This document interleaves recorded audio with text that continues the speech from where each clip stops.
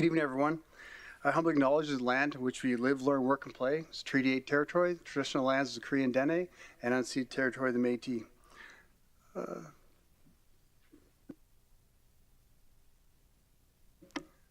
Just to acknowledge for the record, we have Councillor Ball participating via Teams meeting, and Councillor Ball, for voting purposes, if you have your camera on so we can see your hand raised. Can I have someone make the motion to reconvene in public? Councillor Weigel? I move that we that the meeting reconvene in public. Thank you, Councillor Weigel. Can I have someone second that motion? Councillor Walkwin? Thank you, Mr. Mayor. I second that motion. Thank you, and I'll call for a vote. All in favor? That's carried unanimous. Thank you. If anyone in attendance wishes to address council on any of the agenda items, please register now with Legislative Services Desk, located to my right, as I will only be calling upon those who have registered to speak. Following your submission, please remain available for councillors' questions. You must register prior to the start of the agenda item to which you will be speaking, and registered delegates will be permitted 5 minutes to speak and must remain on topic. Before we adopt the agenda, is there anyone who wishes to serve a notice of motion?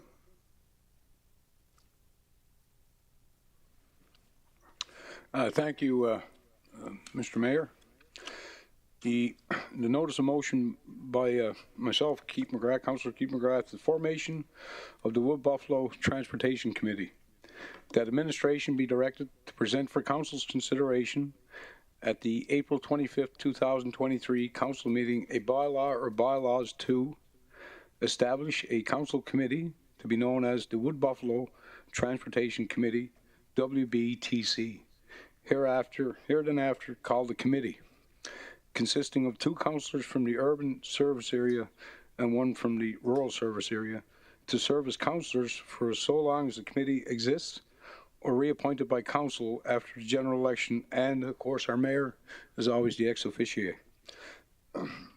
Specify the mandate and authority of the committee to exercise governance, policy, oversight over all aspects of regional transportation, including without limitation the authority of the committee to appoint an administrative head to act as the transportation team leader, who will report directly to and take instructions from the committee, and will appoint a transportation task force consisting of representatives from each member of community stakeholders, reporting through the transportation team leader to the committee. Specify the manner in which the committee and transportation team leader will cooperate with and collaborate with the chief administration officer to determine where existing human resources will be seconded and where new resources will be engaged in support of synergizing regional transportation improvements, so that a recommendation for a budget can be made to council as soon as practical. And specify the community stakeholders groups with which the committee shall consult and form whom the committee shall seek advice and select committee memberships, including limitations and not without limitations, representatives from the Indigenous, industry, business, land development, social and service club sectors. And we look forward to explaining that in our next council meeting. Thank you, Councillor McGrath, and as you said, we'll bring that back for debate on April the 11th, correct? Thank you, sir. Can I have someone make the motion to adopt the agenda as presented? Councillor Stroud. Thank you, Mayor Molman. I move that the agenda be adopted as presented. Thank you. Have someone second that motion? Councillor Walkwin. Thank you, Mr. Mayor. I second that motion. Thank you. Are there any other amendments to the agenda? And I'll call all in favor. Call for a vote. And that's carried unanimously. Thank you. Moving on to consent agenda. Does anyone wish to remove any items from the consent agenda? Hearing none, can I have someone make that motion? Councillor Weigel. I move that the recommendations contained in items 4.1, 4.2, 4.3, and 4.4 be approved. Thank you. Can I have someone second that motion? Councillor Stroud. The motion. Thank you. I'll call for a vote. All in favor?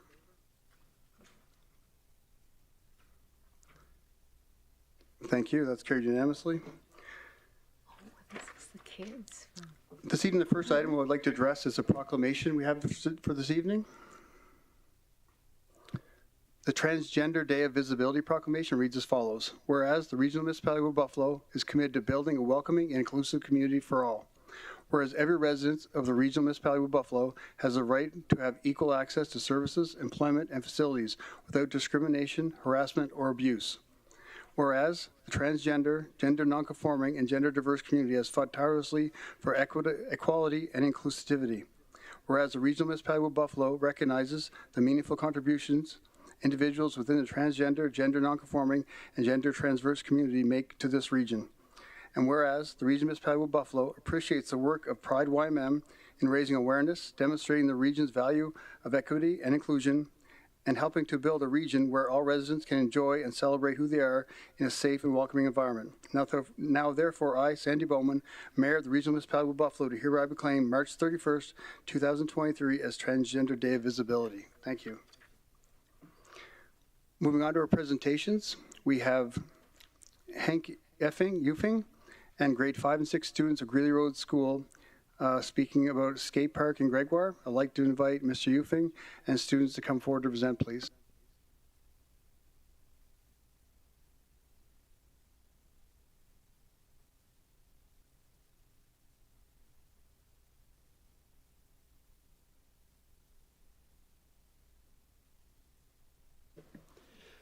Thank you, Mayor Bowman, and thank you, Council. My name is Hank Yufing. I am the grade 5-6 teacher at Greeley Road School in Gregoire. We are here today due to hard work from my students based on inviting Mayor Bowman to come speak to us about his role in government and the role of council. That turned into conversations of ways to improve our community. That led to a conversation of a skate park and something the kids really would like. Mayor Bowman said, well, email me about it, and we did. Each student sent an email to Mr. Bowman with reasons why they believe a skate park in Gregoire would be a great addition to our community. So what we did after that, we were invited to come speak to council, which is why we're here today. Each and every student in my class helped create this presentation we are having today. Each student worked on it in either coming up with ideas, editing, offering words of strength and commitment to our students, to our, I'm sorry, I'm rambling. My students know I do that a lot. So, I'm a little nervous, I'll be honest with you. All the students have spoken to me about how they are nervous, and I've told them, oh, it's gonna be great. I'm pretty nervous myself. So, without further ado, you came here to hear from the children, not from me. So, to my left is Jesse McLean, to my right is Connor Andrews, and they are here to talk about why we believe a skate park in Gregoire would be a welcome addition. So, Jesse and Connor, please take it away.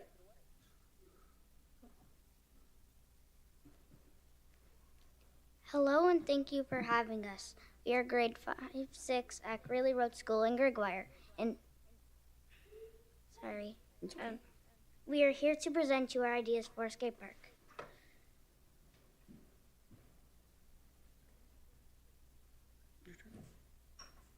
Oh, sorry.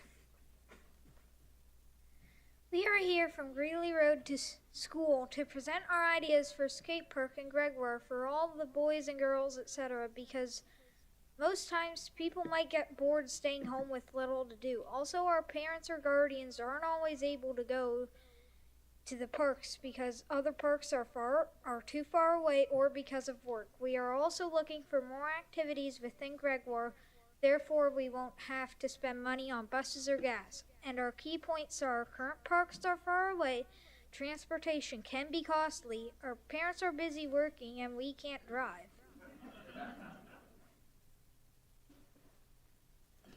We think a skate park in Gregoire would be awesome for the community because a lot of kids can't go downtown to ride their bike, scooter, and skateboard because it's too far for them. It would be a great place where kids can hang out and have fun. All the places we have to skate in Gregoire can be unsafe and dangerous. Some kids can't take the bus downtown or their parents can't drive them because they are working. We promise the skate park will be kid safe as much as we can, and no one will complain about the skate park being too far. Younger kids can go to the park with their older siblings to learn how to skate. And everyone in our community, including us, will be super happy about the skate park, and it gives us more reasons to be outside in the nice weather. A few of our thoughts are a roller skating area, bowls, and a small kid area.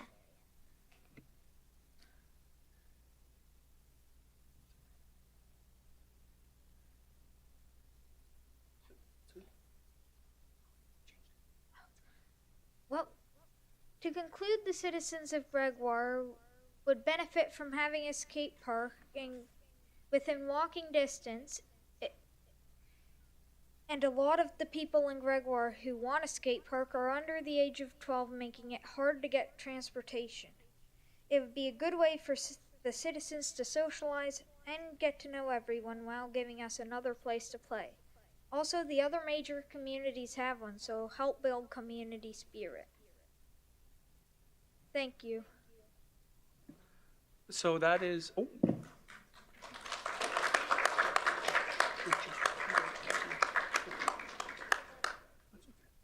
So that is the presentation as we prepared it. If it pleases the mayor and council, I also have some of the skate parks the kids themselves drew as possible ideas and renderings that the skate park could look like. I can pass that to Mayor Bowman, I think. Sure, and I'll get to plan development.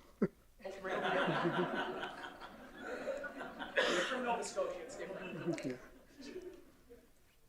Super. Well, thanks for presentation. I see you guys put a lot of work into it. And it's come a long way from the day we had at the school when you guys gave me all your ideas of what it's like, what you'd like to see in the community. So it's great to see it come this far. And I see the lights lighting up. A lot of the councilors have a lot of questions for you guys, but amazing job presenting, very well spoken, and very thoughtful, and some great ideas came into that. So great job, everyone. Councilor McGrath. Thank you, through the chair. And I got to tell you, kid, I love your jersey. I don't know. I haven't seen another hockey team in 44 years, and we're going to do it this year. And to your other little buddy, you know what? Being a school board trustee for 18 years and in this seat for 10, when you see kids come, you know, you're about to break the mold because you're looking for something to do outside. And I would assume there's probably 1,300 homes where you're talking with a lot of kids, because as Dan Sorensen, the best nights we had in Gregoire were at 257 Grandview, and Randy and those guys, we had a great time. But times are different. I just want to say it's refreshing because when kids come forward to us, you're not there for just yourself, for your buddies, and to give you a safe place to go, not far from home, because what I learned over the years, schools and teachers are, for some, mom and dad, and the playground that you're asking for, probably the best ask we've had since I started this term. So good luck, and I'll certainly support what you're trying to do, and really nice to see you come off the games and get outside. Good for you. And good for the teacher, you know. It's good to see that everything stayed intact after Orange left. Keep up the good work, because you have a vocation, and I think that the Creator, God, gave you a vocation to look after these, and I think you're doing an excellent job. So and the parents. So hats off. Thank you, Councilor McGrath. Councilor Weigel. Thank you, Mr. Mayor, through the chair. Unbelievable presentation, guys. It was awesome, and it takes a ton of courage to come up here, and I know it gets nerve-wracking and scary, but it takes a lot of courage to be the voice of a community. And there's a lot of people that are out there, and they say things, and they say that they want things, and they want to do things, but it takes a lot of courage. It takes a lot of courage to come up here and actually be the voice of the community and actually to put something forward. And you guys did that. You guys are initiating change. And so one day I believe that one of you guys will be sitting in one of these seats and initiating change from this side. So this is a good step and a huge, huge step. And to Mr. Eufing, thank you. You know, we teach a lot of things in schools and teachers work hard. but every once in a while we've got to go beyond where the curriculum is and teach what really makes change in this world, and that's what you're teaching them right now. So thanks for being the guiding light for that, and congratulations and thank you so much. Thank you, Councillor Weigel. Councillor Stroud. Thank you, Mayor Bowman, and it's a pleasure to see young leaders from Greeley Road School in Gregoire championing for a skate park to build your community and a safe place to skate. Thank you for making your presentation to us. Thank you, Councillor Stroud. Councillor Banjoko. Thank you, Mayor Bowman. Thank you for this short moment of refreshing time, just like one of my colleagues said. I think wholeheartedly I would want to support what you presented and the ask, and especially looking at those who presented this. I think this is awesome, and I like it. Thank you for coming. That's all I can say. Thank you. And I think it's also, you demonstrated that there's a need, and these guys spoke really nice. I think I'm convinced. Thank you. Thank you, Councillor Banjoko. Councillor Dogar. Thank you, sir, for giving me a chance. Thank you, presenters. Great opportunity and great display. And no, instructor, there's no need of getting nervous. I also get nervous. You know, the best way to overcome this is as a child which you are displaying, you are making, bringing them to the audience to speak. No, surely they would be much more confident, and once they reach to my stage, they will not be nervous. Seeing the keenness, I yesterday went to the this skating park at Riverside also, and today at St. Croix Park. So it was covered with snow. There was a lot of snow in it. So from that, you see, what I could gather is that it is a seasonal game. Can you, or would you be thinking to make it all weather, or some cover of snow would be there or not? This is my one question. Secondly, you have come here for presentation for awareness, or you are going to demand some money on it. I mean, some finances. Oh, no need, you know, all these things are moved with the finance, so that we are on that frame of mind that we should be giving it, and it would be a pleasure to give our youth so they build up. So these are my two questions.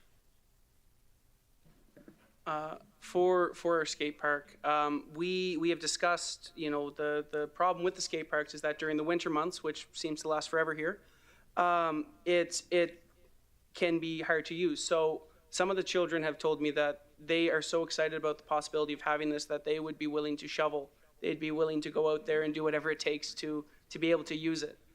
There is a big need and a big want throughout our class and our community for more things to do in Gregoire.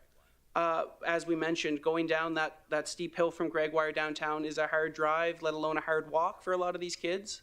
Going to Timberley is too far, so there's a big want here. And the kids are willing to do the hard work that goes along with it to help make it a big part of our community and a focal point of our community. As for the proposal of, if we're asking for a certain amount or something like that, I believe I heard we are here to present you what we have done so far.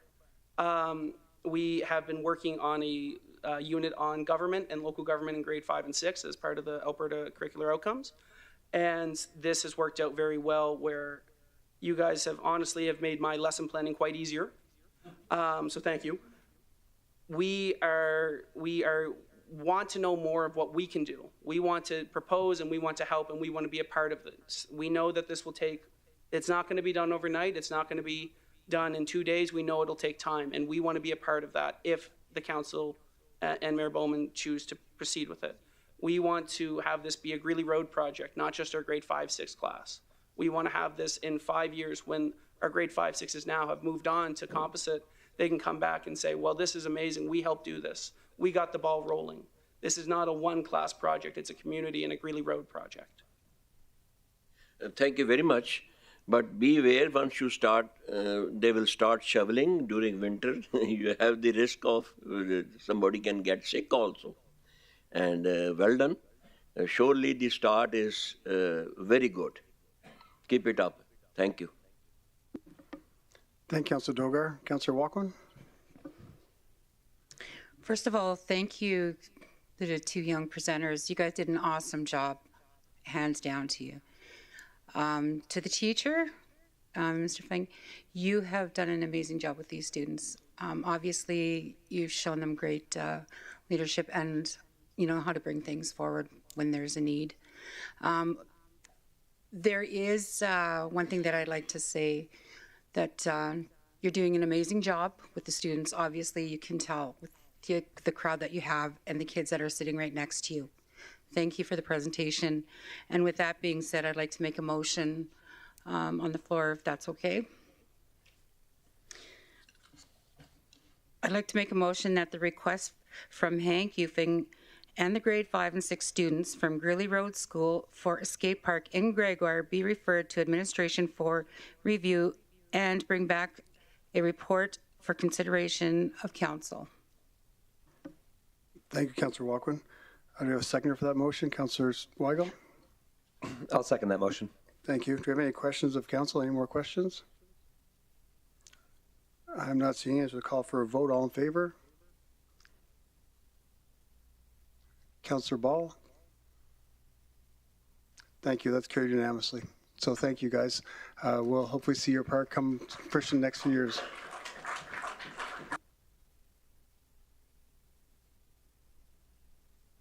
Thank you once again to Council and Mayor Bowman.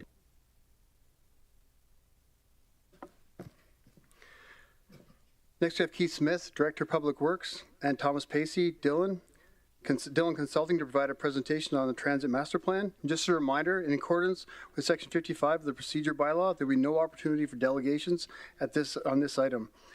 It's Council's understanding the Transit Master Plan will come forward before Council on April 25th. Council meeting for approval. Delegations and opportunity will be at that time on the April 25th meeting to speak.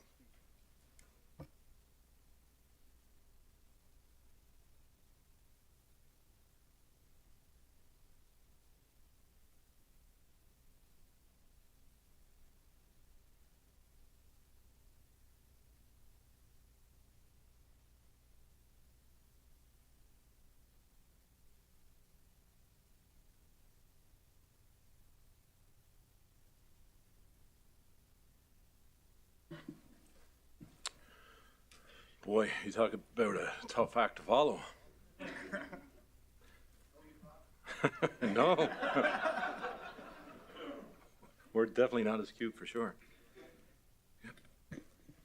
Good evening, Mayor and Councillors. For the record, my name is Keith Smith. I'm the Director of Public Works. Transit Services is a service that we provide within Public Works. This is a very exciting day as the highly anticipated Transit Master Plan is before you. To my left, with me, I have Joel Trudell, who's the Senior Manager of Transportation Facilities, in which Transit is part of. Joel is and has been instrumental in getting the TMP, the Transit Master Plan, to this point. To my right, I have Thomas Pacey, who is the Project Manager for Dylan Consulting. Dylan facilitated the coordination of this Transit Master Plan. What is the Transit Master Plan? The plan addresses several areas. Policy and processes that need to be updated to meet industry-leading practices, updates to routes and service levels for conventional, specialized transit and rural, and the inclusion of on-demand within the proposed service. Highlights of the project. Based upon the feedback from stakeholders, staff, and in the review of the overall existing service networks, the master plan presents a significant shift in service delivery. The need to have fewer transfers, reduce the reliance on the downtown terminal for each run, and the incorporation of a newer service model, that being on demand, has led to a significant change from what you see today. rmwb Transit today. The plan started with peer assessments studying similar sized transit operations within Canada to see how we ranked. These were Grand Prairie, Red Deer, Medicine Hat, Prince George, and Sault Ste. Marie, Ontario. We identified the following in the RMWB Transit. We have the lowest fares within the peer group. We have the lowest revenue to cost recovery ratio and the highest cost per service hour. Our current fleet of 73 conventional units is ample for the size of operation, and we expanded in the past in anticipation of population growth and demands that just did not materialize. What are some of the key community issues? From the stakeholder engagements, there were some common themes. Frequencies. The services we offer today are not scheduled frequently enough to meet the desired public's demand. Routing. Our routes have built-in delays and transfers that cause barriers to use. Hours of service. The services offered are not sufficient in some aspects, such as specialized bus, or some areas of Fort McMurray, such as Beacon Hill. Ice and snow. Review maintenance schedules for shelters and other transit infrastructure during the winter months. Pedestrian access. Better integration into active transportation networks. The RMWB Transit of tomorrow. Where do we see the future of transit? The creation of 2 high-frequency routes to span Timberlea to Gregoire. Increase in direct services through reduced reliance on the Thickwood, Timberlea, and Main Street terminals. The modernization of our specialized bus system through procedural changes, hours of service recommendations. Reduce overall fleet needs as services are implemented, reducing operating costs. Increasing the overall attractiveness of service levels to an increase in ridership. Revise our fare structure when coupled with increased ridership and decreased operating costs, generating a better revenue cost per recovery ratio. The types of services being proposed are broken into 6 different types. The core service serves as the backbone of the network and ties Timberlea, Thickwood, Downtown, and Gregoire together with increased frequency. Our neighborhood services operates as collectors to the main hubs and connections to the local areas and to core transit. On-demand service, also referred to as demand responsive. This will be introduced and piloted as an alternative to low utilization routes and times. Other agencies have seen success in reduced operating costs and increase in utilization through the introduction of this type of service. Specialized bus service recommended the revamp to the policies to ease of use for citizens that need the service, along with the recommendations to hours of operations. School service, the continuation of existing school services with some efficiencies that the new frequencies will generate, but maintain the success of the overall services to the students. Last, rural service, continuation of the rural program with recommendations on improvements to increase the use and meet the community's needs better. The transit network. First, this is a high-level overview of Fort McMurray and the coverage that is being proposed for conventional and on-demand. Our core routes, what you see on the screen, these are the 2 core routes that identify the increased service from Thickwood to Prairie Creek and Timberlea to Keano. Neighborhood routes supports and feeds into terminal locations, downtown, Thickwood, and Timberlea. You will see that in these routes there is coverage for many of the schools and MacDonald Island. When looked at the overall, it provides significant coverage for conventional services with greater frequency and fewer transfers than you see today. And more on demand will be discussed in the upcoming slides. As a leading industry trend, the incorporation of on-demand transit with conventional allows for better utilization and cost effectiveness. During low utilization times or overall low utilization routes, buses are not moving to keep on schedule. Passengers are taking to and from existing transit infrastructure within each zone or to a main terminal only. This generates a savings in operating costs and reduces the needs as one bus can cover more area versus being on a strict routing system. The timing for RMWB's adoption of on-demand services is ideal as there are several communities of various sizes that have implemented it throughout Canada and North America. The areas in green represent on-demand service areas at all service hour times. These were recommendations based upon low current ridership. The orange areas are for consideration in future stages of the on-demand service for early morning or late evening on-demand as they represent low off-peak ridership areas. Specialized buses is an area that was a particular focus within this plan. With the adoption of new technology in scheduling, dispatching, and the future adoption of on-demand, the ability to revise our dispatching system to maximize existing resources, efficiencies is a priority when in transit. Revision of and clarification of all policies within specialized bus with particular attention to the attendant and the companion. School services. The increased neighborhood and core services proposed, once fully implemented, will potentially reduce the need for the number of dedicated school trips we currently offer. With that, the current school system remains relatively unchanged as efficiencies can't be generated until all aspects of the proposed system are put into place. A rural service. Through community engagement, rural services were found to be an area that needed more consultation and understanding of the community's needs. The plan proposes continuation of all existing services of the areas served today, with increased engagement with the community to make adjustments and explore ways to increase its use. Transit infrastructure. Recommendations on improvements to usability of the transit shelter network, and as well items from stop design to location and partnerships with parks and active transportation networks to planning and development and future area design plans. The need to assess the Main Street terminals to support ease of use and safety for the neighborhood routes that were being used in this area, to include enhanced passenger information and facility areas. Study the potential of turning Main Street itself into a transit-only area to allow for more effective and efficient services and transfers. A potential study to be undertaken for both Thickwood and Timberlea terminals, making them more effective, would be through the use of a transit priority measure such as lights and signaling. This is a potential to allow transit to reverse flow out of these two key locations, generating significant operation savings through reduced travel times and wasted resources. The next slide will illustrate the proposed transit flow to be studied. As you see here, the creation of a lane to allow for the opposite direction exit from the terminal using traffic measures would generate significant operational savings annually. As this is a significant infrastructure piece that would require future study, assessment, and funding, the proposed plan does not take these changes into account.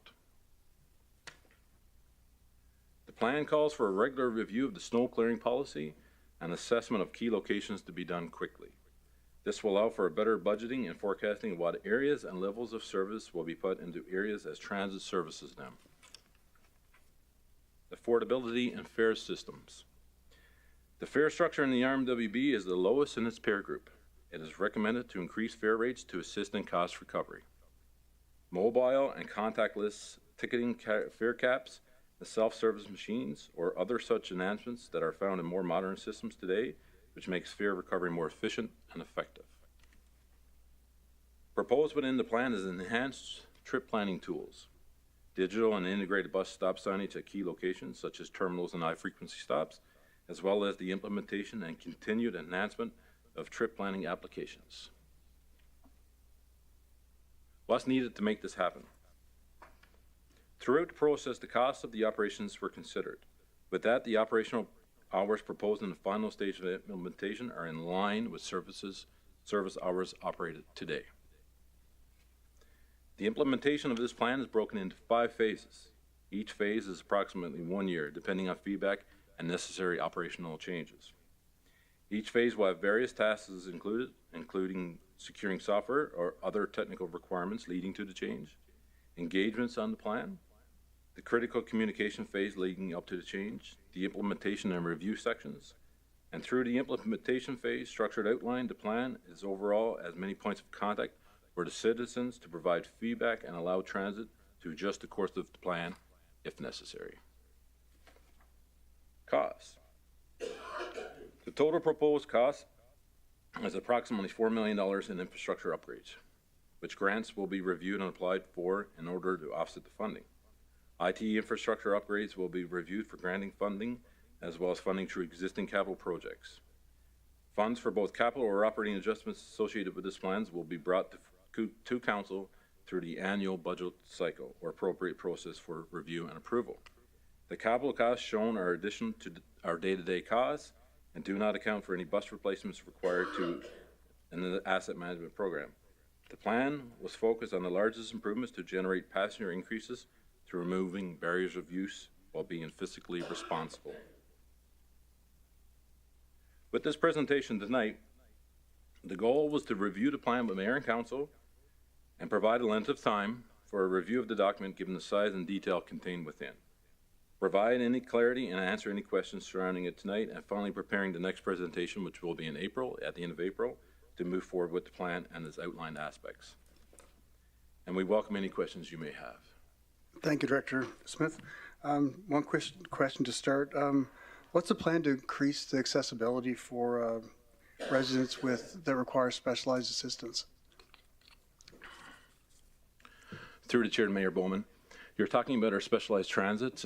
We will put in more policies, more processes in place. We're going to increase the hours to make sure they're on parity with conventional operations. And as well, we have had some issues, or not issues, I should say, requests for being able to take children onto the specialized systems. With any replacements that we do now with regards to specialized transit, or once we expand our on-demand fleet, it will include seats in which which riders can take their children. Perfect, thank you. Councillor Stroud? Thank you, Mayor Bowman, and through to the presenters. Thank you for the presentation. I was just wondering, is there a timeline for when and how will the future community input take place for the rural areas? That's in your report.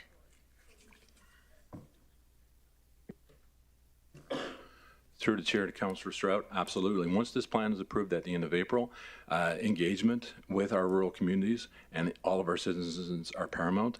We will work with IRR, work with our communications group, and we'll start that process.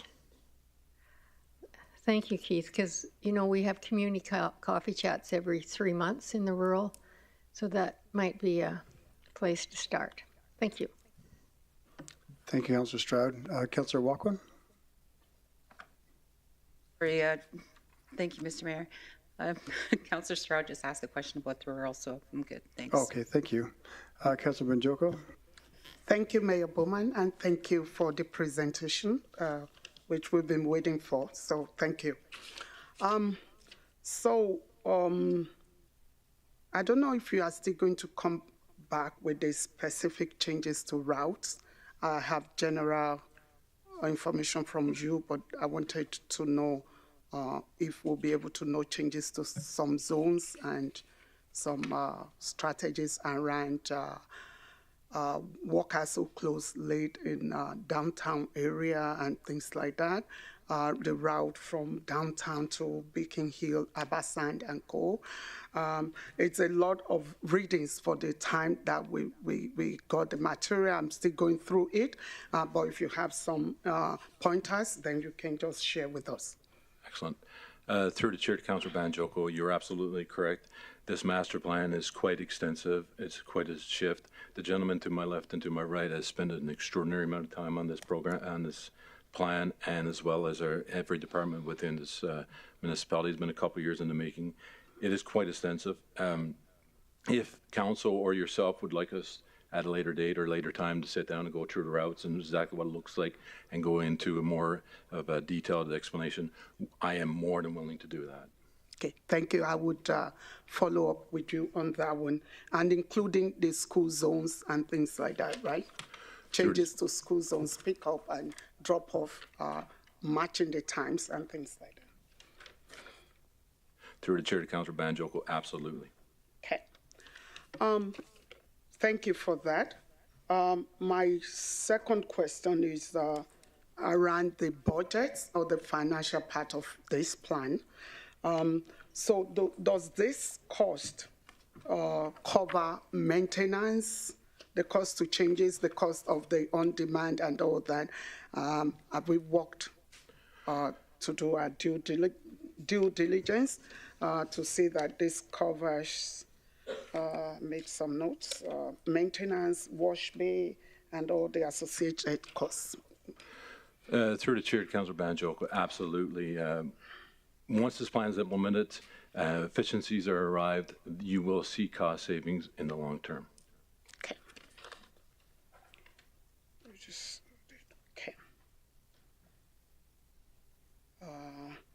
And finally, so for on-demand specifically, I see that, of course, that's the trend worldwide, but in what way is this going to be visible and doable for public use? Through the chair to Councillor Banjoko, the on-demand system is very much popular in any new transit systems. What it will do is, in areas where there's low utilization, low ridership, an individual, connects with the app or transit, a bus, comes out at a specified time, it gets that individual back to the core routes or the networks. It's not a door-to-door service. It brings them back to the system, and it will create so many efficiencies. You won't have a conventional system where every half hour, every hour, a bus is driving by. It will be only when it's needed and utilized, and it could pick up several people along the stop. So absolutely, it will save on operational dollars, gas, wear and tear on the vehicles. It will be much more efficient. However, when we do speak with you in the near future to go through the transit master plan, we will go through it in detail on exactly how on-demand will work and will work for our residents. Okay. Yeah. Okay, thank you for now. Thanks so much. Thank you, Councilor Joko. Councilor Cardinal?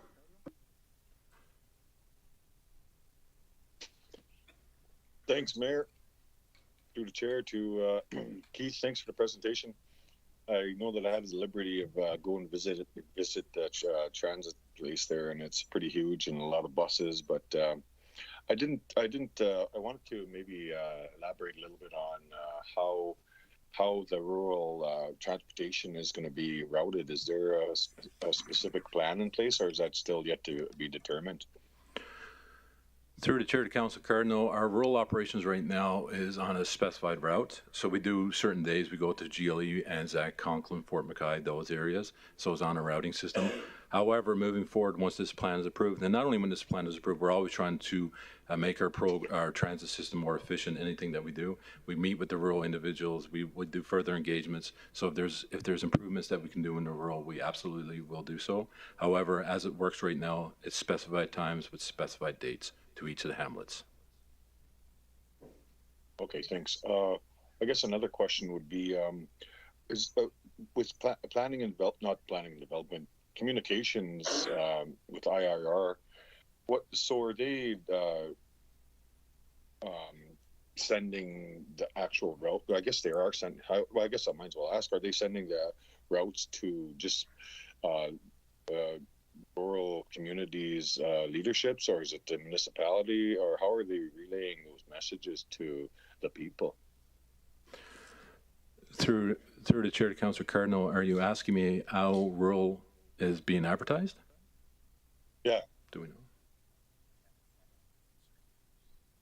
Yeah. That's a question for communications. Through the chair to Councillor Cardinal, that's done through our website, through any discussions, through local offices. The advertising itself would not necessarily be through communications or IRR. That would be just through the offices. However, we can get back to you on that, how it can be communicated better. Yeah, also, if you can, well, I guess I just might as well ask you now if you can send, the routing systems to all rural communities, I guess. Through the chair to Council Cardinal, absolutely. What it is when it comes to the rural, it's dates and times, specific drop-offs, and so yeah, I can get you that information pretty quickly. Okay, and then I guess I might as well. I know that Fort Chipewyan's through the chair to Keith again, and I know that Fort Chipewyan is an isolated community, so I know that there's no transportation provided in Fort Chipewyan in the rural engagements at all, and it's through the transit system. But I do know that there's a lack of transportation provided from the RM for our students, and not only students but just individuals that want to go shopping or don't have the transportation. How could we accommodate that in Fort Chipewyan? I think that at this time, if there's any way, I would like to I don't know if I can make a suggestion, but I mean, I think that maybe we need to look into possibly finding funding for just a 16-passenger bus to drive around the community and have a little route on a scheduled basis. I think that would be a really good addition to the community of Fort Chipewyan. Just my thoughts on that, Keith. Yeah, through the chair to Councillor Cardinal, just for your information, and it's not to say that we can't look into it again. However, many years back, I would say previous to when I started, so it would have been previous to 18, there was a pilot done in Fort Chipewyan. Unfortunately, there was just no ridership, no usage, and I do believe at one point in time, we did attempt to go back and forth to Winter Road. However, our buses are not meant for storage, and there's no capacity. And typically when people come from Fort Chipewyan, they want to shop or bring back items, and our buses are just not built for that. So it's not to say that it can't be explored or looked into. It's historically it hasn't worked. I remember those days when the diversified used to come up, and it was a pretty cool thing. It gets eventually it does get it slows right down, but that's kind of not what I was referring to. I think that the isolation makes a hell of a difference. So what I'm just suggesting is, or maybe asking or getting some more information on is that just a little bus that goes around the community and provides a slight ability of transportation to for mobility for elders that don't have vehicles, for young youth that don't want to travel in their cold, and then they stay at home, and then they don't do much except just stay at home. And we really want to start being able to enhance and provide those differences if we can. Through the chair to Council Cardinal, that's a fantastic point, and that's the rationale for us bringing this plan here tonight so that we can get some of this feedback. We've written down those concerns, and when we come back on the 25th, I believe it is, of April, we can let you know what we looked into and the costs associated with us. I guess my next question would be, is there, aside from the buses going from Fort McMurray to Fort Chipewyan in the wintertime, how has engagement been with Fort Chipewyan for that particular question I had asked for, busing route? Through the chair to Councillor Cardinal, at this point in time, there has not been extensive engagement in Fort Chipewyan regarding transit.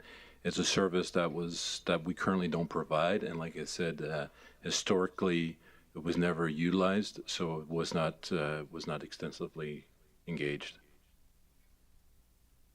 Cool. No problem. I'll get back to you on that one. I guess I'll just give you a shout and we can talk more about it. Through the chair to Council Cardinal, to you and each and every councillor and mayor around this horseshoe, we extend the same as we did to Councillor Banjoko. We will sit down with you and each individual and go through the plan. It's quite extensive. It's paints the way for the next 5 years. It's quite exciting. So we offer that. Yes, unfortunately, we'd really like to be a part of that. Thanks, man. Thank you, Councillor Cardinal. Councillor Walkman. Thank you, Mr. Mayor. Thank you for your presentation there, Keith. Just speaking with what Councillor Cardinal was just saying, the bus route, I guess, really needs to be looked at in Fort Chip as well. There is a lot of youth that want to partake in some of the activities that go on there in the evening, and that's not only in Fort Chip, that's in the rural as well, in all rural. And they're having a hard time, getting either cab service, or the cost of cab service is extensive. So if we can get that looked at and brought back, even more engagement with the rural communities on what they would like to see. The other thing that I had was, will there be an on-demand service in rural communities? Like I was saying, we have youth that are in competitive sports, for example, living in Fort McMurray away from their families in the rural hamlets due to lack of busing as youth, and it's not fair to them or the parents, because there's no way of them getting to and from if the parents are working, whether it's in the industry or just working, it's just too hard for them. Through the chair to Councillor Walkman, absolutely, it's on demand is something that can be looked at in the rural, and in previous years, it's always been a topic. One of the issues is that it's numbers, it's ridership. So, you know, if we say a 60-minute delivery service or set that standard, it could become quite costly. So, conventional typically works more than when it's a defined time and a defined route. However, that's not to say that it cannot be looked at or even trialed or piloted. A lot what you see in this plan talks about what we're going to do, further consultation and engagement in the rural, and even the on-demand that's within the urban area. It's all around piloting to see if it works, and if it works, then we can initiate it. So we could run it as a pilot, see how successful it is, come back and say, you know what, we've had 10 riders at a cost of 10 grand. Is that something that we want to move forward with? So absolutely. Pilots are always the best thing, I think, to do when it comes to something like this, because like I said, there is a lot of kids that are missing out on a lot of activities that are taking place here in McMurray. Yep. We do need more rural service. I seen the presentation that you did on the rural there, but I didn't get, I don't know if I missed it. Is there more service that's going to be taking place in the rural? Or is it just going to just remain the same until this is starting to happen? Through the chair, Councillor Walkman, as of right now, the plan is to maintain the service that we have to the rural. Once this plan is approved, we will continue and have more conversations on how we can shape and form a better service to the rural. So as of right now, those routes are defined and they will remain. Again, once the plan is approved, hopefully, then we'll move forward and we'll have better conversations with yourself and with our rural clients to see how we can better shape. One of the issues that we've always had in the rural is what I have found is the advertisement of it. So getting more people to know that it's there to increase ridership. Okay, and and that's perfectly said, but I think there needs to be more engagement. Absolutely. Yes, for them to know. Mm-hmm. I agree completely. Thank you. Thank you, Councillor Walkman. Councillor Bussier? Yeah, thank you, Mayor Bowman, through the chair to Keith. The report, I went through the report and I guess a couple of questions because I couldn't find the information. If we back out the students that use the bus, what would be the annual ridership? Through the chair to Councillor Bussier, I'm just going to use average numbers from years gone by. Typically, in a normal year, we would have, in our current system, we would have around 1 million plus riders, 1.2, 1.2, I should say. Roughly half of that is students. So half our ridership is students. Okay, so the other half would just be folks like you and I or everybody else. Yep. I'll pick on the route to the airport. You sir, Route 11? Yeah. Yep. So I was told that it runs out there 23 times a day. Okay. Yep. True, you're correct. I honestly don't believe I've seen one person on that route in the times I've seen it going out there. So did we do in the report, I didn't see it in the report, have we broke down the cost per run or cost per route?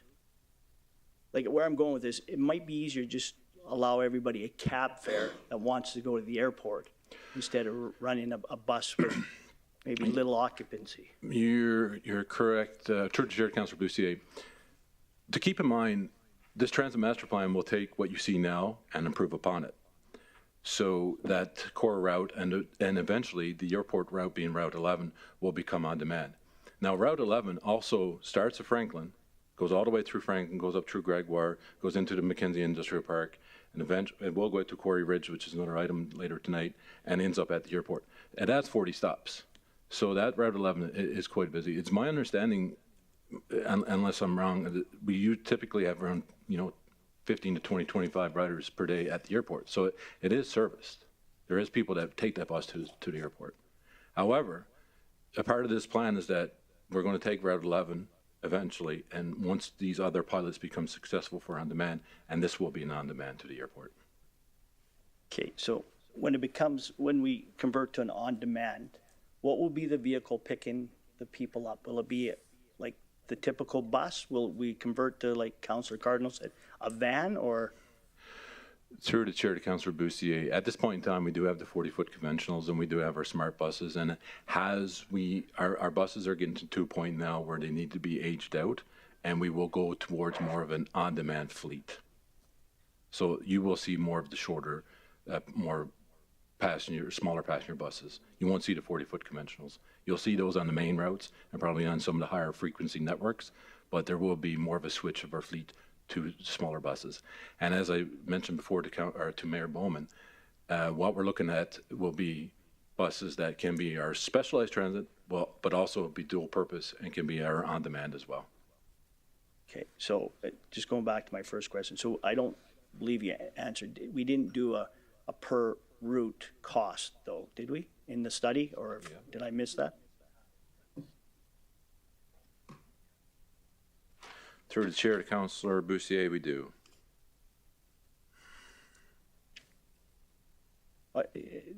To the chair direction. If you have it, if it's in the report, I'll look again. I just didn't see it. Like I was just curious about some of the runs. Perfect. I can, through the chair to Councillor Bussier, I can give you that information. So in 2022, Route 11, we had 69,000 passengers, 69,095 passengers. The cost per route was $21.86. Cost per passenger was $31. Can you repeat that, please? Sorry. Okay.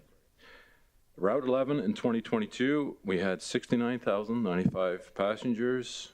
The cost per route was $21.86, and the cost per passenger was $31.64. Okay, but that information wasn't in this study, though, was it? Through the chair, Councillor Bussier, no. Okay. Sorry. Thank you. Thank you, Councillor Bussier. Councillor Stroud? Thank you, Mayor Bowman, and through to the presenters. So both Mayor Bowman and I attended the council workshop with staff raising concerns for rural busing. So I reviewed your 9.2.2 council workshop. This information seems to have been missed. Through the chair to Councillor Stroud, great pickup. Unfortunately, we just must have missed it, not placing it in the report. However, it will be in the 25th. Thank you. And also at the RMA, Minister Lagrange from Education announced that there'd be more funding for rural busing. Possibly administration could look into this. Thank you. Through the chair to Councillor Stroud, we definitely will. Thank you, Councillor Stroud. Councillor McGrath? Thank you, through the chair. I guess I'm a little confused because I think 3 years ago we were going to do that dry run of call the bus. We bought it to our CAO, and at that time I believe it was not Canmore. What's the other place, Lance, where the rich people live next door? Huh? Not Banff. Over a little bit. There you go. Thank you. A lot of Fort McMurray guys from St. Croix there. We play golf there when we can save up enough money, but they have it. So we sit around and we talk about zero net to 50, but yet we can safely say we have a bus that goes to the airport. We can criticize it, but somebody might need it. But if somebody needs it, we can do what they've done. And I'm not going to put you on the spot, sir. Not you, Keith. Because the guy that's sitting to your left was the guy that had the plan, and we were going to use it, because I think we're south almost 50 million a year to float some people around. So my question is, did we ever try it, or was that real? Did we try the dollar bus? So when Johnny wants to go to the airport, or Mary and her kids, they dial the bus, then the bus goes. And I guess because I have a pretty good memory, I was told that we were going to give it a go. And again, I guess the question is there anything, sometimes I feel like I'm being told stuff, and then people look at me like, really? But I know we were going to try the app. And I don't think we got the app yet, do we? Well, then, if we do, there shouldn't be an empty bus go out the road unless somebody needs it. And it's fair to say our spikes in transportation are from about 7 to about 9:30 in the morning. Then we go into calm mode. And then we'll fire up again about 2:30 to 4 o'clock, and then we're in calm mode. But it's not going to get any cheaper.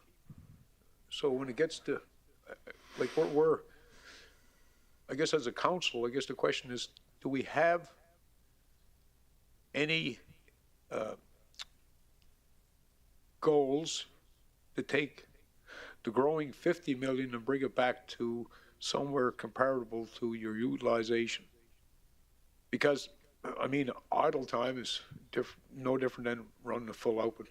We got a lot of investment tied up, and somebody from the outside thought it would be smart to take it in-house, and which is good. It creates jobs, but I think that when we're going to be spending 60 million in a couple of years floating, you know, a $50 ride around, Lance's, you know, Councillor Bougier, do we ever consider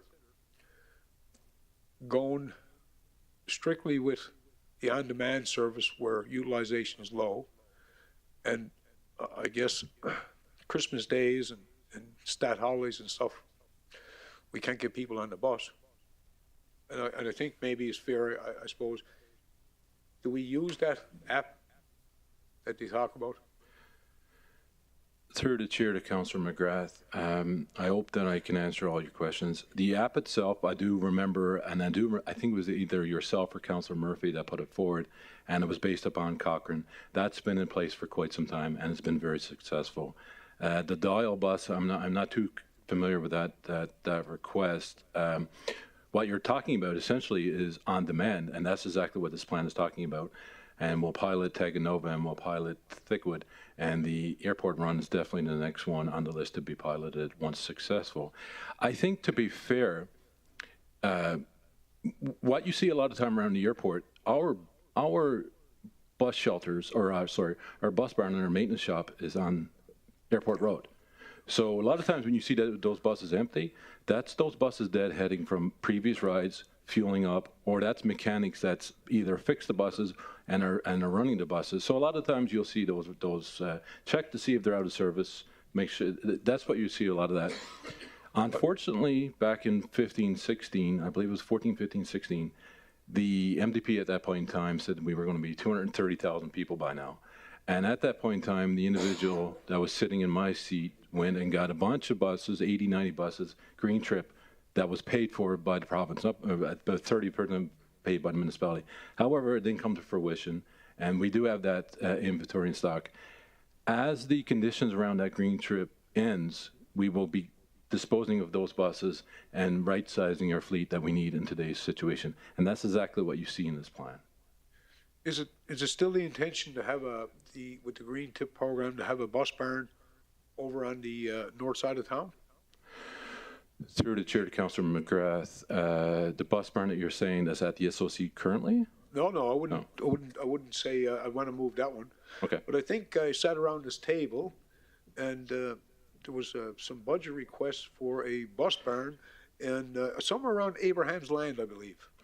Through the chair to Councillor McGrath. So what you seen there was where the bus barn sits right now next to the SOC, that's where the buses used to be held. That was always the home of the buses.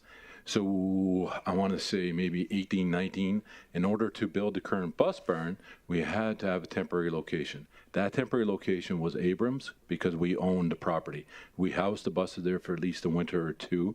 Once the bus barn was made and created, we shifted operations back to the SOC, and now Abrams is back to do whatever it needs to do. There is no plan at this point in time to put any type of bus shelter or bus barn north of town. So at the end of the day, the Green Tip program gave us some dough, but the operational cost of that legacy will carry on for years, and I can see that the ridership will go up, because I think we actually, I guess the question is, the app is in place. Yes, sir. But if it's working well, then, you know, I don't go around chasing around buses. That's for sure. Because I think it was Councillor Carberry said back then if we painted the buses to look like they were full, I'm not here to critique anybody's work. What I'm saying is, at the end of the day, council is only good as the information we receive. So when we take those spike hours, we could work with industry, but because I think they use the shelters as well. But if we had the app, that's great. And imagine if it was tooled properly, we'd be able to reduce our, not our capture rate, because we'll never get there. But if it comes to a consistently a $30 trip per rider per year, then that's not sustainable. Because the big cash grab, big cash is going to run out. So I guess when you come back on the 25th, we'll be able to digest some more information and educate ourselves. So I appreciate the presentation, and it's nice to know the app is in place.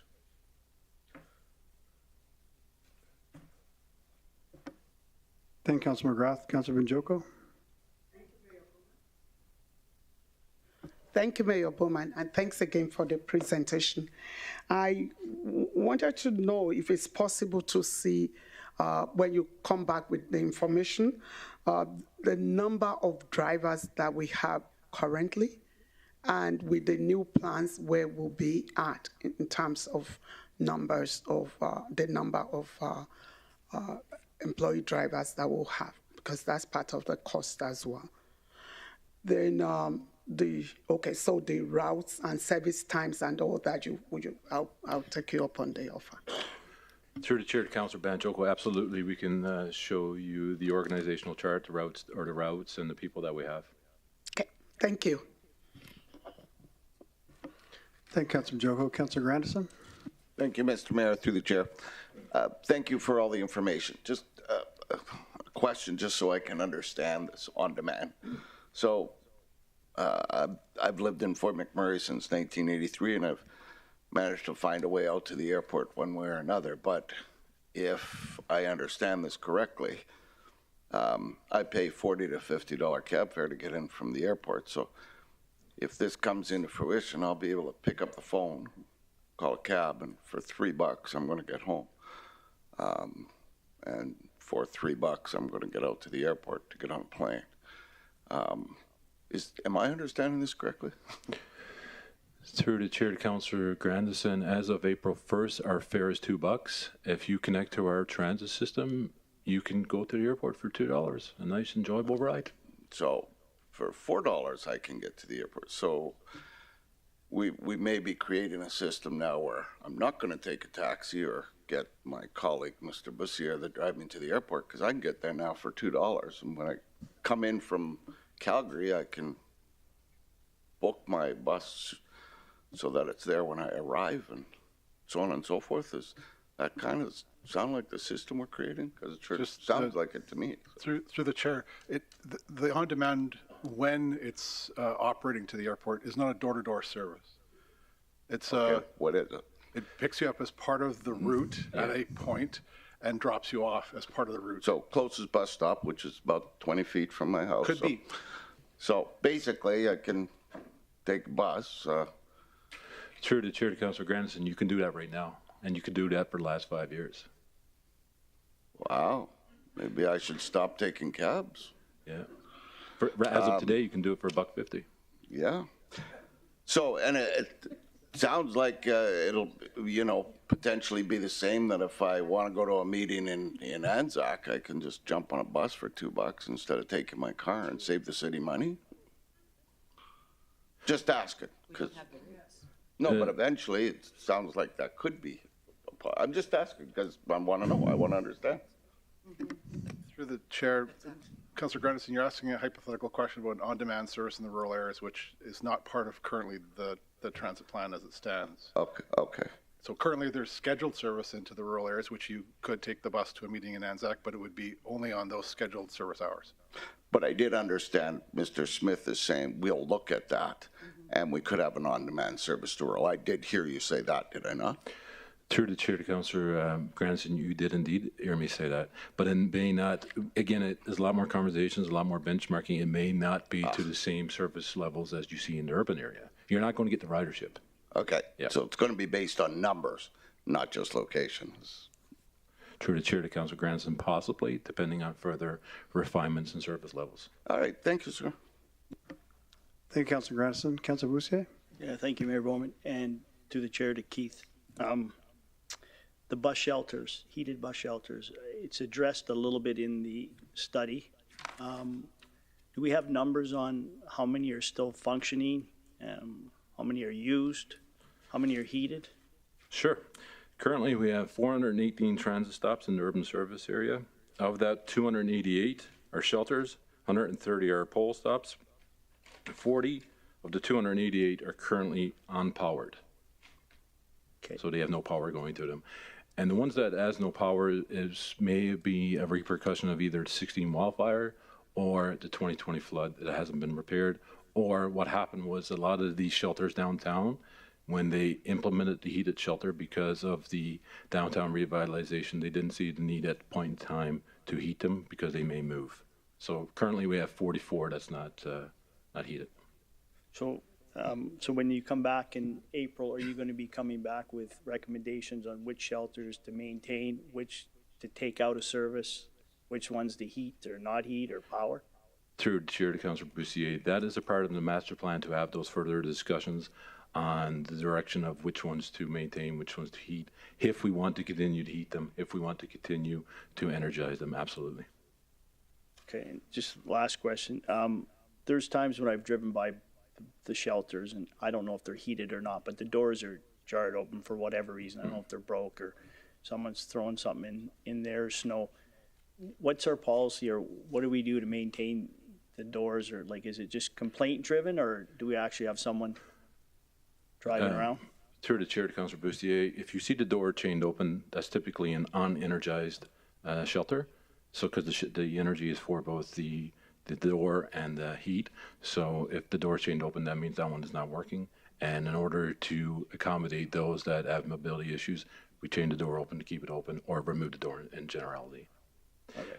I think it's important to keep in mind, like these heated shelters, you're not going to walk in, take off your coat, read the paper. It's not that kind of heat. It just, it'll warm them up 2-3 degrees. It's not really what you envision. Okay, thank you. Thank you, Councillor Boussier. Councillor Cardinal?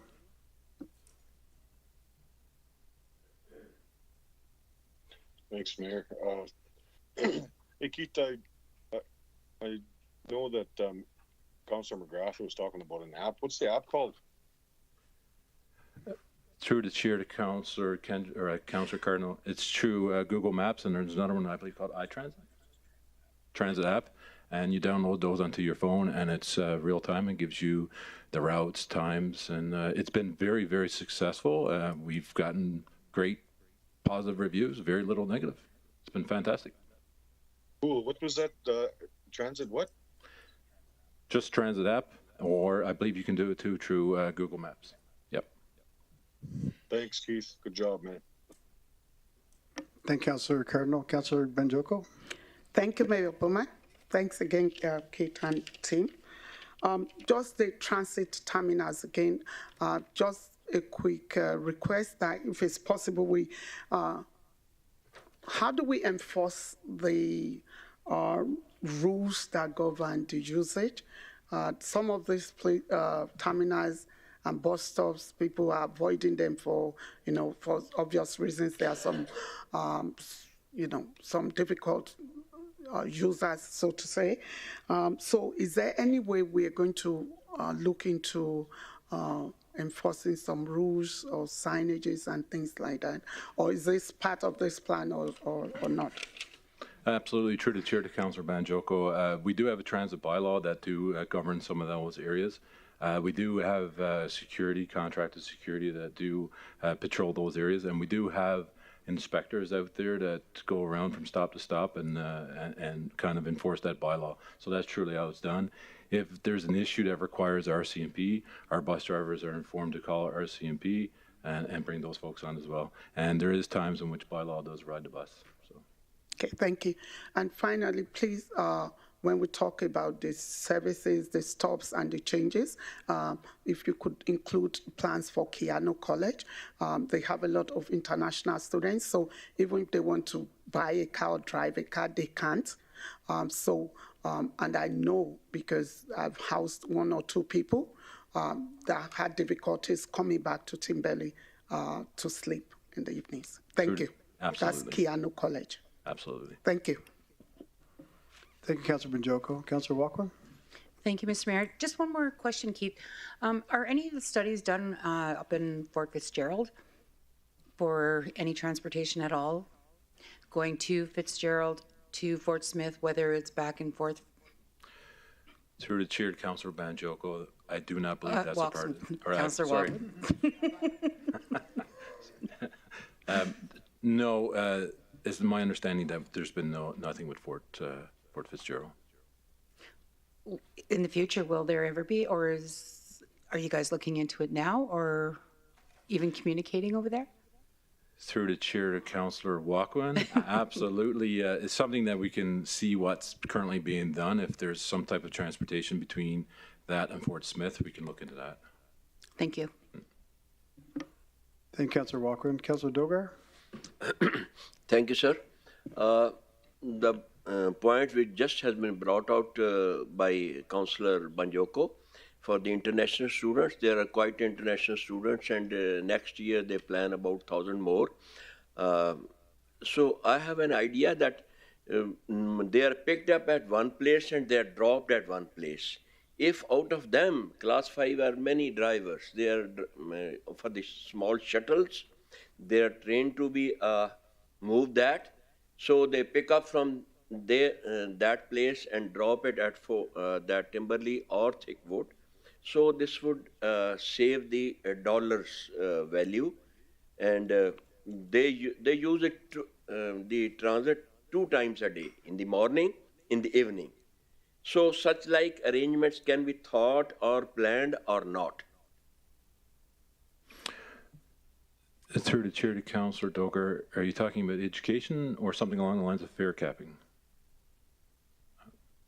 Excuse me, your question is it education on how to use the transit for our new students? Yeah, without driver, you don't have to hire a professional driver on that. Only the student can be upgraded, who is a regular student.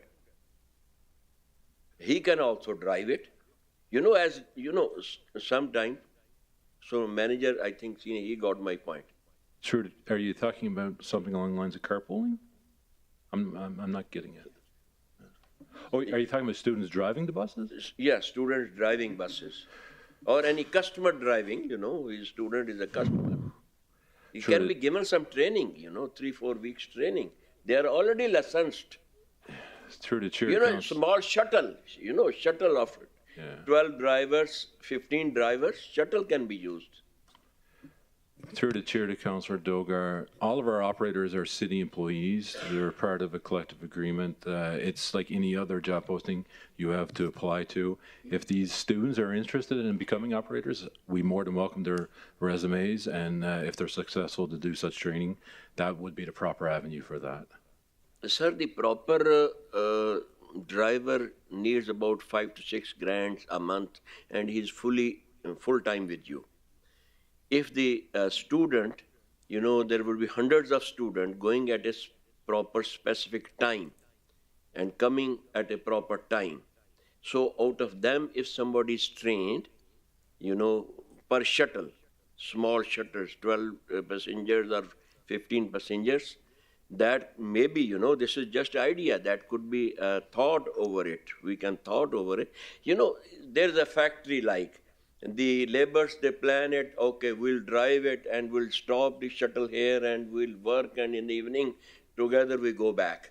Such like arrangements I have seen, you must have also seen. You people know more about it, being the professionals. This was the idea, and maybe we think over it and something could be planned on these lines. I think, Councillor Dogar, what Director Smith's saying, that these jobs are union jobs, the CUPE, so there's a collective agreement in place where other people can't do their job. I think that's what you're trying to say. Through the chair to Mayor Bowman, absolutely. And there's training and requirements to do with such licensing and risk and insurance and everything associated to that. Okay, fine. Yeah.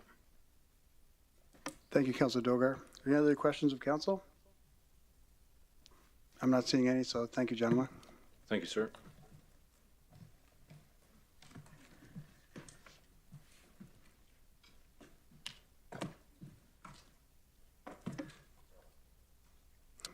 Next up, we have bylaw number 23/004, backyard hen bylaw, and bylaw number 23/005, amendment to Community Standards Appeal Committee, bylaw number 19/001, responsible pet ownership bylaw 19/025, and fees, rates, and charges 2023 bylaw number 22/012, which is being presented for the second and third reading tonight. I'd like to invite Deanne Berge, Director of Community and Protective Services, and Caitlin Hanley, Municipal Legal Counsel, to introduce the report, please.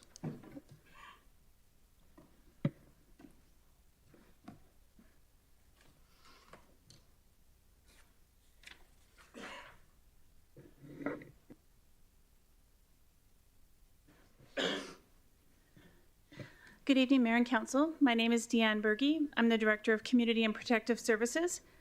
With me is Caitlin Hanley from Legal Services. We are presenting the Backyard Hen Bylaw 23/004. On March 23, 2021, Council approved a 2-year Backyard Hen pilot project with the goal of understanding the impacts of urban hens and gauge the viability of allowing backyard hens. The bylaw ensured there were appropriate regulations, care, and management practices for keeping of backyard hens in the region.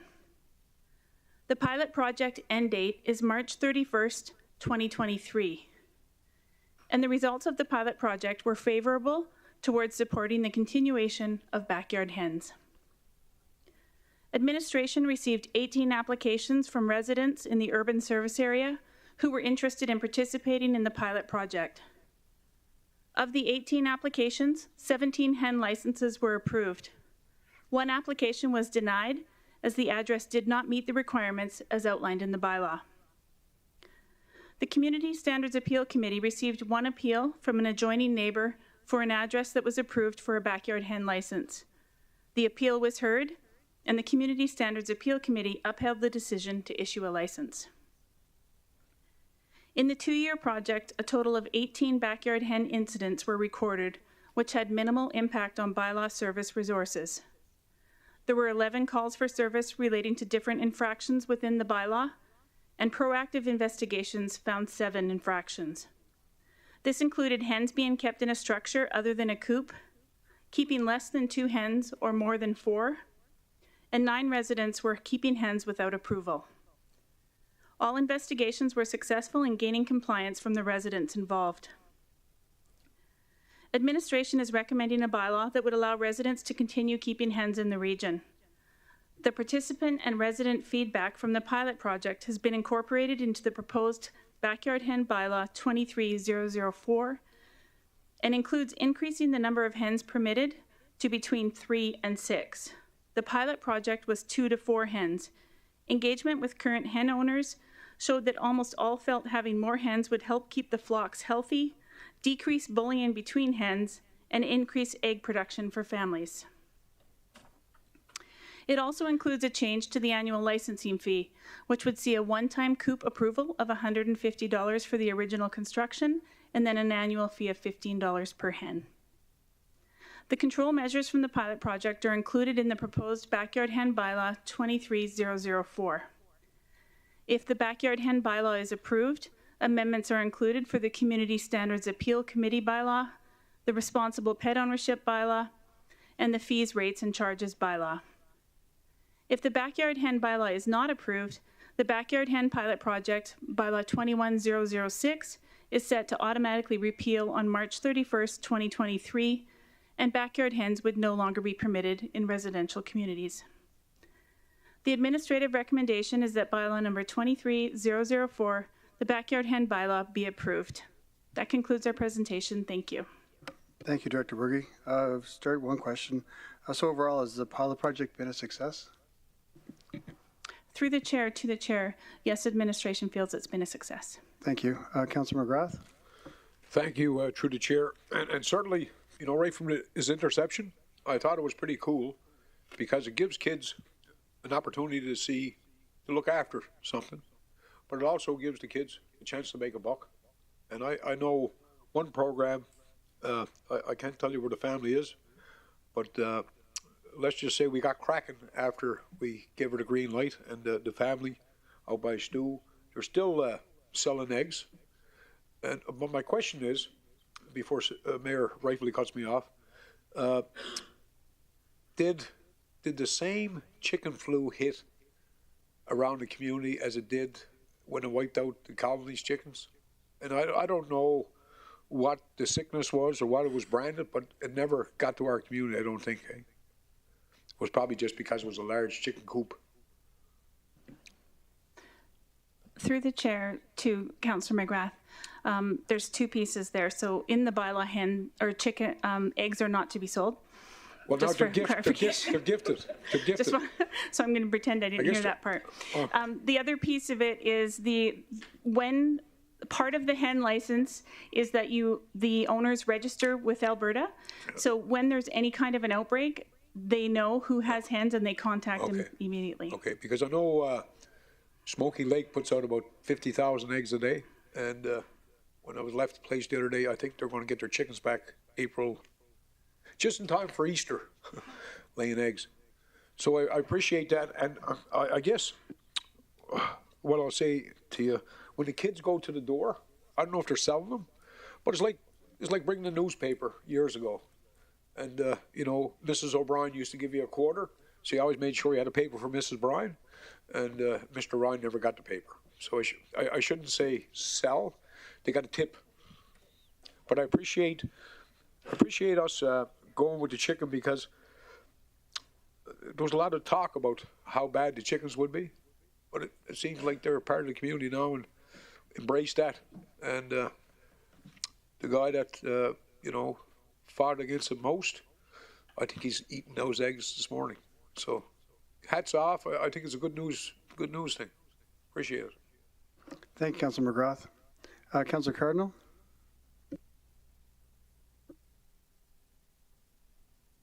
Thank you, Keith.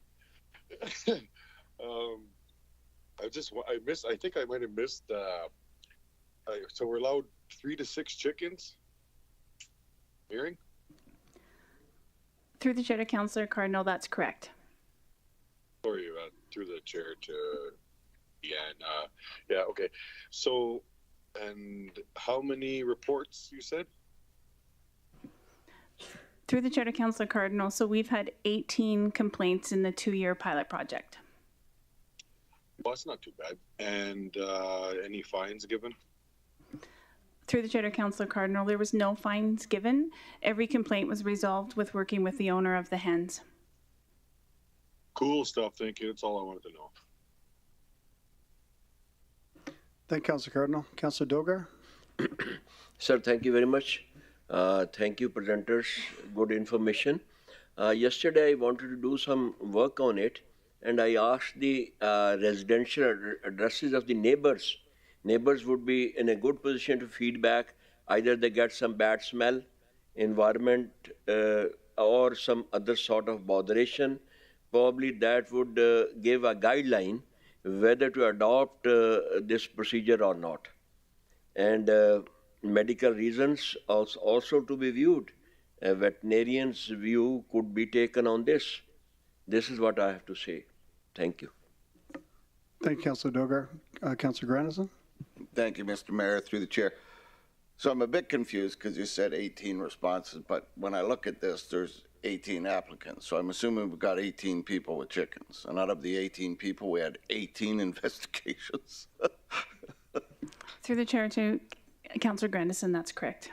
So when I read this, my first thought is, because admin indicated that, you know, you thought this was successful.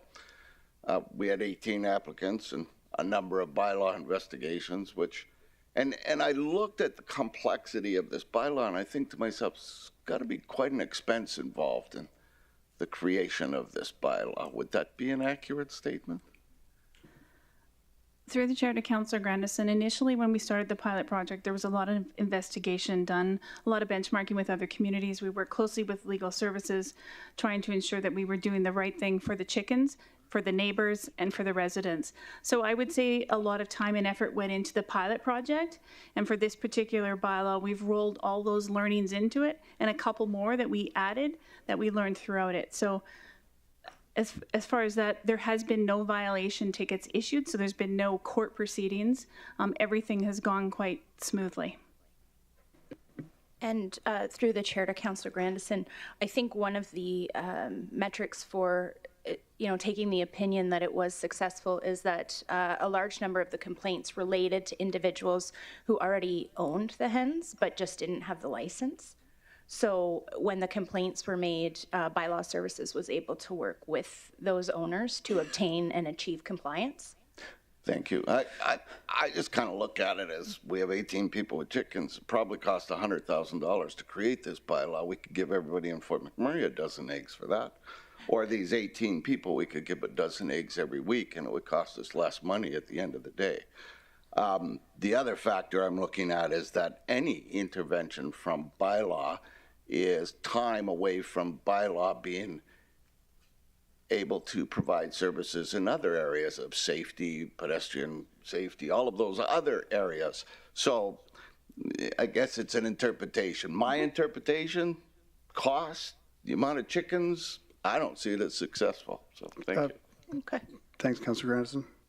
If I could just add one more comment I did want to make, though, is just to clarify for Councillor Grandison that all of the work on this bylaw, the benchmarking and everything was done entirely internal to the organization. So certainly there's a cost to that resourcing time, but I did just want to clarify that point as well.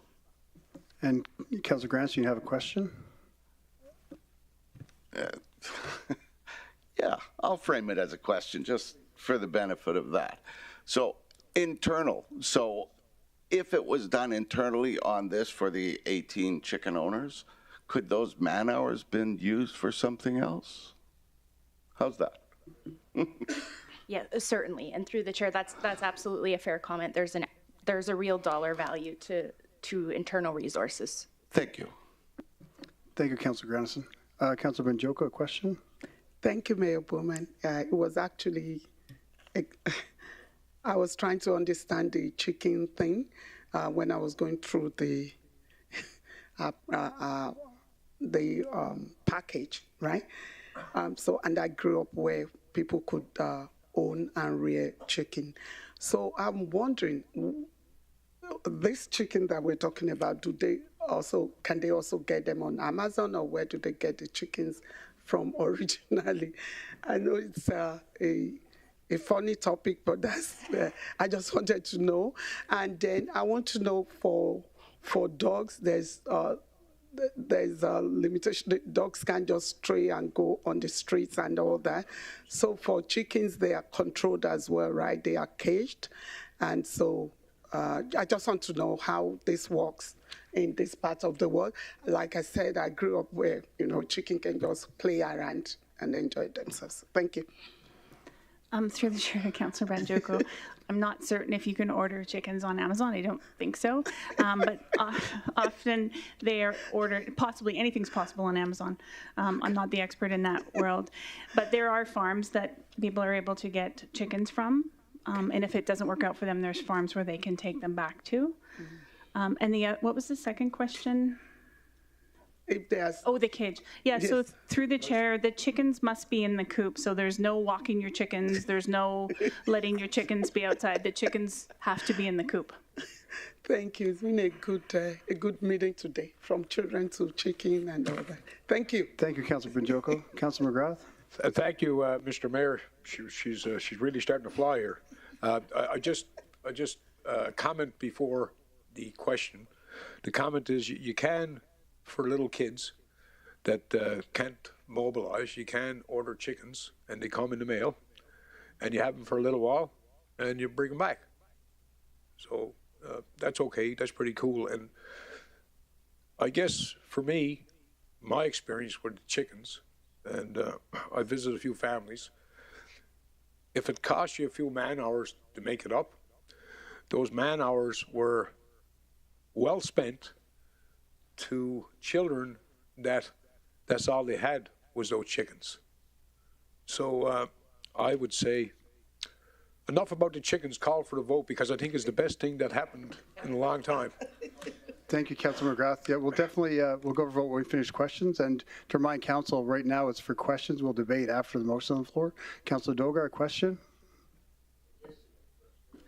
Can I get the address of any of the residents who has it so that I physically go and, is it possible?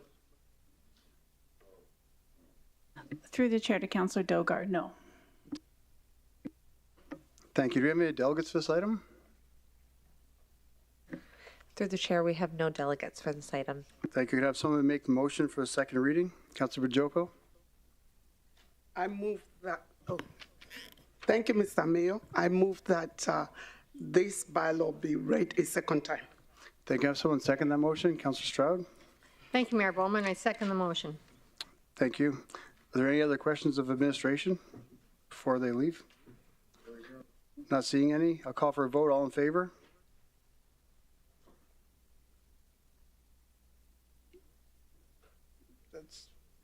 That's unanimous. Thank you. Oh, it's not? Sorry. Opposed? Councilor Grandison? One opposed. Thank you. Sorry. Can I have someone make the motion for the third reading? Councilor Bajoko? Thank you, Mayor Bowman. I move that this motion be read a third and final time. Thank you. Can I have a seconder? Councilor Walkman? Thank you, Mr. Mayor. Second the motion. Are there any questions of council followed by debate points? Councilor Stroud? Thank you, Mayor Bowman. I believe the pilot program was a successful venture. Viola was able to gain compliance with residents who had infractions. I had a friend who had 4 hens and offered me eggs, Their young son told me all the names of the hens and took me out to see them when I visited. I felt it was a very educational and healthy experience. Thank you. Thank you, Councilor Stroud. Councilor McGrath? That's okay, Mayor. I was just going to ask where the rooster was. I've been around, but I haven't seen the rooster. No roosters. Any other debate points or questions of council? Not seeing any. I'll call for a vote. All in favor? Opposed? That's carried again with 1 opposed.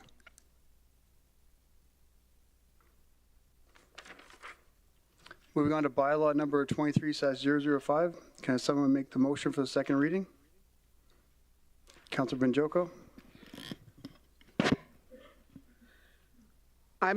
Thank you, Mr. Mayor. I move that bylaw number 23/005, being a bylaw to amend the community standards applicable bylaw. Is that correct?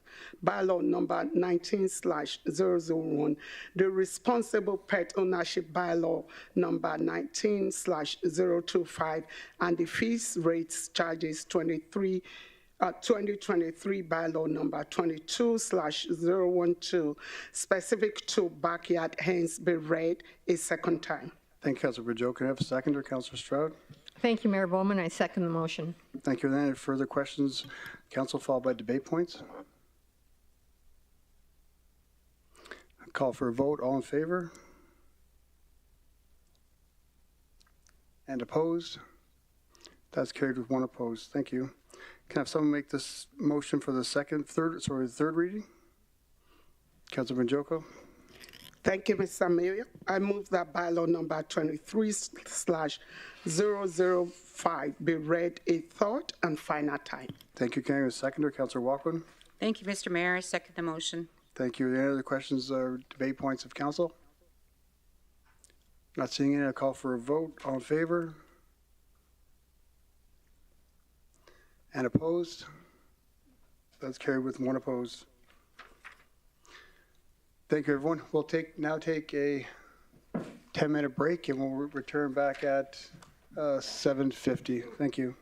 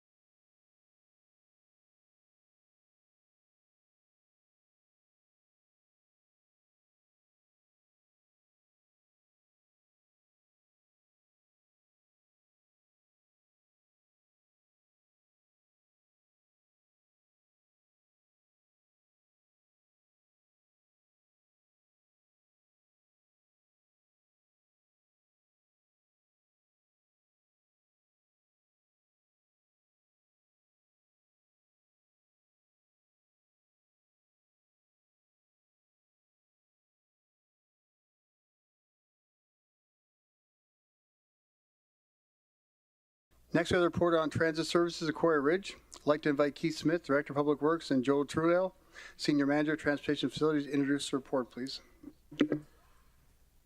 Excellent. Good evening, Mayor and Council. For the record, my name is Keith Smith. I am the Director of Public Works. Transit is a service that Public Works provides.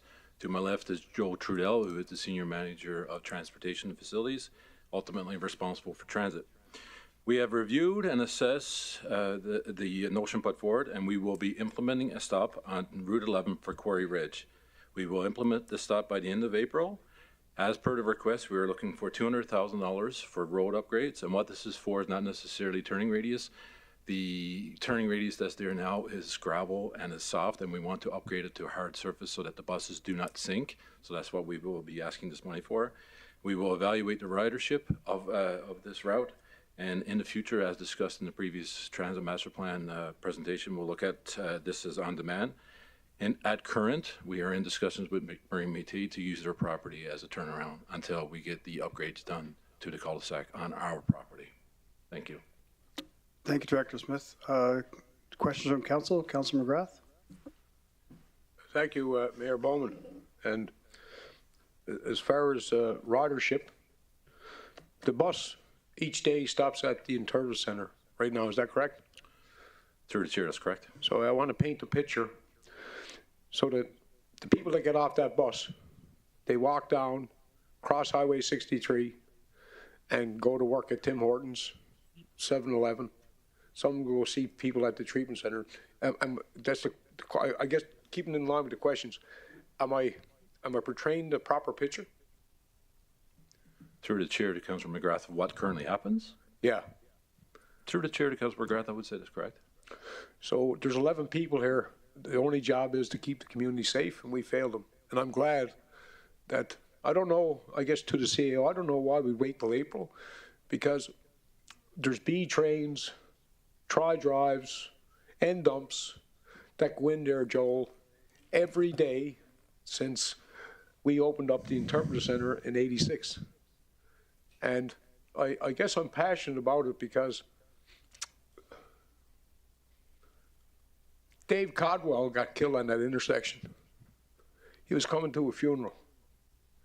And we don't do much around here. But if there was ever a kid, I've been at this for 4 years, man. And tonight, we went 200 grand. But tomorrow morning, we could take a bus, whoever's on it. I'm not asking you to reroute your buses. The buses are already on the road. But for God's sakes, why would we chance losing another person in our community? We've watched this for 4 years. There's no sidewalk. There's no lights, I don't think, or a crosswalk across a double-lane highway. And thank God that before the Tim Hortons and 7-Eleven opened, nobody's got hurt. That's a miracle. And I just implore administration, from a guy that has a Class 1, probably never drove a tri-drive or an end-dump since I worked with Gordy or the Clempies, but I still got that license. And I know I wouldn't ask you to do something unsafe. But I just implore administration to, I know the Métis, they wouldn't say no. The lady that, Cam Gill definitely wouldn't say no. Just something to make our kids safe, because, and there's adults that use the bus. I'm reminded of Codwell getting killed, and I'm also reminded of, we had buses that the wheels fell off going down Confederation Way, and we're lucky we never, so I'm just saying that luck runs out. And on site, I guess when you wait at the morgue a couple of times, you'll see where this comes from. And I think that our only job as councillors is to keep our community safe. And I just, a request, I guess, Mayor Bowman, don't wait till the end of April. The buses go by there every day. And if I didn't have enough experience to ask, the bus can be turned around using the infrastructure we got. It's not a question for me, it's not a question of money. Because if something ever happened to a kid tomorrow morning, I probably wouldn't feel very good. And if we done a deep dive, it's our responsibility, 11 of us. So I just implore, and this is something that is kind of near and dear because it's sad it took 4 years. But I commend you for taking it away and coming back. I just ask administration to kindly keep our people safe. It's bad enough to get milled and hemmed, but if something ever happened to a kid under my watch, I wouldn't feel very good. So with that, I just ask that you seriously consider. This is not a money issue for me. I think the infrastructure is in place, and to wait another 30 days for something that we should have done 1,200 days ago before the place. But anyways, it just, if you go there, if anybody goes there and watches what happens when a kid gets off that bus, we're playing Russian roulette, and our citizens don't deserve it. That's good for me, Mayor. Thank you, Councilor McGrath. Do we have any other questions of council? Do we have any delegates for that item? Thank you, Mayor Bowman. Confirming for the record, we have no delegates for this item. Thank you. Can we have someone make a motion? Councilor Weigel. Thank you, Mr. Mayor. I move that transit services be established in Quarry Ridge subdivision by Can I ask a question?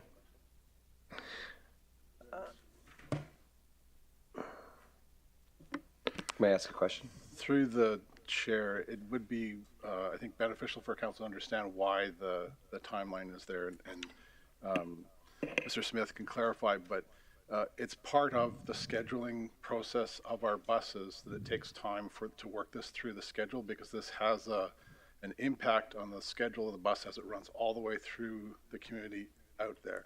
It's not about upgrading the traffic circle. We have approval to temporarily use neighboring property until that upgrade is done.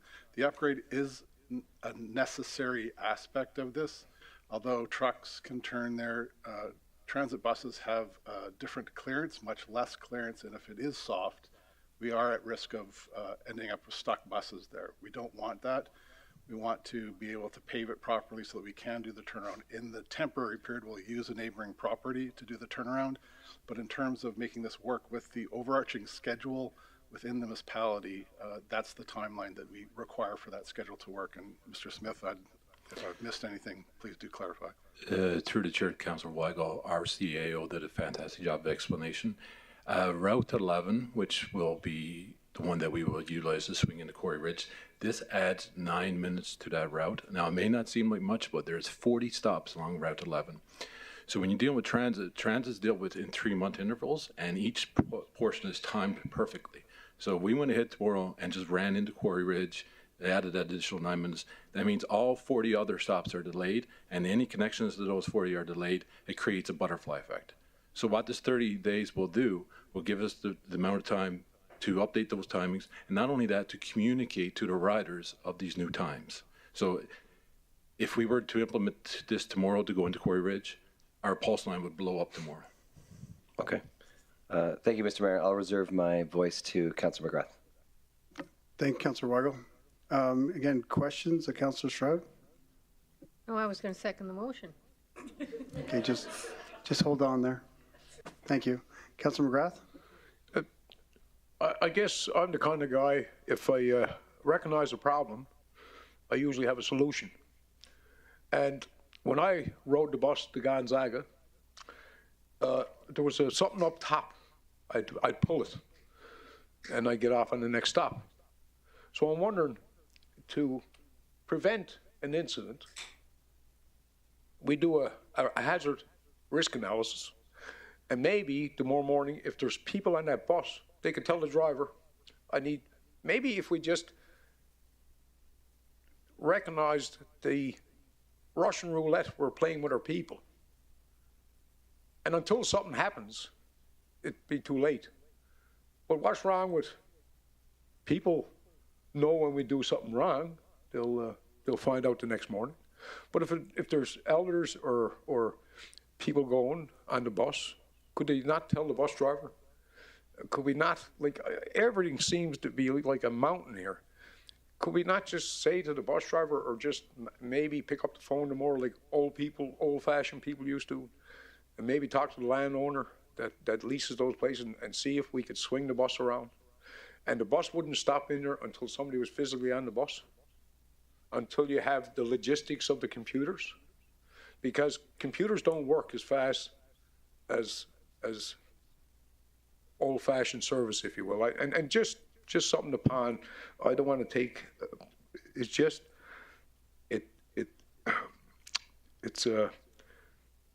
I just think that we're playing with people's lives, and when you actively know that something happens, it's detrimental to your mental health.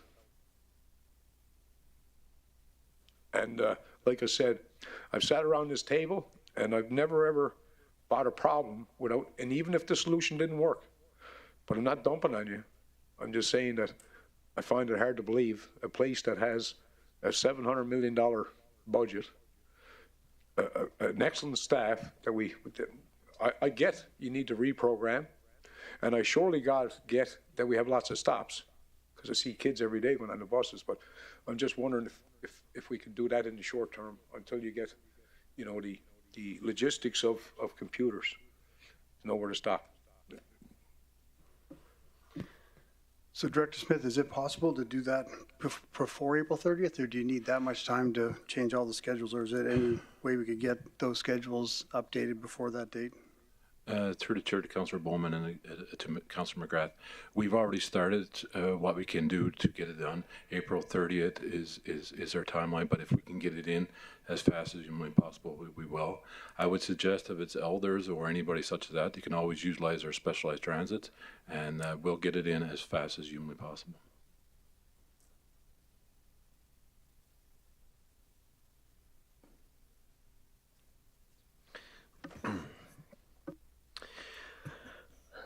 I move that the transit services be established in Quarry Ridge subdivision as soon as possible, or at the very latest date, April 30th, 2023, and that $200,000 be allocated from capital infrastructure reserves to fund the infrastructure upgrades to Quarry Ridge Drive to accommodate this service.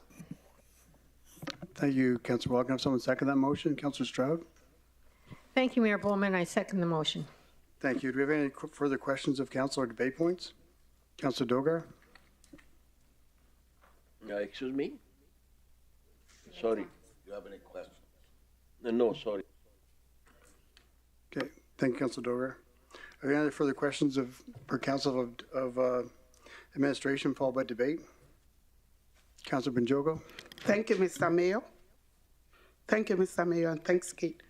So this 200,000 that you need to do the upgrade, is this a guesstimate or an estimate? Through the chair to Councillor Banjoko, it is an estimate that we have acquired. Okay, thank you. Thank you, Mr. Mayor. Thank you, Councillor Benjogo. Councillor Dogar? Thank you, sir. This additional funds which are required by the Rotary. Sorry, Councillor Dogar. That's we're discussing the transit turnaround in Quarry Ridge. Sorry, my apologies. Any other questions? I'll call for a vote. All in favor?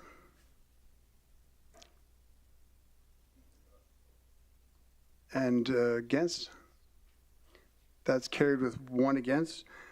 And Director Smith, you can let us know as soon as that goes through, that change is made. If you let council know, so we're updated. Absolutely guaranteed. Thank you.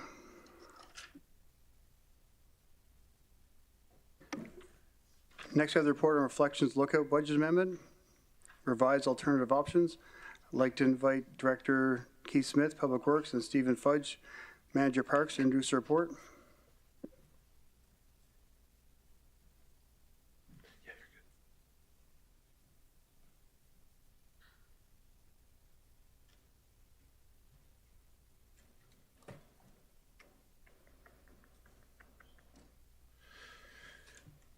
Good evening, Mayor and Council. For the record, my name is Keith Smith. I'm the Director of Public Works, and Parks is the services that Public Works provides.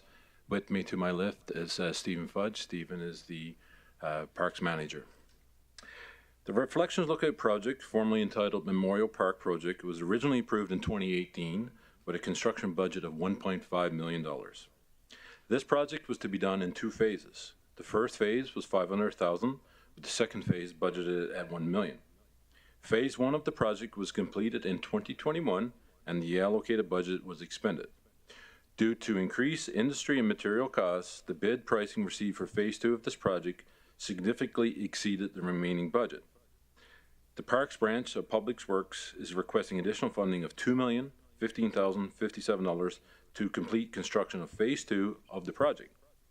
At the meeting held on February 14th, Public Works presented a recommended motion that the capital amendment requesting an additional $2,015,057 to commence the procurement for the construction of Phase 2 of Reflection Lookout be approved.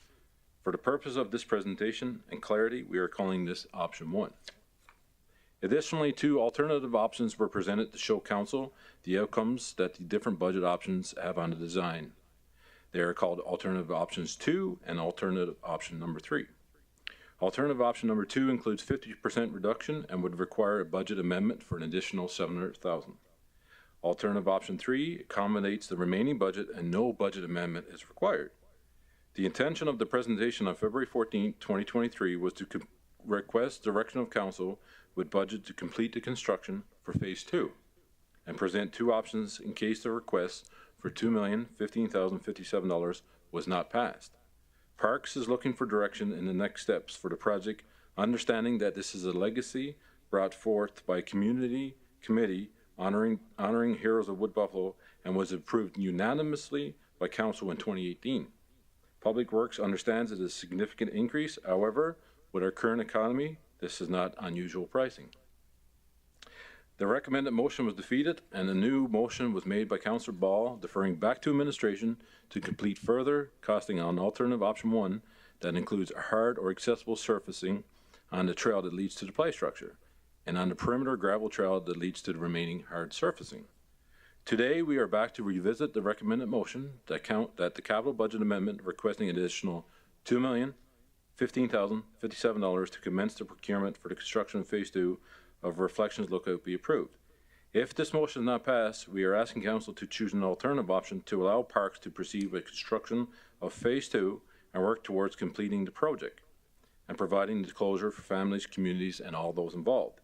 If this motion is further postponed or not decided on tonight, it is highly likely that construction would not commence this year.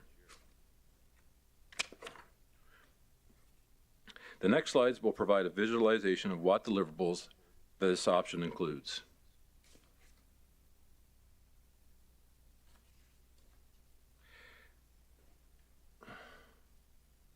As explained in the previous presentation, this option includes a 50% scope reduction. Key elements remaining to provide a functional park include an additional budget request of $735,000. The deliverables included are the entry plaza, nodes along the pathway, outlook viewing area with benches, natural playground, and a gathering plaza. The update to this option includes paving or the perimeter trail section highlighted in red. I would like to note that the outlook viewing area includes a guardrail, which was a question that was asked at the previous presentation.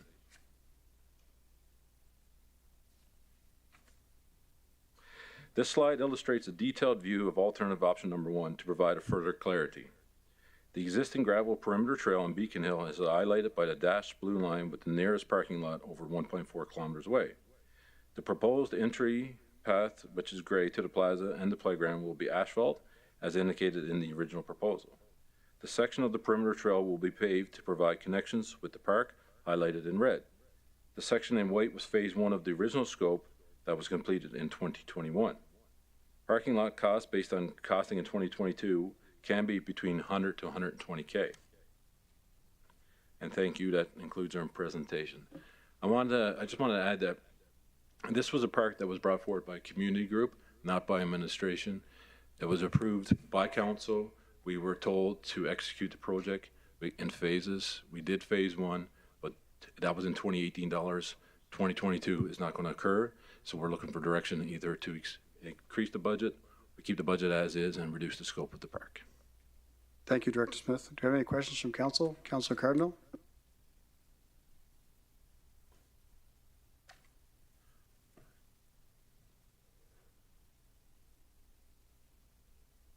I think you're on mute, Councillor Cardinal. Oh, shoot, thanks. Through the chair to Keith and Stephen, thanks for the presentation. Good to see you, Stephen, again. But I just wanted to ask, this is overlooking the Athabasca River, am I correct? Beacon Hill? Through the chair to Councillor Cardinal, you're absolutely correct. Okay, I was just reading some stuff on it before, and just wanted to make sure that that was the spot. Cool, that's a good spot, thanks. Thank you, Councillor Cardinal. Do we have any questions from Council?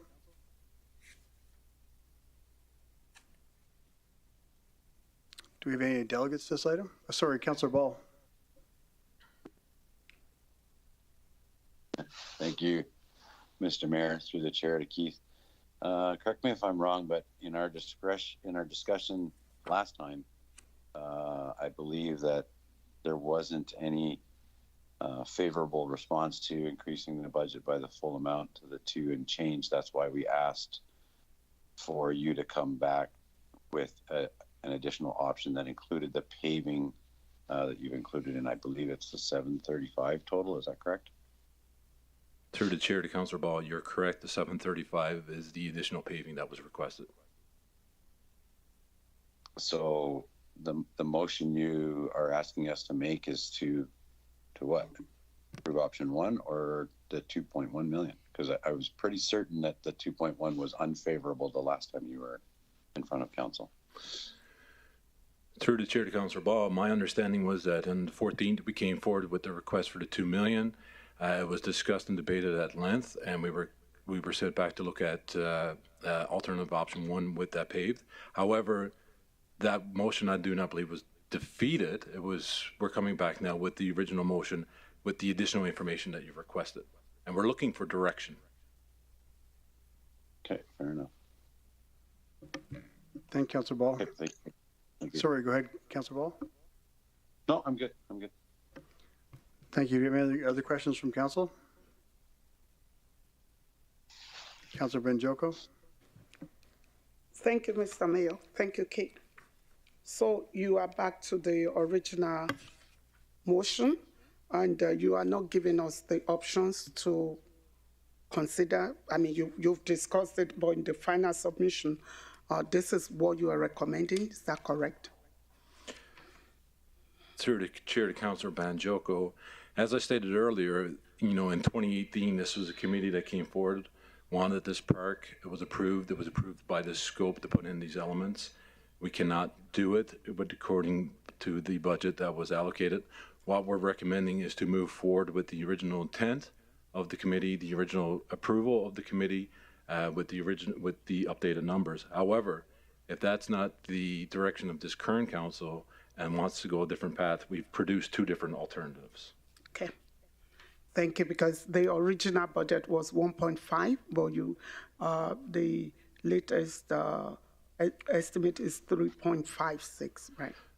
Through the chair to Councillor Banjoko, the original budget that was approved in 2018 was 1.5 million. We have spent 500,000 for phase 1. Phase 2 is left to be complete. We have 1 million left over, but we need an additional 2 million to complete the project. Okay. Thank you. Thank you, Councillor Majoko. Councillor Ball? I don't have my hand up. Oh, sorry, Councillor Ball.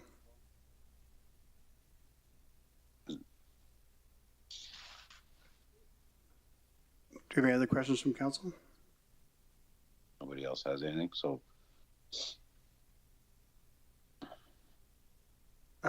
Director Smith, if I recall, we were talking about the scope reduction, but including, at the time, forgive me if I'm mistaken, but we were talking about a reduction, not including the parking lot, and what that would look like, is what we were brought up. I don't see that option here. I see the alternative 50% scope reduction. We discussed that, but I don't see any other options presented as we spoke of last council meeting. Through the chair, if you wish, Mayor Bowman, I can bring up the previous presentation and we can go through those options. If you can bring up the option 1 and option 2, and take a look at that. I think to refresh council's memory, because we're looking at the only option we're looking at right now is the full amount that we asked to take back, to come back again with a different amount.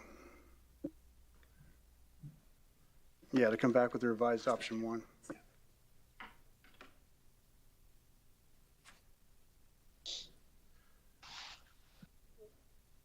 Through the chair to councillor, or through the chair to Mayor Bowman, if you can recall, this is the original scope. Phase 1 is complete. This is the remaining of the project. And the alternative option 1 was the 50% scope reduction, which you see currently today, and that's the one that we brought back with the additional $35,000 for that hard paved trail.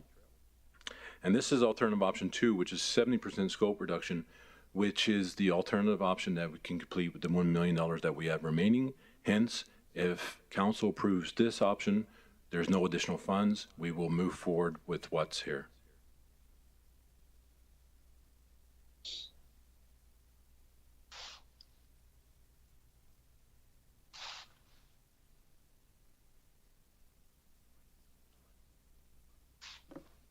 Councillor Ball?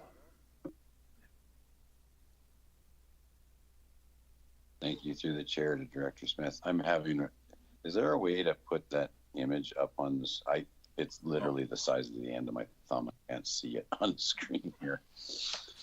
I guess that's a technology issue, but when you had one of your options, it did include the trail out to everything except to the playground. And I recall having a discussion about giving us an estimate to complete the work, and add the paving work to the playground. Which one is that, and what is that valuation? Through the chair to Councillor Ball, I have it up on my laptop. I don't know how to really cascade it up on the screen. Here we go. So this is the option that you were talking about. So you sent us back to find out what it would take to connect the playground pathway to the pathway to the lookout. And as you can see, is this, I don't have arrow there, but that would be an additional $35,000. So what you asked us to do would be an additional 35. So it would be 700 plus the 35. Now what you see on this, so sorry? So this accomplishes everything that the design had asked for, with the exception of the parking lot, correct? What you see on the screen with this will not be a part of the design. So the outlook pergola, the lighting, and the parking lot will be removed. Yeah, and as I understood, that was what we discussed in great length in the last meeting, and I guess we'd have to pull up the video feed to go to it, but I don't believe that you had any support of going to the full 2 whatever increase in this budget, as it was basically doubling the budget. And I can appreciate the fact that this was brought forward by residents and so on. As you recall, I was very deeply involved in this, so and remember it quite vividly. But I do believe the 735 is probably the best case scenario versus I can't recall the number, million that's added to this project. So if my council colleagues are hearing that, that's my take on this. Through the chair to Council Ball and Council, for clarification, the alternate number 1 that's in tonight's staff report is that modified version that Councillor Ball just described. It's an additional $735,000 to accomplish what was described. Staff are still recommending the full project. That is the recommendation. The recommendation stands. That is not what council has to do. That is simply our administrative recommendation based on the community input that we've had to date, the changes in the market in terms of pricing.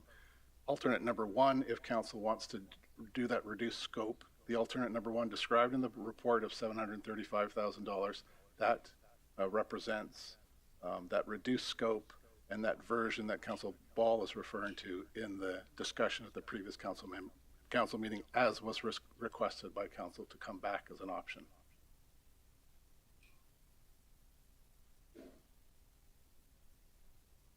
That's how I recall it. And I wouldn't see why we would ask for an option if that wasn't what we were hoping to get to. Again, so it's up to council to make that motion. Staff remain with the recommendation, but council could make that motion for the reduced version at $735,000. Okay, I'm prepared to make that motion.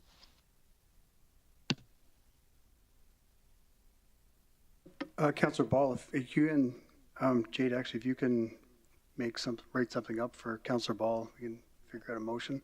If you want to hold on for a second, Councillor Ball, we'll try to get a motion made up that you can make the exact motion, because it's going to change the wording completely than what motion is that we have here on the notes. If there's someone in the room that's willing to do it, it might be a little easier considering I'm not there. So. Sure. Thanks, Councillor Ball. But.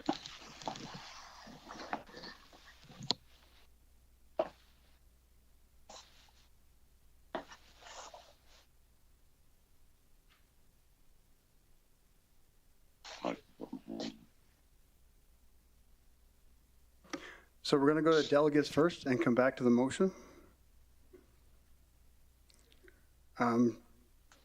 If there's no other questions at this moment. He's off. So we have Tammy Jackson online.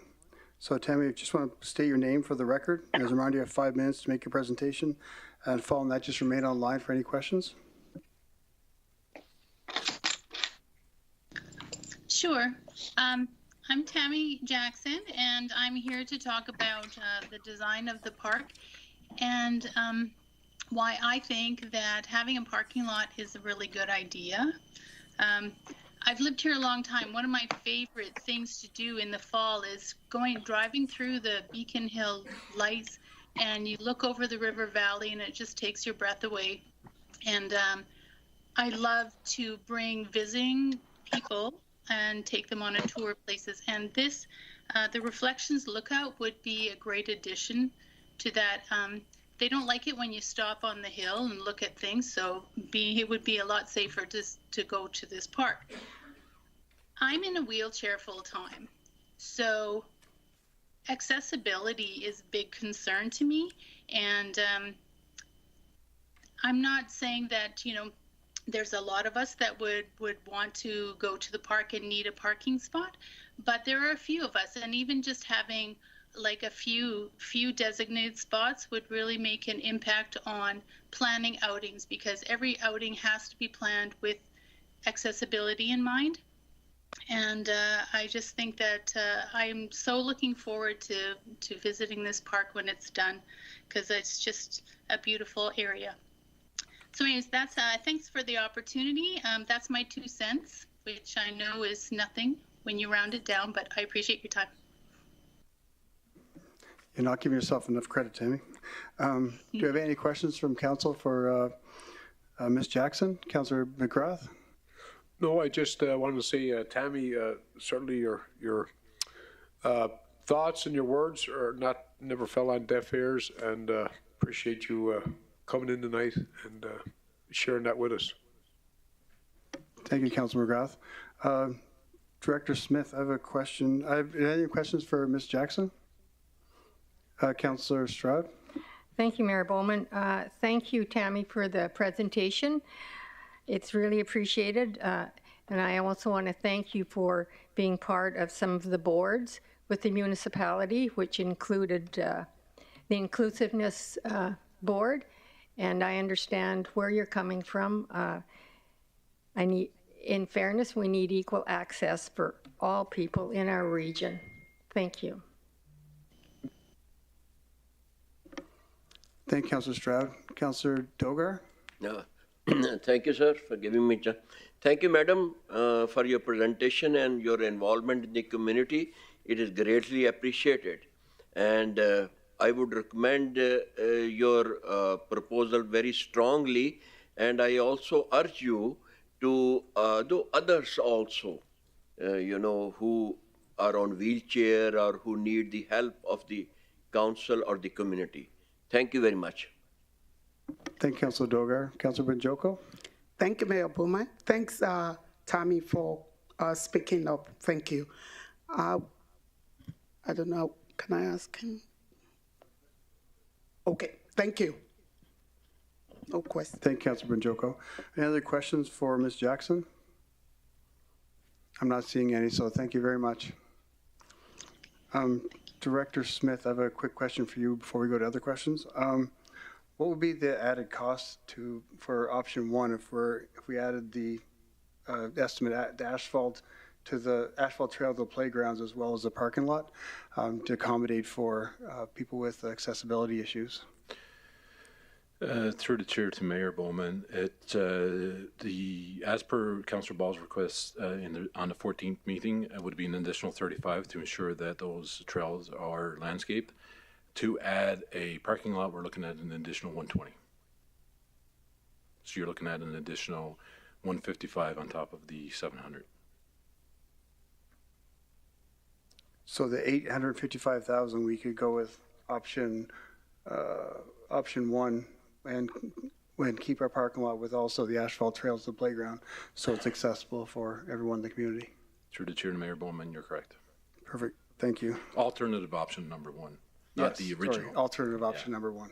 Sorry, that's why we need some time to look at this so we can figure out the wording. Do you have any other questions for Councillor Grandison? Question?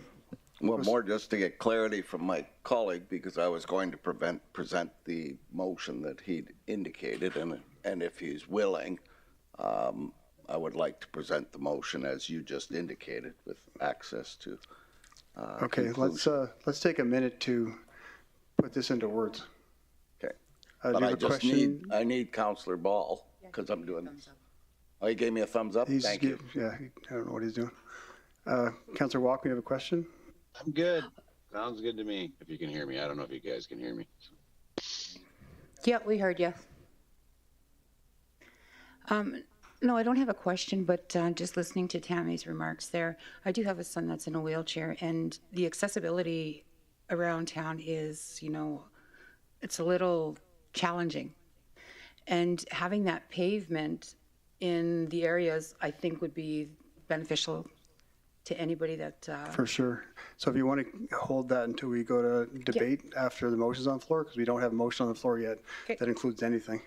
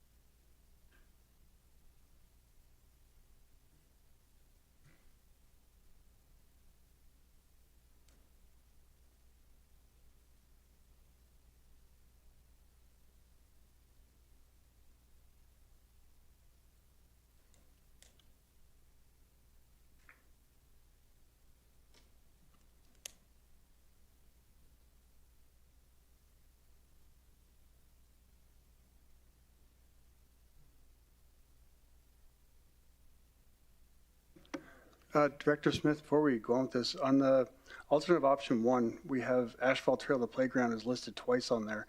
Is there more than one trail to playgrounds? Through the chair to Mayor Bowman, that was a mistake. It's the one trail. Okay, it's one trail, and it would cost approximately $35,000 to get the paving to that park, that playground. through the chair to Councilor, or Mayor Bowman, the 35,000 was the connector between Perfect. the two. Okay, Yep. thank you. Thanks for the clarification. Councilor Grandison. Thank you, Mr. Mayor. It's okay, I can make the motion now. I have it before me. That the additional information requested by council at the February 14th, 2023 council meeting be accepted as information, and that administration proceed with revised alternative option 1 with $855,000 being allocated from the capital infrastructure reserve for the inclusion of parking lot and asphalt trail to the playground. Thank you, Councilor Grandison. Do I have someone second that motion? Councilor Benjoko. Thank you, Mr. Mayor. I second the motion. Thank you, Councilor Benjoko. Are any other questions of council for administration? All right. Councilor Ball. I could have done it from there. You didn't have to. I don't have a question, just a comment. But we're not in debate yet. Yes, we are. You're good. Well, you said question, so. Okay, motion's on the floor. Go ahead. I absolutely support that motion. So that's the original intent of asking for the asphalt trail leading to that play structure was so that it meets the accessibility requirements within our engineering servicing standards, that our playgrounds are accessible. They have to be accessible, and gravel isn't the most accessible surface. So that was the intention of adding that gravel or that asphalt instead of gravel. Thank you. Thank you, Councilor Ball. Are there any other questions or debate points from council? Councilor Cardinal.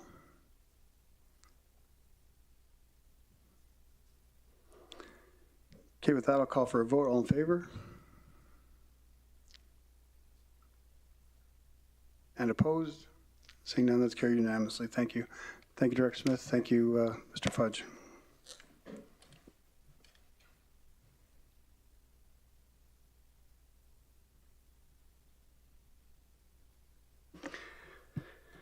Next, we have a report on grant funding request for Fort McMurray Heritage Society. I'd like to invite Deanne Berge, Director of Community and Protective Services, to introduce the report, please.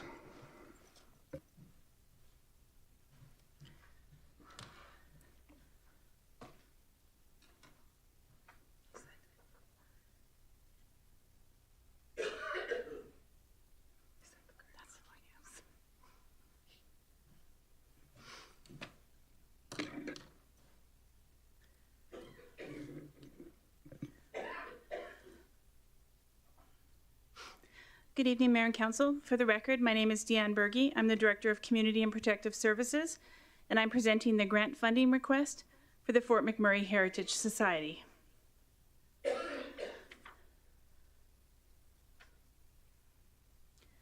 The Fort McMurray Heritage Society provides programs and services related to the collection, preservation, and display of regional heritage and culture in a museum setting through operations of the Heritage Village and the Heritage Shipyard.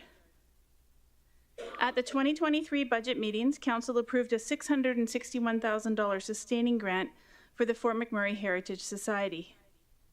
An additional sustaining grant request was submitted on March 6, 2023 for 2 additional community events, Blueberry Festival and Christmas in the Village.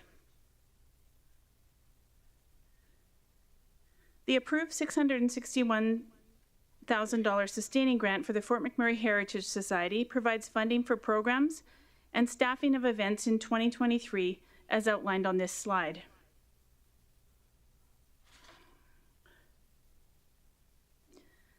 Funding for operations of Heritage Village and the Heritage Shipyard have been provided to the Fort McMurray Heritage Society through the Community Investment Program.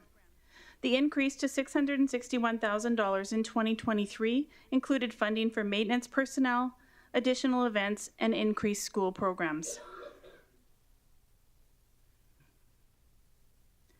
The Community Investment Policy FIN 220 includes a community sustaining grant that provides funding to registered nonprofit organizations that provide strategic services that contribute towards strategic priorities identified by the municipality through the Municipal Strategic Plan. A sustaining grant would not fund more than 80% of the budget for any program or service.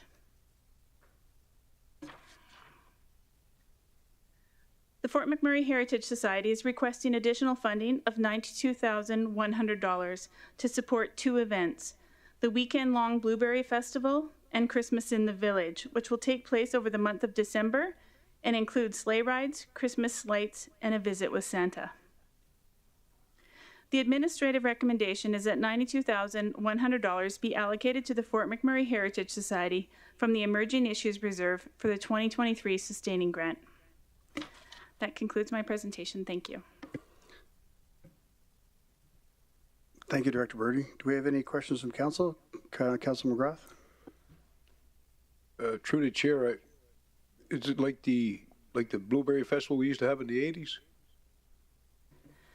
Through the chair to Councilor McGrath, yes, I believe so, and Fort McMurray Heritage Society is here and they will answer some questions for you as well. Deadly. The Blueberry Festival was proudly supported by a song corps, and it was a great event. So nice to hear that it might be coming back. But we never had that kind of cash back then. We had a couple of boats, I think, hey, Lance? We had a rubber duck race and everything else. We just chipped in. Thank you, Councilor McGrath. Councilor Grandison?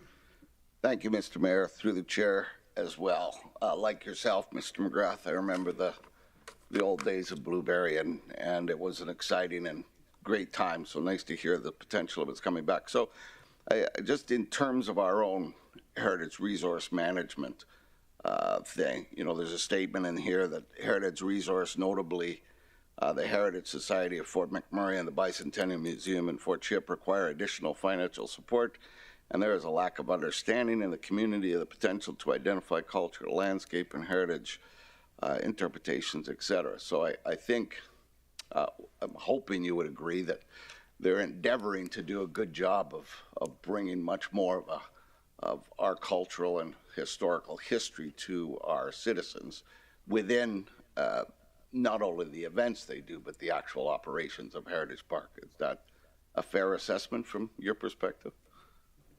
Through the chair to Councillor Grandison. So just recently, the Heritage Resource Management Plan was approved by Council, and one of the things that we talked to the consultant about was, should this kind of function be taking place? Like, does it draw people in to learn about heritage? And they agreed absolutely. Like, this is a way to bring people to the Fort McMurray Heritage Society and have a look at and learn about the history. Okay, perfect. So, and I do see a fairly significant, and I want to address it, increase in the operational grant, but I'm also looking for clarity that Heritage Park's in a flood zone and insurance costs have come up, and perhaps even some maintenance issues related to that park historically have not been addressed, and they're endeavoring to get caught up as being one of the reasons for the increase. Would that be an accurate statement as well? Through the chair to Councillor Grandison, I think it would. The additional funds for that added to the $661,000 include that maintenance piece that wasn't necessarily included before. Okay, thank you, Director Berg. Thank you, Councillor Grandison. Councillor Cardinal, you have a question? Thanks, Mr. Mayor. Thanks for the presentation, Deanne. Sustaining grants, are we just able to bring them up anytime throughout the year? Through the chair to Councillor Cardinal, the reason this is coming forward as a sustaining grant is that we want to have one grant agreement with an organization. So if we want to just add to their 2023 sustaining grant if council approves it. So it's coming forward as a sustaining grant for that reason. Are we opening it up to everyone else that's asked for a grant to be able to do the same thing? Through the chair to Councillor Cardinal, no, but you will see that I sit here next and there's another request for a grant. So when organizations come forward, administration will take a look at it. We like to have them happen in the budget cycle so that we don't have to draw down on emerging issues, but there are times when things happen and we come forward throughout the year, and then it's at council's discretion whether they choose to approve that or not. Yeah, it was just, to my understanding, the sustaining grant was a one-time thing, and then you would imply all your requests at that sustaining grant, and I just feel that I just want to question that, because that's a possibility that can open up a can of worms, and everybody else can do the sustaining grant as well as Heritage Society. Nothing against them or anything, but just saying. and I love the Blueberry Festival. Thanks, Councillor Cardinal, and we'll go to debate after there's a motion on the table. Councillor Stroud, question? Thank you, Mayor Bowman. So I noticed that in the CIP funding of the $661,000 for 2023, that it already included the old-fashioned Christmas event. Can you? Through the chair to Councillor Stroud, that's correct. So there was a staffing element of that. So this request that's coming for you tonight is actually for the event itself. That doesn't include staffing. So it's for things like the decorations, the entertainment. If you look at the recommendation sheet, which is page 458, it lays out in there what this particular grant is included for. And so that includes decorations, decor, marketing, advertising. So it's not staffing. The $661,000 had included staffing, but not the actual event. Okay, and so I know that normally are these two events, Blueberry Festival and Christmas in the Village, considered one-time only new events for funding? Because I think that's part of the plan in CIP funding. So through the chair to Councillor Stroud, I just want to be really clear. So the community investment program is under review right now. So I will be back in June with a potential for a recommendation for a new policy. But as requests come in, we're using the current policy, which is FIN 220. So because this organization has a sustaining grant, we are just adding to that sustaining grant so we can add to their agreement rather than having a sustaining grant, events grant, and all these different agreements. We are keeping this organization to one grant. And I just want to clarify something else. So when in their application for the budget, there was some funding discussion related to these events, but it wasn't included in their budget. So when we came forward to council in December, we just had the amounts that they had in their budget, but there was some verbiage in the application related to this. So this is clarifying something that occurred in December so that these events, consideration of council for these two events to be funded. Thank you, Deanne. Thank you, Councillor Stroud. Councillor Dogar, you have a question? Thank you, sir. I have a question with Varna Murphy. Is she coming here? She'll be a delegate later on. Right now, it's just a question for Director Berge. Councillor Banjoko? I don't know if this question is for Diane. I just wanted to know why this part wasn't included in the original budget. So maybe it will be Verna. Through the chair to Councillor Banjoko. So in the original request that came in the application for the budget in December 2022, there was some verbiage on these events, but it wasn't included in their budget. So administration took their budget and put that forward for approval. Okay. So there was we had some conversations about that. I believe it even came up at budget time. So here we are now for consideration for council to approve these two events for the Heritage So in Society. other words, it was known that this will happen. We just didn't have a figure. Through the chair to Councillor Banjoko. So at that time, administration wasn't saying that we didn't support these events. It wasn't included in their budget. So we brought forward for council's consideration what was included in their budget at that time. And here we are today making that change. Thank you. Thank you, Councillor Banjoko. Councillor Grant, you have a question? Yes, thank you, Mr. Mayor. I'll keep some of the other stuff for the other presenters.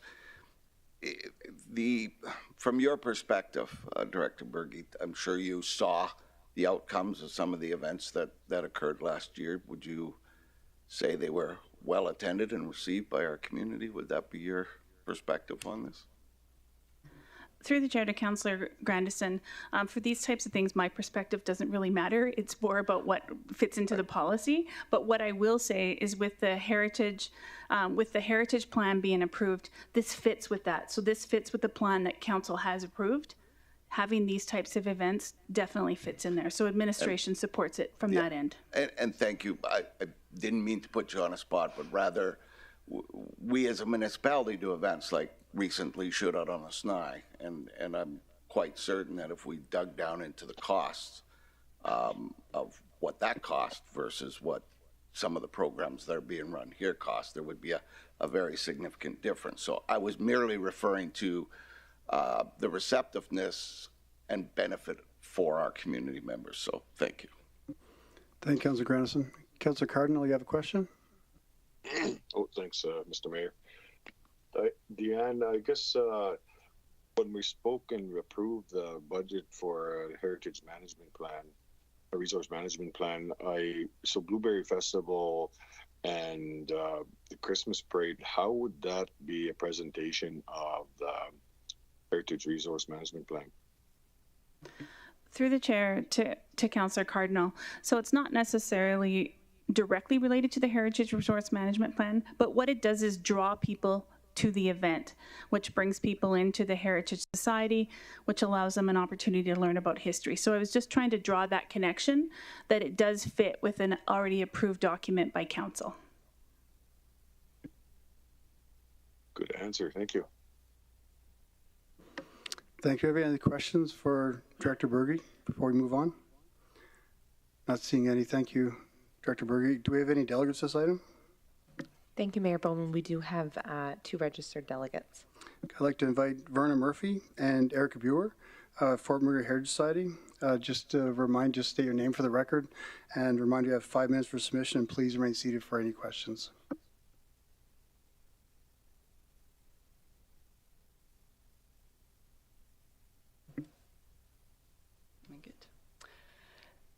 Good evening, Mayor Bowman and councillors and CAO Thorkelson. Thank you to everyone for having us here this evening, and to administration as well for working with us to have this presentation tonight. I first of all want to tell everybody, I really appreciate, I'm so excited that the chicken bylaw was on the agenda tonight. Because I got a few emails wondering how I was able to do that, which I had to reply and said I had no influence on it. So with me tonight is Erica Brewer, who is the Director of Events with the Heritage Society, and she'll be speaking a bit more about the specifics of our events and some of the questions that came up earlier. Last year, we both started with the Society late in the year, and we were not able to plan any big events during the summer. We did not ask for any event money last year, as we wanted to hold some events and prove that we could successfully hold large community events.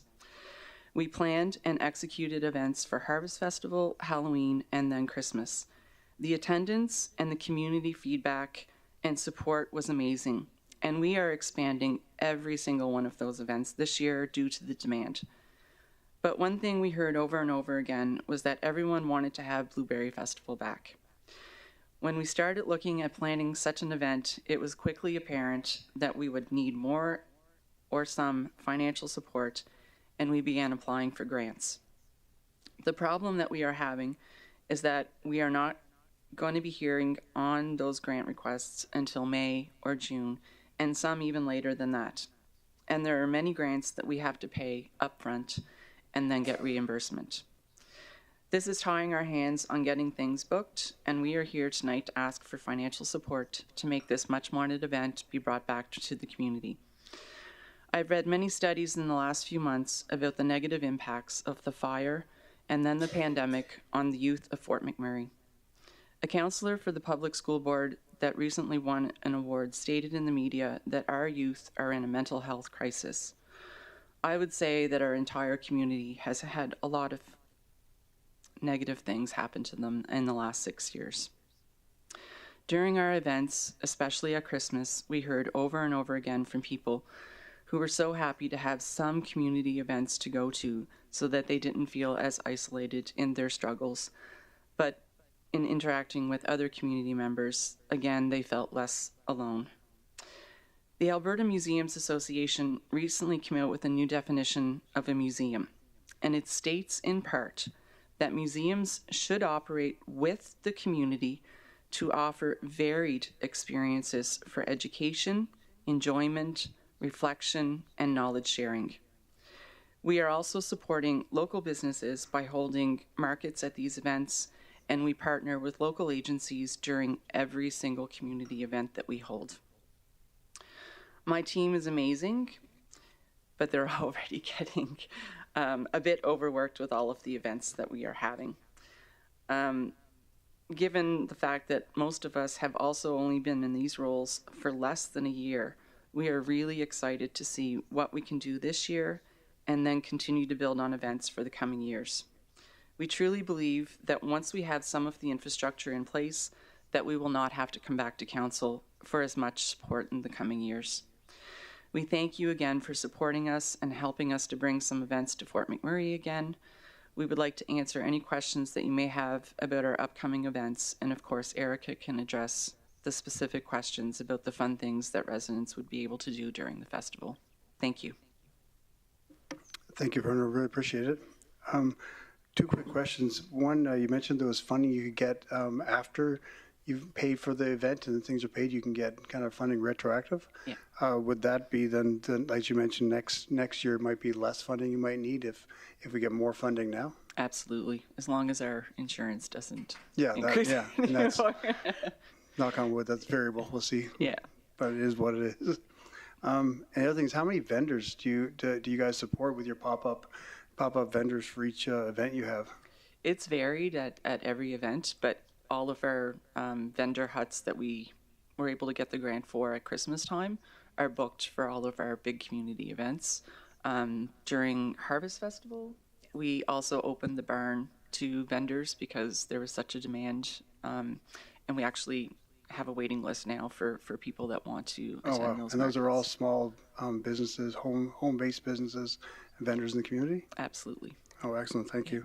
Are there any other questions from council? Councilor Dogar? Thank you very much, sir. Thank you, Varna. Surely I need not appreciate. You are above my appreciation. Every time I went to your organization, including today, everything was in a very, very fine and perfect shape. And all those CIPs which I have visited, yours is one of the best. Those who welcome anybody going I went without any appointment and without any schedule, but I see everything in a very, very fine way. One question is there, and that is, as you told today, you have 2 workers to organize and help you on events. But last time I went, I saw there are 10, 12 girls they're working. So can't they be utilized for the organization of the functions? Absolutely. Even on the weekend when we had 2 private functions at the park, and I went around and collected garbage just like all of my other workers. But we all do need some days off, and currently I might be pushing my labor standard codes with the amount of time that staff is spending at the village, trying to do cleanup and set up and tear down. So I can't expect just 2 staff to be working, 7 days a week for the entire year. How many regular employees you have now? Right now we currently have 10 employees. So we have some employees that are dedicated to programs, which are booked completely solid until I believe the end of October. So that's for the school programs, Open Minds, the No School Fridays, and our homeschool program. And currently we only have 1 staff. So some of my staff go to help Miss Courtney when she needs a hand, and the same for events. We all pitch in, whether it's for events or for programs or in the gift shop. We've all done our front end at the gift shop as well. You're welcome. Thank you, Councilor Dogar. Councilor Grandison? Thank you, Mr. Mayor, through the chair. So these are programs over and above the normal programs that you already do. You indicated quite a number of programs that you do on a regular basis already. Can you give me an example of the number of people who pass through your gates at, say, Heritage or the Harvest Festival, for example? How many people? Thank you, through the chair. Erica will probably be able to speak to that because she pulled a bunch of numbers that I asked her to today, and I haven't been able to speak to her about that, so she can answer that better than me. Okay.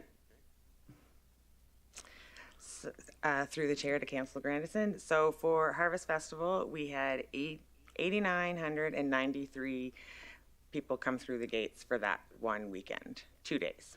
Okay, and how about your other event? For Halloween, we had 12,335 come for those 2 days. And for Christmas, we had 9,275 people come through. Christmas in the village was supposed to be for December 8th, 9th, and 10th only, but we ended up extending it without telling the staff, really, just, hey, we're going to work longer. For the 14th, 15th, 16th, 17th, 18th, 21st, 22nd, and 23rd, and had a huge reply from the public that they would have loved us to be able to open from December the 26th until the 31st of December, but we couldn't do that to the staff. So your events are getting, now, I understand with limited staff, and I know the answer to this, but I think people need to know, who was writing letters back to Santa in your building last year? Tell me who it was, would you? What time is it? Yeah. Okay, yeah, they should be in bed. Just in general. Through the chair to Councillor Grandison, we actually had, we have an amazing volunteer group, and it's all seniors. And they set up in the barn, and they wrote hundreds and hundreds of letters back to the kids in Fort McMurray and around. And we also had some wonderful people from the CIP team, and they took some letters as well from the RM, and they wrote some letters back. So the success of these events has been tremendously driven by a group of amazing volunteers. Yes. I know, the reason I know some of that is because my wife and I volunteer as well. So I know, but what's amazing to me is, and I just want yourselves to know, because I did an event with the seniors today, and they actually said to me that anytime you cancel, they're so disappointed because it's an event in their lives that they go to. And I just thought you should get that feedback, and people should hear the added value you're Councillor bringing. Grandison, is there a question in that? Well, come on, I'm just trying to give him a compliment. You can, just when it's appropriate. Well, I'm trying. All right, so can you share with me some of the comments that have been made back from people as it relates to these events that might be of value to council? Thank you, through the chair, to Councillor Grandison. Just to add to your last question too, besides our events, we still have people coming in to tour the museum every day. And like we had Keanu students for a tour last week. Plus, we still do all of our school programs that we do every single day. So that's above and beyond our events. But to speak to your question about comments and feedback,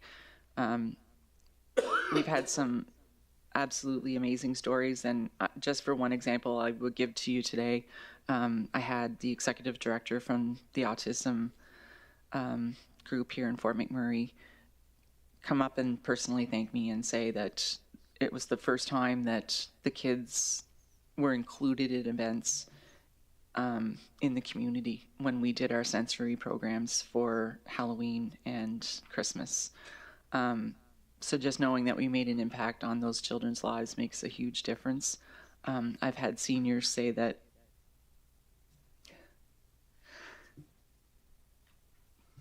they actually have a reason to live because they come to the village now to volunteer and interact with our kids and stuff that are there, and as well as our staff. It's been almost overwhelming. We had elders on Sunday from ATC saying that they had never been to the village before and that now they want to come back and do more events with us. So we've been expanding our programs. We've been changing things to, like, from the feedback that we've gotten from the community, to really try to accommodate everybody at the village. And the best, I think, feeling is when somebody says that they feel like they're at home when they come to the village or the shipyard. So it's been an amazing almost year. Thank you. I'll get two more questions and I'll be quiet. So question number one is, there was a question related to a lady in photography and pictures. Can you tell us that story? Sorry, through the chair, I didn't hear your A question. lady that, there was a story about a lady in photography, pictures for her family that you shared with me. Yeah. I would defer that one to Erica because I'll just get emotional, I'm sure. So through the chair to Councillor Grandison, we were actually, it was Harvest Festival. It was our first day, and we didn't know what to expect. We knew we had sold a lot of tickets and there was a lot of people at the gate. We had a photographer on site. She was charging like just $5 to get your family photos taken.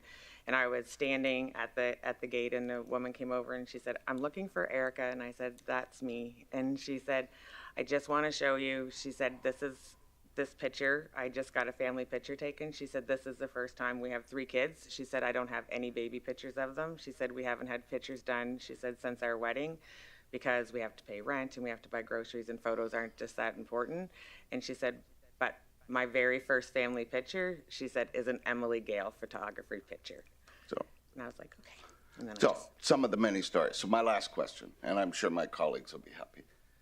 Does the 92,100 represent the ask that you had originally done? Through the chair, no, to be honest. And it won't cover probably a quarter, I'd say, of what that Blueberry Festival and the Christmas will cost us.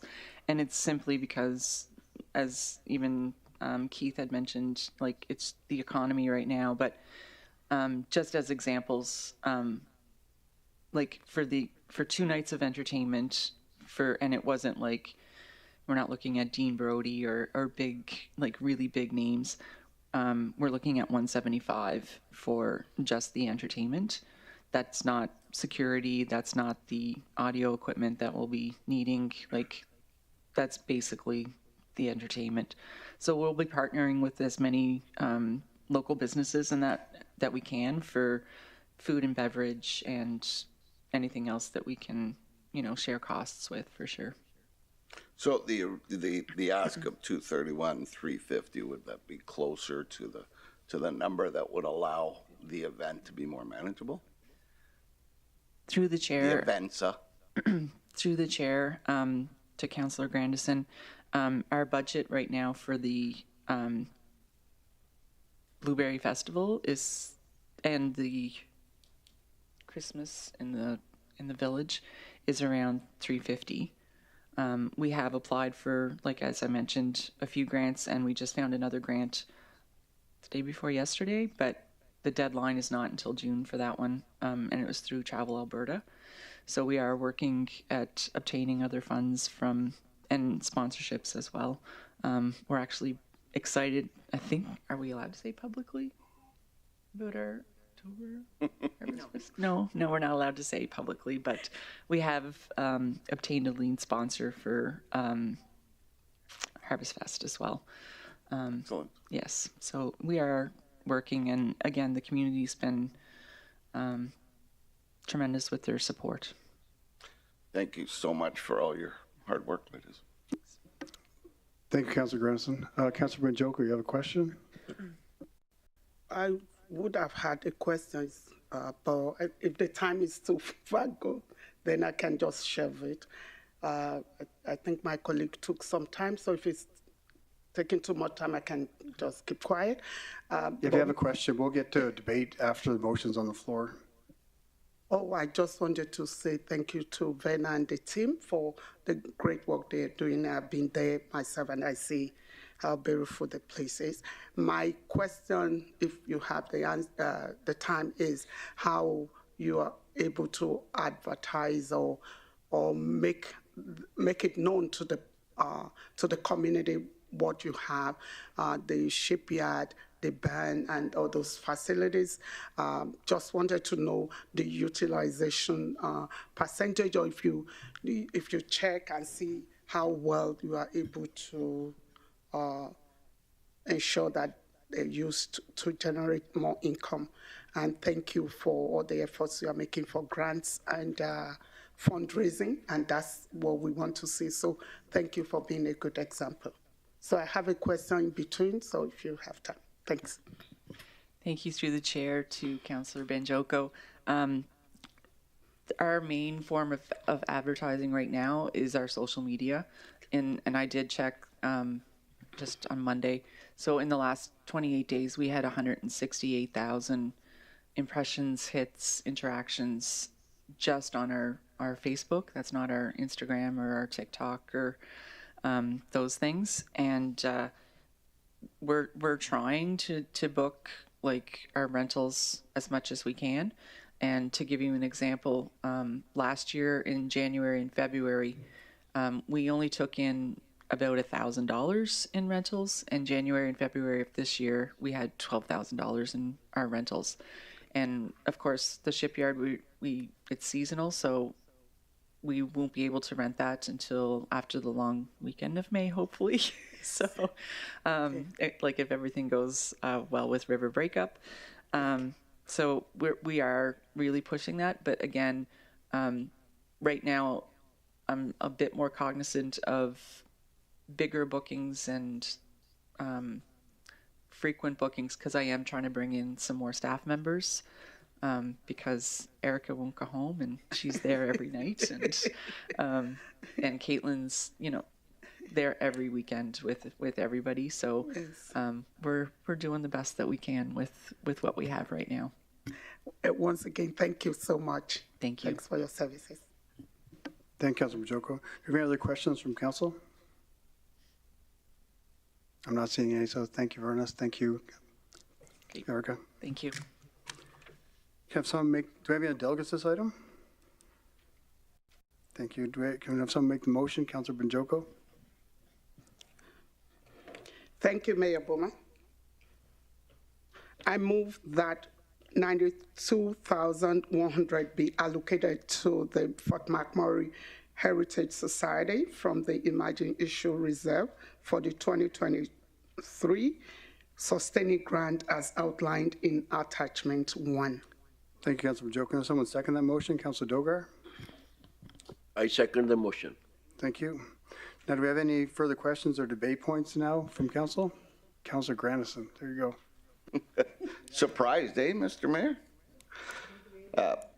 Question, I'm just going to ask my esteemed colleague, Councilor Banjoko, if she will accept a friendly amendment to make this the 231,350 that they originally asked for, to allow them a greater opportunity to be successful and move forward from this. So I put that out because you got there before me.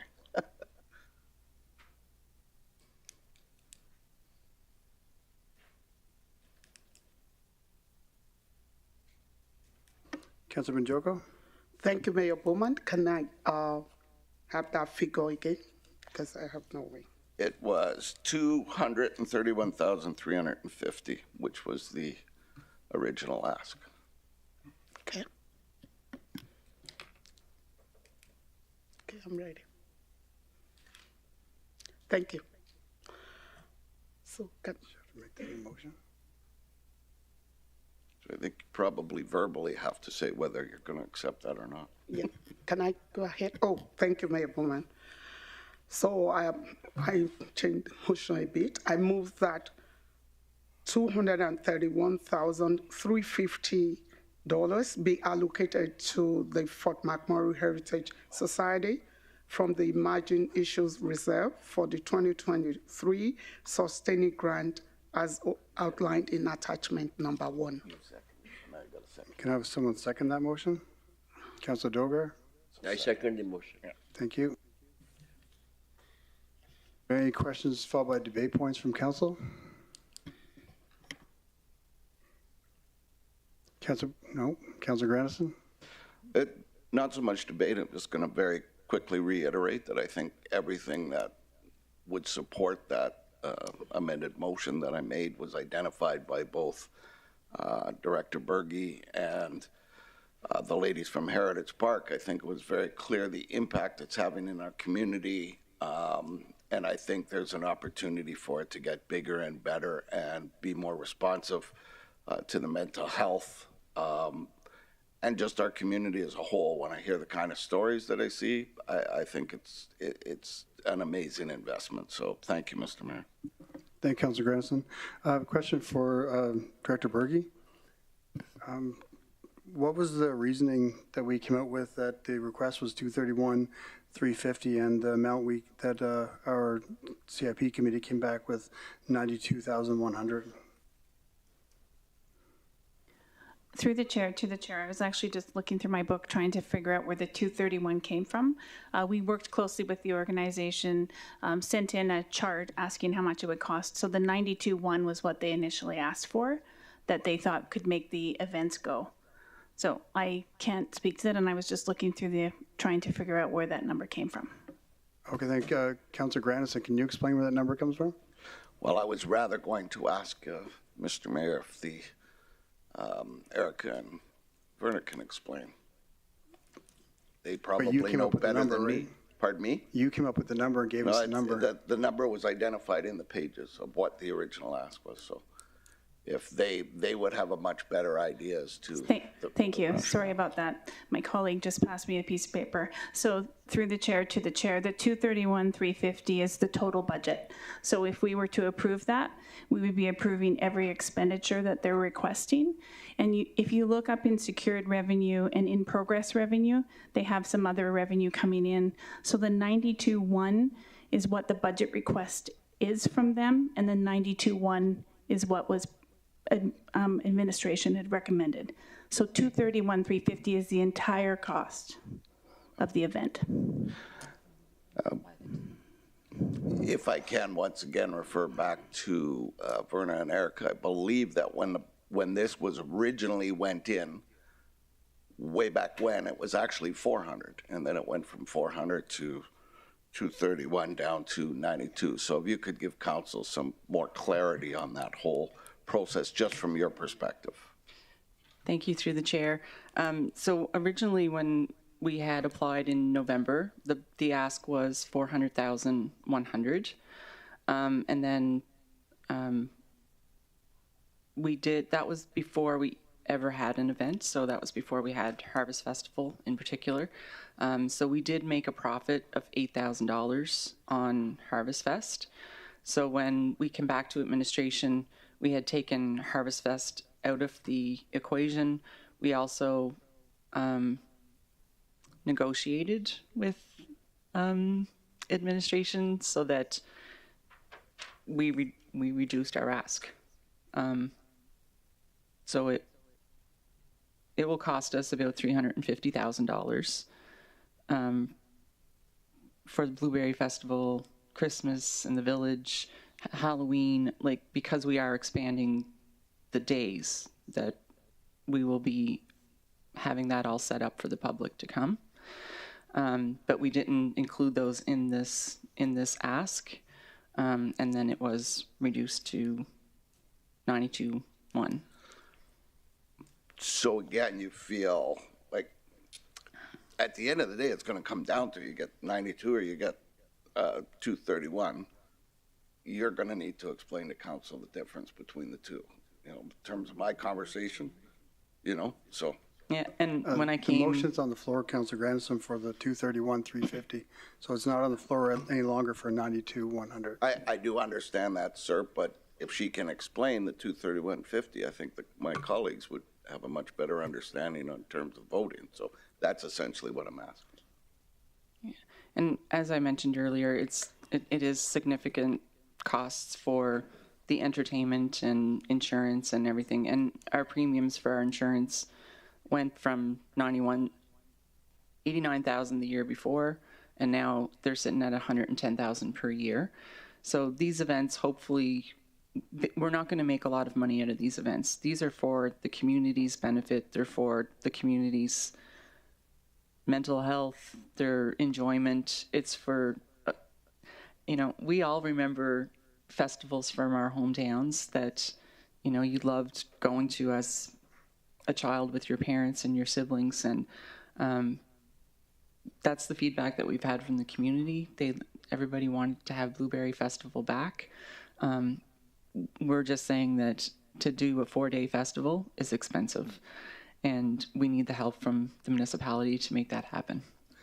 And even with the money, the volunteerism would be required to make it successful. Oh, yes. I'll put that call out there tonight as well. Anybody that would like to volunteer for Blueberry Festival, just please put your name forward with us. All right. Thank you. Thank you, Councillor Grandison. And thanks for Erica. Thank you. Councillor Brynjolko, you have questions or debate points? Yes, I wanted to ask Vena for concrete answer about, is it 91,000 that you need, or is it 231? And I would like to come to council meeting in a Lamborghini, but I don't have it. So what is going to meet your need? We will adjust the scope of the festival depending on the amount of money that we do receive, and that's even with the 231. That's not going to cover the cost of a 4-day festival, but we are applying for grants from Travel Alberta and from the provincial government, and I think that there's even a couple of federal grants in there as well that we've applied for events. Thank you. Thank you. Councillor Cardinal.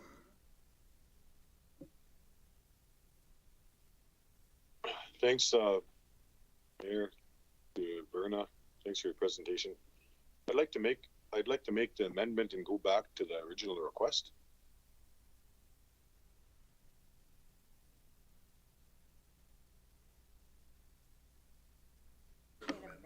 Yeah, right now there's no amendments. We debate the motion that's on the floor, and it either will pass or not pass. Well, I'd like to abstain because it's unclear of the request. The request, the motion's on the floor, is that, do you want to read it again, Councillor Brnjoko?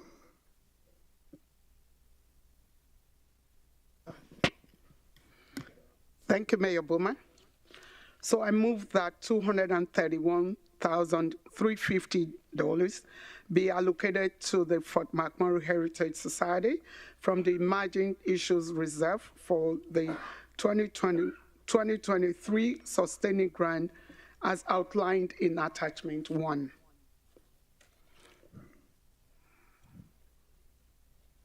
Do you have that, Councillor Cardinal?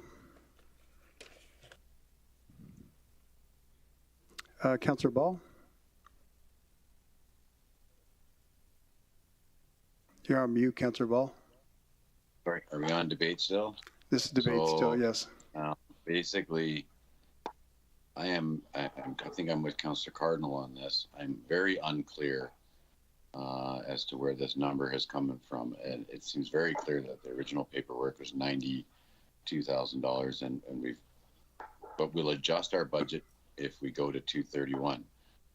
I could say that about the last car I bought too. So I can't support this the way it is right now. If the request was the 92, I say that's what we go with. Okay, Councillor Ball, just for reaffirmation, the motion on the floor is for $231,350. I'll be voting against that. Okay, thank you. I just want to reiterate so council is clear as well. That came from the original full budget is where that number came from, and the ask at that time was $92,100. The motion on the floor is for the entire $231,350 and $231,350 is what the motion on the floor is right now. Okay, I'll be voting against it. Thank you, Councillor Ball. Do we have any other questions or debate points from council? Councillor Cardinal? I was just wondering, like, it was the original ask was 92,000. Thanks for the original ask was 92,000, and that's what they requested tonight. That's what I was assuming that we were voting on. Then Councillor Grandison made ask Councillor Banjoko to make the amendment. So Councillor Banjoko withdrew her motion and she made another motion. Her second motion was the $231,350 was her second, or her motion she made in lieu of the first one. All right. Okay, thank you. Councillor Grandison, your question or debate point? The question is going to go back to Vernon and Erica, because even the comments made by both Councillor Ball and Councillor Cardinal seem to believe that your request was for $92,100, and I'm led to believe that the original request was not, and that it was $231,350, which it even makes reference to that number. So can I get clarity on that, please? So through the chair, For some clarity, it might be better if the questions were addressed to staff rather than going to the delegation at this point in the meeting. I believe it's their request. Yeah, and I'm going to help council understand the clarification. So originally there was a request that came in from the organization for an additional $400,000. That was received by staff, and meetings happened following that to have a discussion about what the money was for, what it was necessary for, the policies that were in place. That has resulted in the 92,000 and change request that, from staff's perspective, was agreed upon by the group, and that's what's been brought forward. I understand from the discussion now that doesn't cover the full costs of these events, but that was the number that was agreed upon in the discussion. I know the delegation referred to it as a negotiation. Regardless, staff's work is to work with the groups to understand what the needs are and bring forward to council what we understand in consultation with those groups, what the needs are and those requests. That's what's before council for the 92,000. Council wants to change that. Of course, council's fully in control of doing that, and based on the conversation that you've heard tonight, that's where the alternate motion has come from, is an additional sum, which is closer to, as I understand the discussion, the full costs of these events, although it sounds like it does have some costs associated with other things, including insurance and other events. Notwithstanding, the request that's on the floor now is for the 200 and, as the mayor has said in the motion.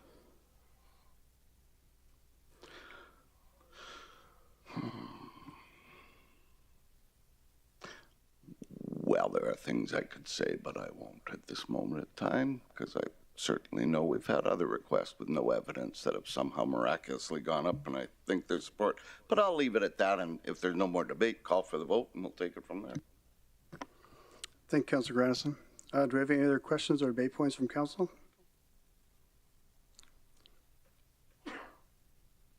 Not seeing any, so I'll call for a vote. All in favor?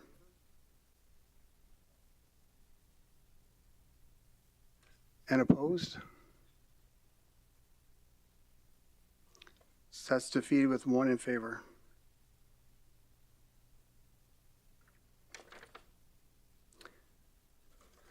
Councillor Weigel, your button's on.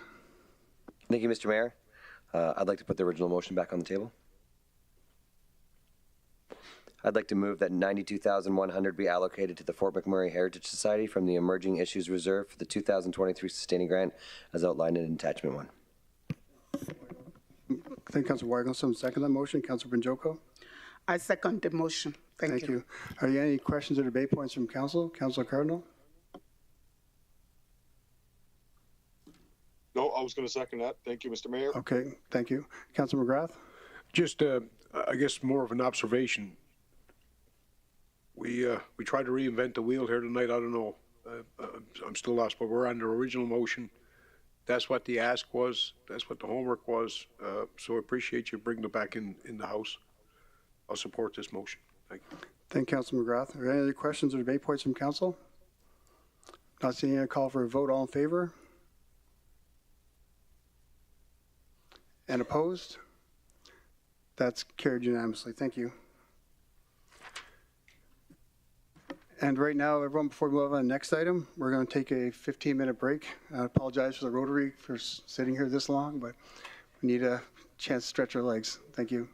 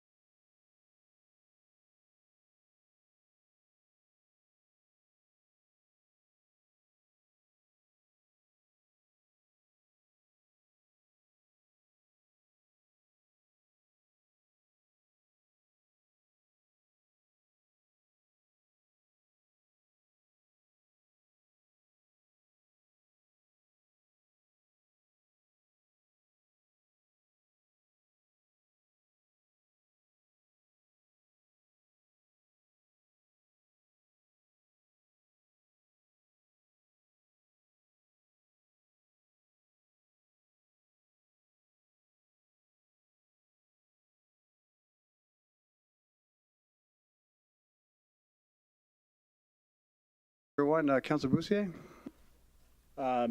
Mayor, I need to recuse myself for the next topic. Super. Thank you, sir. Thank you. Councilor Grandison?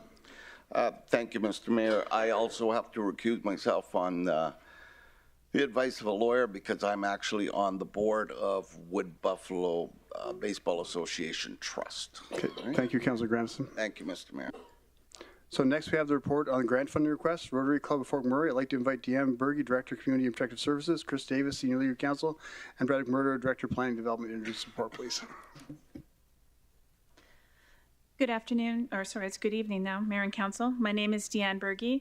I'm the Director of Community and Protective Services.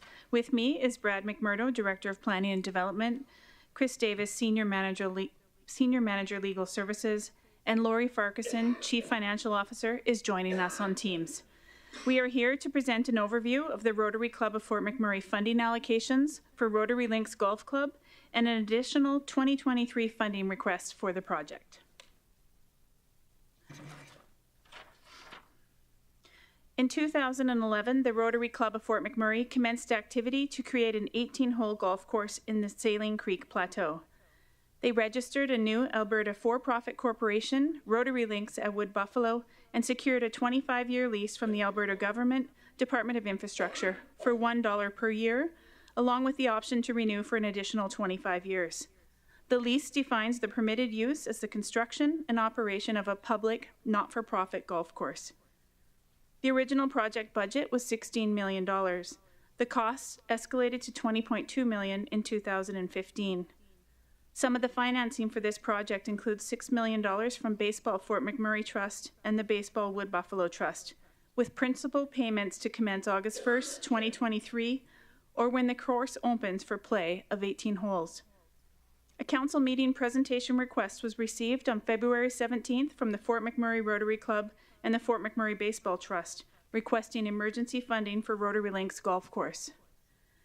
The Regional Municipality of Wood Buffalo has provided $8.8 million of funding to this project to date.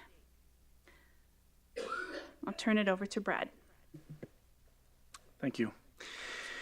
The Rotary lands, including the golf course ponds, fall under the 2007 Saline Creek Area Structure Plan, approved on July 13th, 2007. In 2012, Rotary sought to amend the Area Structure Plan to make several changes. One such change was servicing, specifically how the stormwater would be managed across their lands, including the golf course. Through the 2007 Area Structure Plan, the golf course was originally intended to have dry ponds, but in their 2012 amendment, Rotary proposed that the ponds will fill with and retain water instead, thereby becoming wet ponds. The intent was primarily to create an aesthetic feature for the golf course and also to provide a cost-effective means of irrigation. To accommodate this, stormwater from the surrounding subdivision was proposed to be directed towards the ponds. To be clear, this amendment was not driven by the municipality, but rather prompted by the Rotary Club. With respect to the stormwater portion of the amendment, the following aspects of the Area Structure Plan were changed. Policy 3B, integrate natural drainage courses, wetlands, and low-lying areas into the stormwater management system where practical. Section 5.9, the golf course design incorporates open ponds, which in turn will function as part of the area's stormwater management system. Mitigation measures will be incorporated into the planning and design of these ponds to minimize the negative impacts of hazards from birds and waterfowl to the Fort McMurray Airport. Section 7.3 refers to the stormwater management for the entire area structure plan, and through this amendment identifies the ponds as being the catchment area for the southeast area of the area structure plan.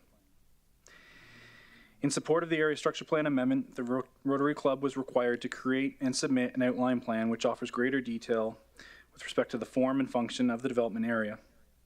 With regards to the stormwater management in the vicinity of the golf course, the outline plan considers the following. The stormwater system consists of 6 ponds, 5 of which are located on the Rotary Golf Course, and will act as a storm pond plus water storage pond for irrigation for the golf course. All stormwater from the areas surrounding the golf course will be directed to the storm ponds on the golf course. Grading on the golf course will allow for overland flow to be directed to the ponds. The stormwater management facilities located on the golf course will be operated and maintained by the golf course. Additionally, the proposed wet ponds required a variance to the engineering servicing standards, as the slope around the ponds was required to be a 7-to-1. This means that for every 7 feet of length, the servicing standards typically require 1 foot of rise, whereas the golf course ponds were sloped at a 3-to-1 and a 4-to-1. This variance was intended to restrict vegetation growth around the pond and ensure that the area is not an attractive habitat for nesting birds. Changing the ponds, my apologies.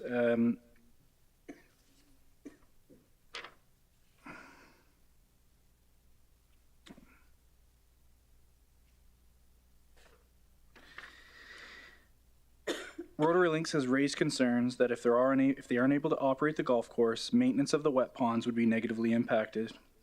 Essentially, this is suggesting that if the ponds are not properly maintained, they may gradually attract birds over time, therefore becoming a potential hazard for the airport. The municipality has examined this scenario, and if it were to occur, Rotary would be expected to take steps to maintain the ponds. One option for consideration could be to return the ponds back to a dry state as previously planned through the 2007 Area Structure Plan. This understandably would impact the surrounding plans for development and at minimum would involve the following: amendments to planning documents, including the Area Structure Plan and the outline plans, revising the development agreements, engineering drawings, rights of ways. A new development permit and supporting engineering drawings for the golf course would be necessary. Updating the Rotary Lands Master Stormwater Plan to reflect new direction and stormwater flow, and obtaining any provincial approvals that need to be revised to reflect this change. As an example, Rotary was obligated to register the stormwater ponds with Alberta Environment and Parks via an EPEA application. This carried with it a number of provincial expectations around how the ponds would be maintained and operated as they are privately owned. All of these requirements would have to be borne by Rotary as the golf club is privately owned, operated, and maintained. In addition, there are specific obligations by the owner of the registered storm ponds, such as maintenance and operation. This is covered in the EPEA application for registration to construct, operate, and manage the stormwater system. The municipality does not have the authority over this document, as it is an agreement between the golf course and the province. The EPEA application outlines owner's obligations, maintenance, etc., and it also covers an emergency response plan. I'll now turn the presentation over to Chris Davis.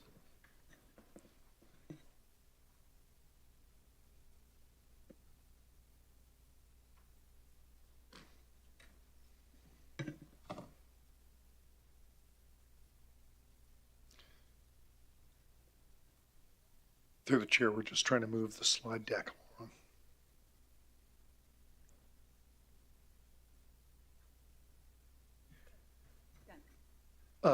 Thank you. I just wanted to speak to two items that are not at the focus of the presentation, but they're just for council's information. You'll see on the overhead before you that on the left side during the 2015 cost-sharing agreement discussions, Rotary made it possible to assign the stormwater pond cost recovery from the Keano Law College and Government of Alberta lands.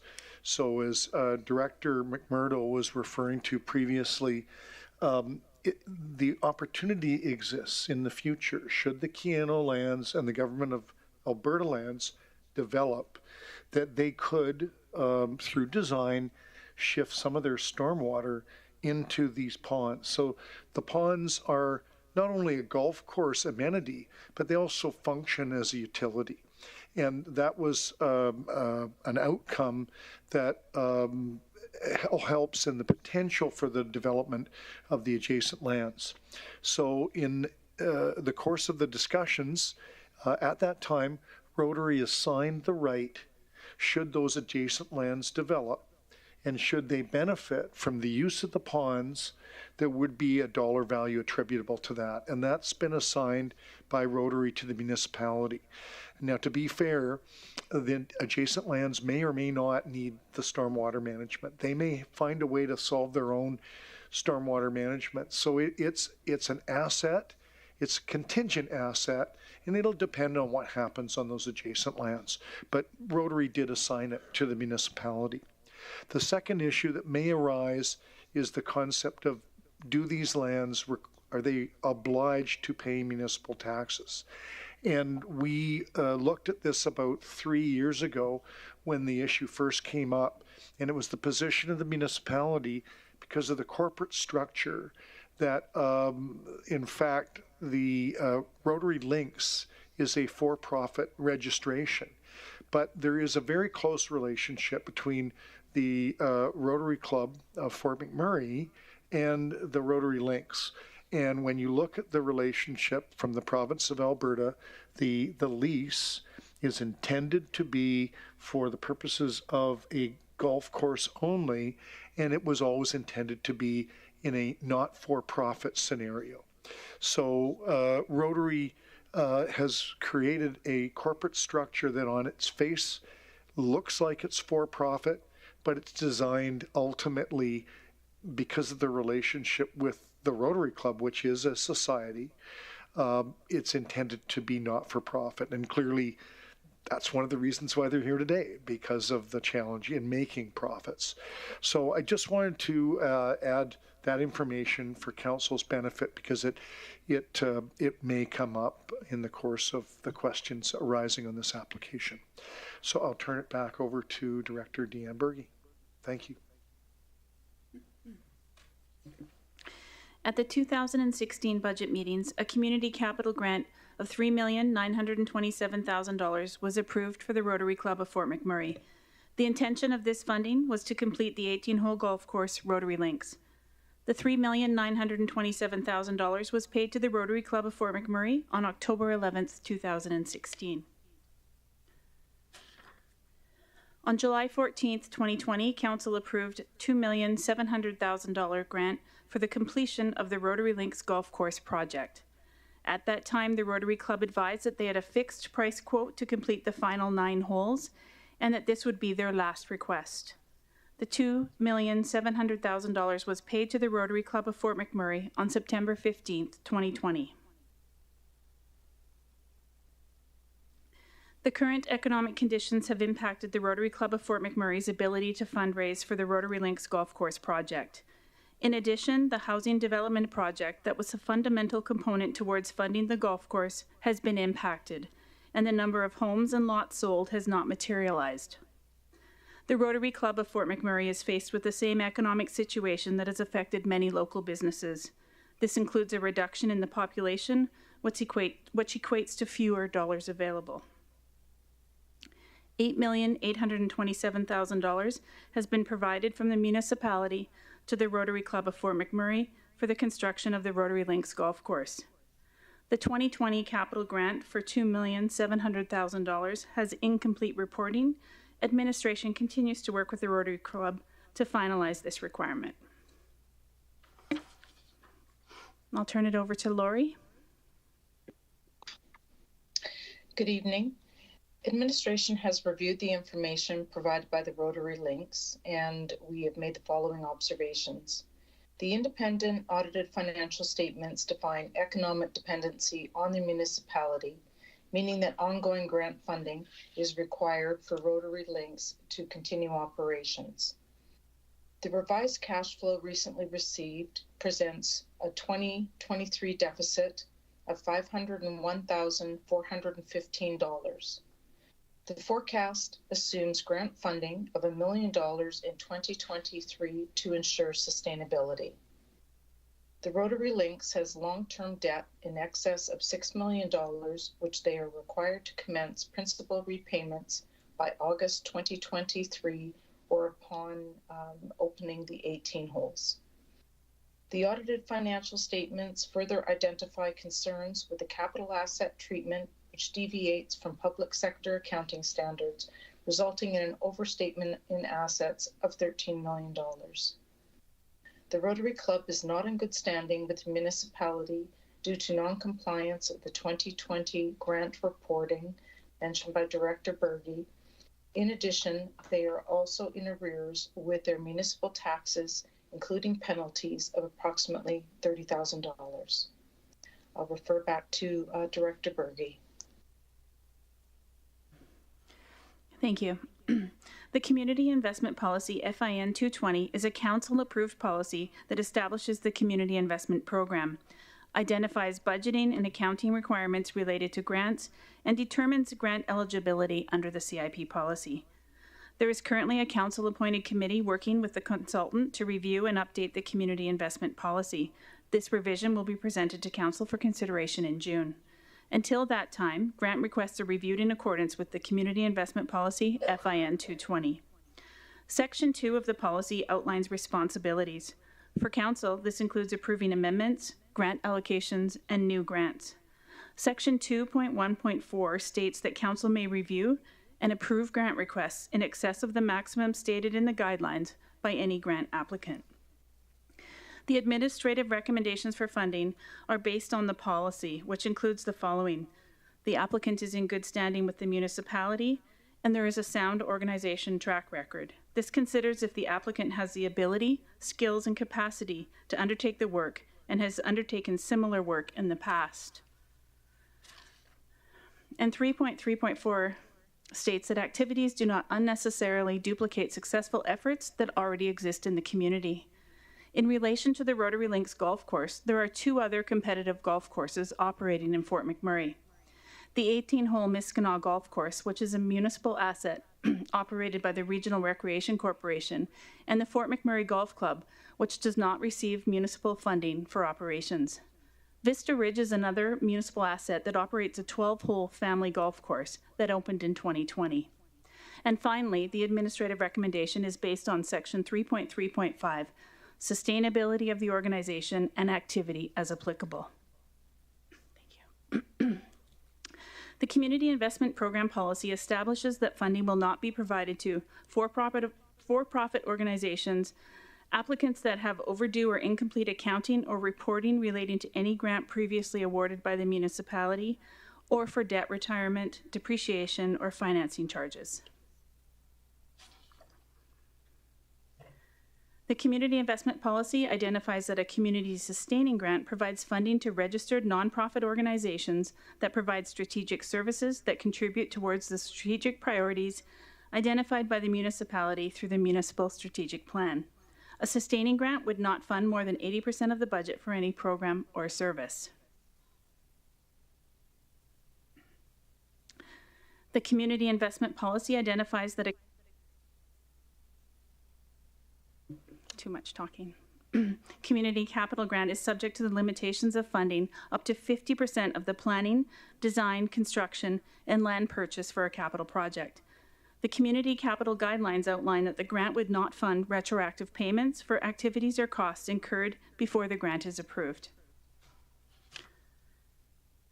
The Rotary Club of Fort McMurray is requesting additional funding in 2023 over and above the $8.8 million of capital grants that have been provided. The Rotary Club of Fort McMurray is requesting a $500,000 community capital grant to purchase used golf carts, equipment to service the new 9 holes that are now complete, and a maintenance tent, and a $500,000 sustaining grant to cover a $210,000 operational shortfall from 2022 and $290,000 for startup costs and a projected shortfall for 2023. The administrative recommendation is that the 2023 sustaining grant request of $500,000 for the Rotary Club of Fort McMurray be denied, and that the 2023 community capital grant request of $500,000 for the Rotary Club of Fort McMurray be denied. That concludes our presentation. Thank you. Thank you, Director Berge. Do you have any questions from council? So, Mr. Davis, so is there taxes owing or taxes are not owing? There are taxes owing. The position taken is that they are owing because the organization did not qualify under Section 362 of the Municipal Government Act as a qualifying exempt organization.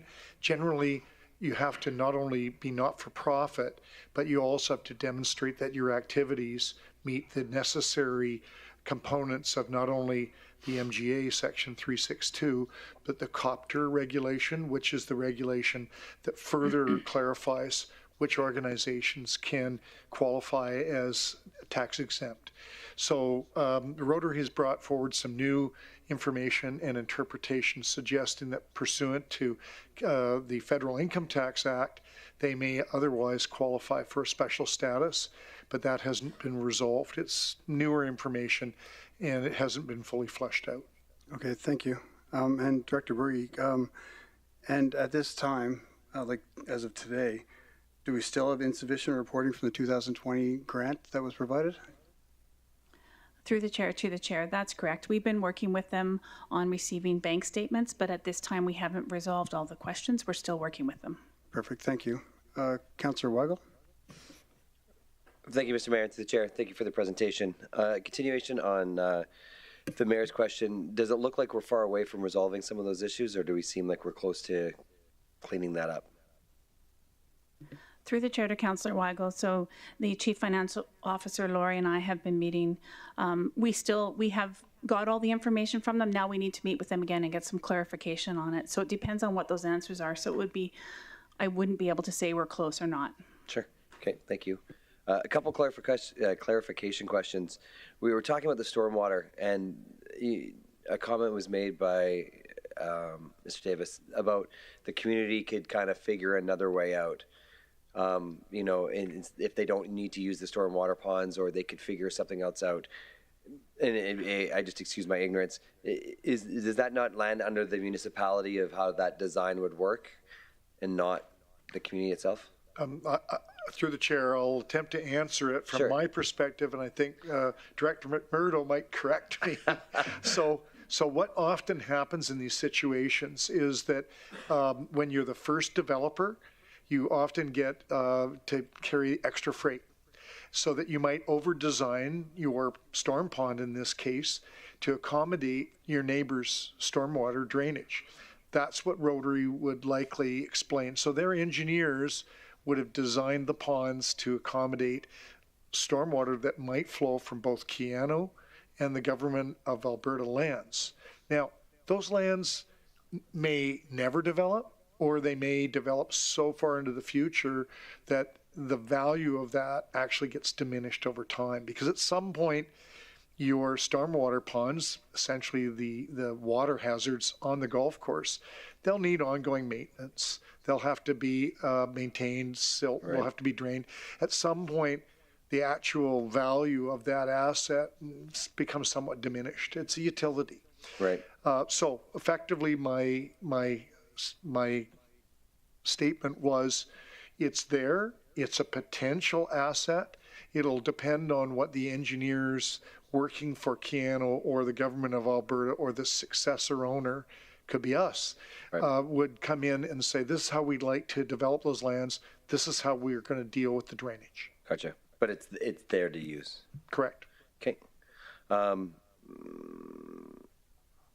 Last question for now.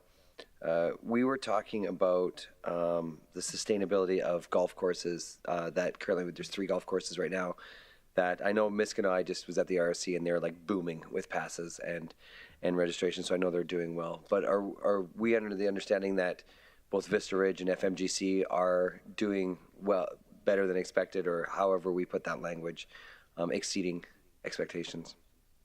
Can't remember the language, I apologize.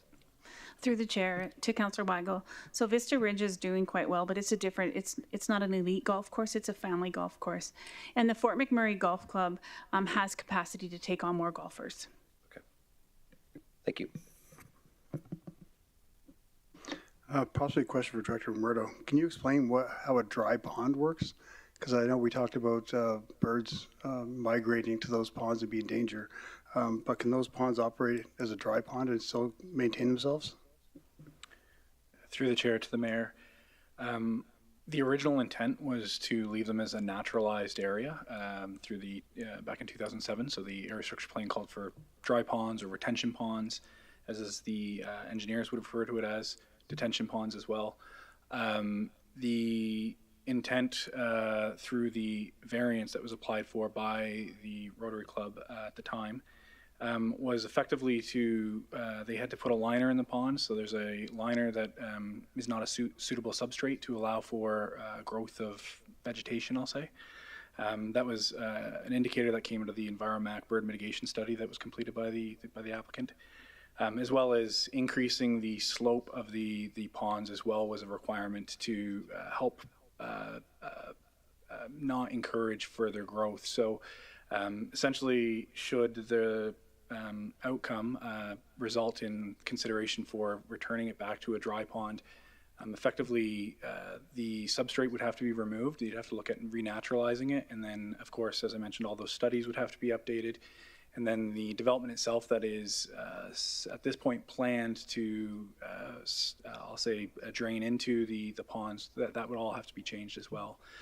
What I will add is that the area of the development that is currently completed, so the streets and the 6 homes that are currently present there, they do drain towards the ponds, but the rest of the development around is there's still plenty of opportunity to regrade, cut fill as needed to redesign the actual, I'll say, the overland drainage. Perfect. Thank you, Director Murdo. Do you have any questions for administration? I'm not seeing any, so thank you. Thank you for your presentation. And do we have any delegates for this item? Thank you, Mayor Bowman. We have a number of registered delegates for this matter. Thank you. And the delegates, we have a request from Bryce Kumka to present first as he's representing Rotary. So if council has no objections or issues with that, we can allow Bryce to present first. There he is. So just invite Bryce Kumka forward. Bryce, just for the record, just state your name and just a reminder you have 5 minutes to present. And if you could stay seated for questions afterwards, please.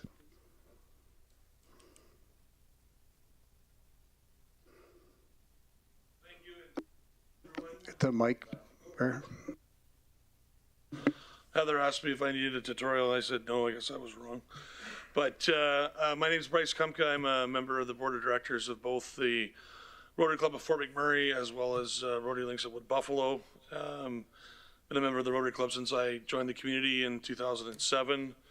I'm a bit confused by some of the information that was provided by administration in the previous presentation, because the diagram that's in front of me here with the ponds has always been the design of the golf course, with the exception of Stanley Creek Parkway that was added in the middle of our build out and design of the project. So that being said, the Rotary Club of Fort McMurray has been an active member of the community since 1977.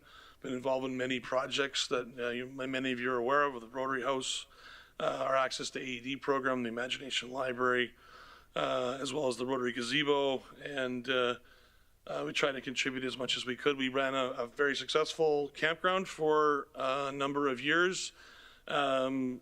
Similar to this project, it originally was very difficult to seek sustainability, and it was only in its later years of fruition, after many years of effort and volunteer hours put in by the members of Rotary, that it became successful.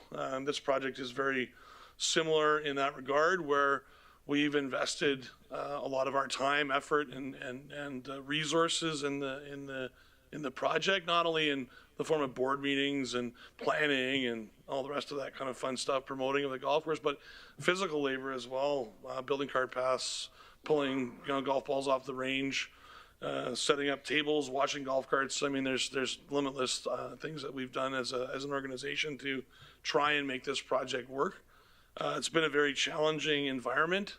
We've sought the assistance of the government of Alberta, the municipality, as well as our partners in minor league baseball, to make this project come to fruition. The intent of the development has always been to do it in a sustainable way, and it was never the intent from the project inception that this project would become a burden on the community at all. It's just been a matter of circumstance, where the downturn in the economy, the wildfire, the COVID situation, and then the subsequent flooding that have had a significant impact on our region, that have caused this project to become, very onerous and very challenging for our organization. So it's not without significant humility that we come here to ask you for some assistance, but at the end of the day, we've exhausted all other opportunities for funding with respect to grants. We've actually have one grant in the mix with the Red Cross, but that's going to take a while to work its way through. There are no more resources that our organization can put forward, but we still see that there's an opportunity for this to be a successful project. You know, the housing development will eventually come to fruition, and that will, in a way, give us more support for population in the area. It's been a long road, though. There's been a lot of hurdles that we've had to try and overcome, and we're still working very diligently to try and do that as an organization. So, at the end of the day, our partners are most affected by the outcome of what happens this evening. With the folks at the Baseball Trust and Minor League Baseball, they put their trust in us that we'd be able to develop a project that could return them sustainable revenues long into the future to support their programming for the youth in the region. We've also partnered with the Métis Local 1935 to provide members of their youth community employment opportunities, as well as fostering a significant youth golf program. We brought forward to the community the concept of kids play for free with their parents at our course.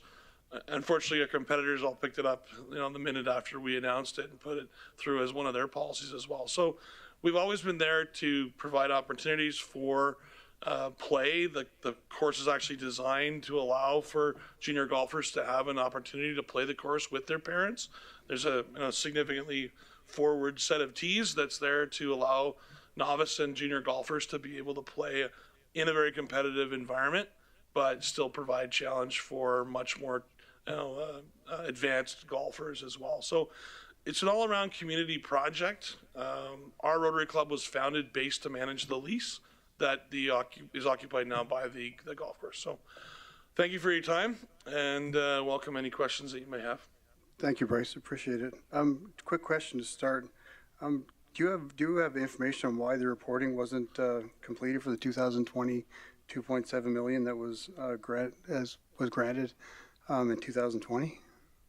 It wasn't our knowledge that it had not been provided. We didn't know that we were in arrears. We knew that our audit was taking significantly longer to come through than we had anticipated, and that's part of the reason why we didn't apply through the regular CIP grant stream last fall, is because that our audit wasn't going to be completed in any way, shape, or form before that process. So it wasn't our intent to do this as a special ask.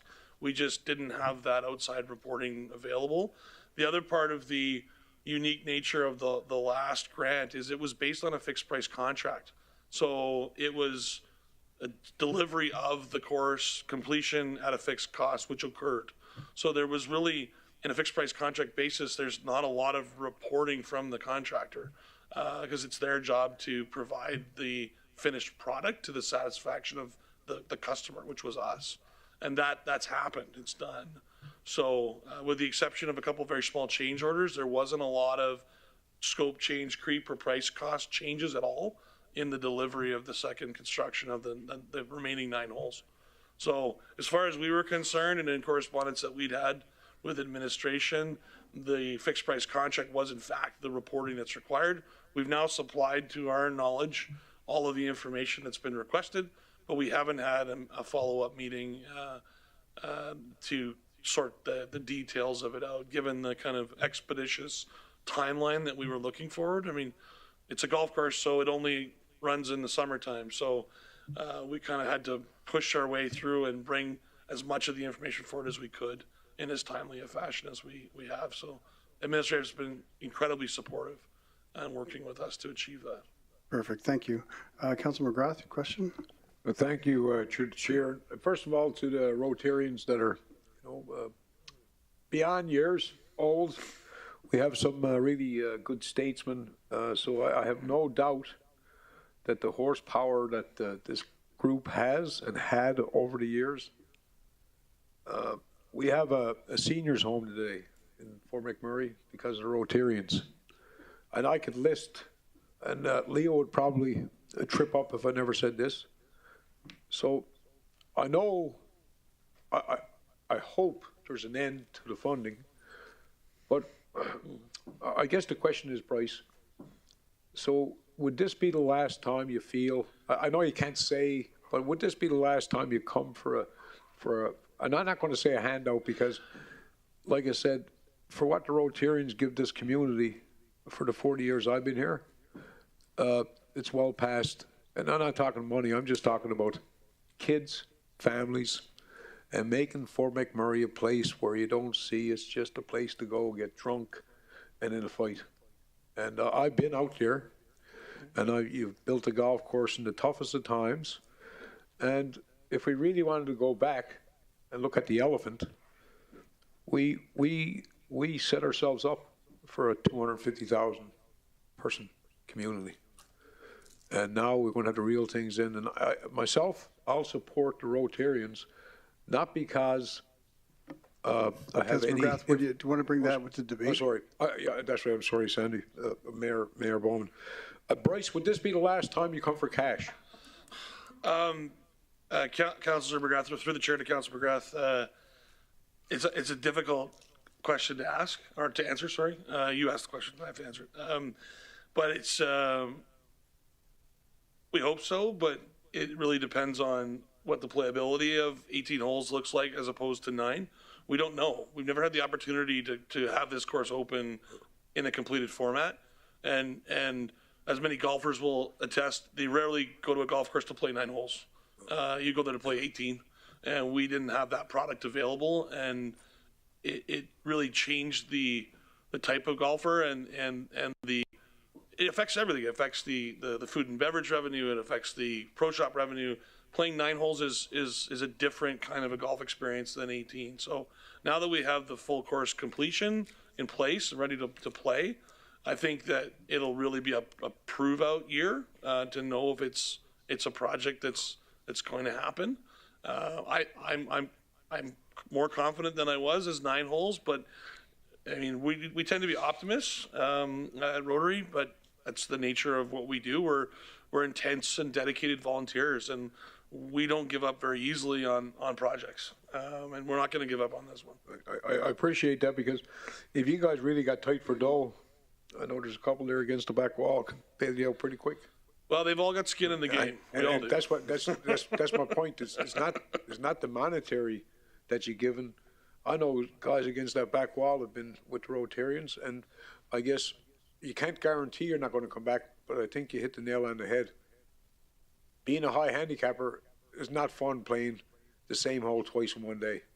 So I think that this is your first summer. Just the first summer, I guess, you would have your 18. So I appreciate the Rotarians and what you're doing. I know your struggles firsthand, because I think we all got a little by the wayside. So I appreciate what you do. Thank you, Councilor McGrath. Councilor Dogar, you have a question? Thank you very much, sir. Very informative your presentation is. Certainly, I see you a number of times very vibrant at Chamber of Commerce in the past. Over a decade, I had been seeing you. About the presentation, I have one question. That how many people are benefited from this? How many, what is your membership? Roughly. Through the chair to Councillor Duggar, the membership it varies from year to year. We're not like a share ownership. We're open to the public, so it's just a playing membership. So anyone can come, and for the cost of playing either a round or forever, Fine. there's no like we don't have to buy a share to be a member at Rotary Links. So it varies from year to year. So it's kind of a moving target, but there's about half of the rounds that are played or have been played in the past have been from members, and the other half from non-members at the course. I just wanted to ask you how many people are benefited, how many residents are benefited. The membership was just a formal word that I used. I have visited the golf course once in regard to the pounds, and there some dispute with the Draper locality. It is an extremely beautiful place. That one of the two places that I saw the most beautiful. in the town. That is one. And I want to ask you, what are the tournaments you have? Do the outsiders also come here? Tourists also come here for playing? Through the chair to Councillor Dogger, yes, we hosted a unique tournament last fall called the Par 3 Shootout, and we had a number of people come from out of town. There was about over 100 people that came to play in that tournament, as well as with another tournament that was happening with Fort McMurray Golf Course in Miskinaw. But it was an interesting opportunity to get them to come and experience our course as well. We offered some pretty significant prizes for closest to the pin and hole-in-ones. We had a lot of fun, and I got a lot of new people to come and experience the course. That I think they've told us they'd love to come back next year and play it again. No, thank you very much. Idea is if the outsiders come for national or international tournaments, the town, it would have an economic effect on the town. Thank you very much for your presentation. Welcome. Thank you. Thank you, Councilor Dogar. Councilor Weigel? Thank you, Mr. Mayor. Thanks for the presentation, Bryce. A couple questions. Why for profit? Why was a for-profit entity created underneath a non-for-profit? Through the chair to Councillor Weigel, I don't know the answer to that. Our legal counsel, our lawyer in Rotary, not our legal counsel, is with us today, Mr. Taitinger. He might be able to answer that question better than me. I don't know if that's possible, or I don't know the answer to the why the for-profit versus a non-profit owning a non-profit. I don't. No problem. Over the years, and I know you're not going to have this number like specifically, but in the range of like thousands, 10,000s, 100,000, millions, how much is the Rotary Club given back to this community? I don't know offhand. Through the chair to Councillor Weigel, the numbers are difficult to accumulate because it goes from everything like large projects like the Rotary House, which was again a partnership with the municipality to do that project. Like we've distributed over 70 electronic defibrillators to different buildings in the region in partnership again with the fire department. Like Rotary tends to partner with other organizations. When we had the campground, we were directly investing over $100,000 a year back into the community from the proceeds of the operation of that facility. But we have casino funds. We've funded the Air Cadets here for almost 30 years on an annual basis. So that's $7,500 a year. I don't know the number on, because we don't really keep track of things that way.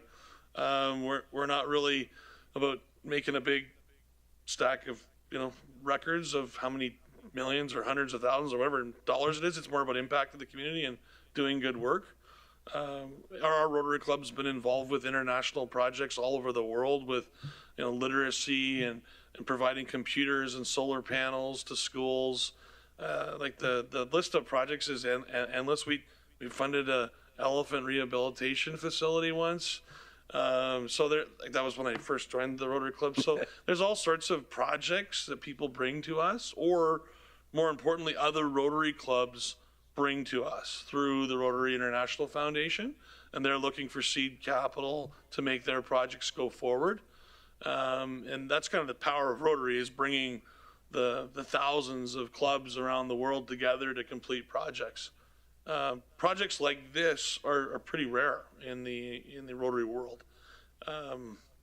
They're unique.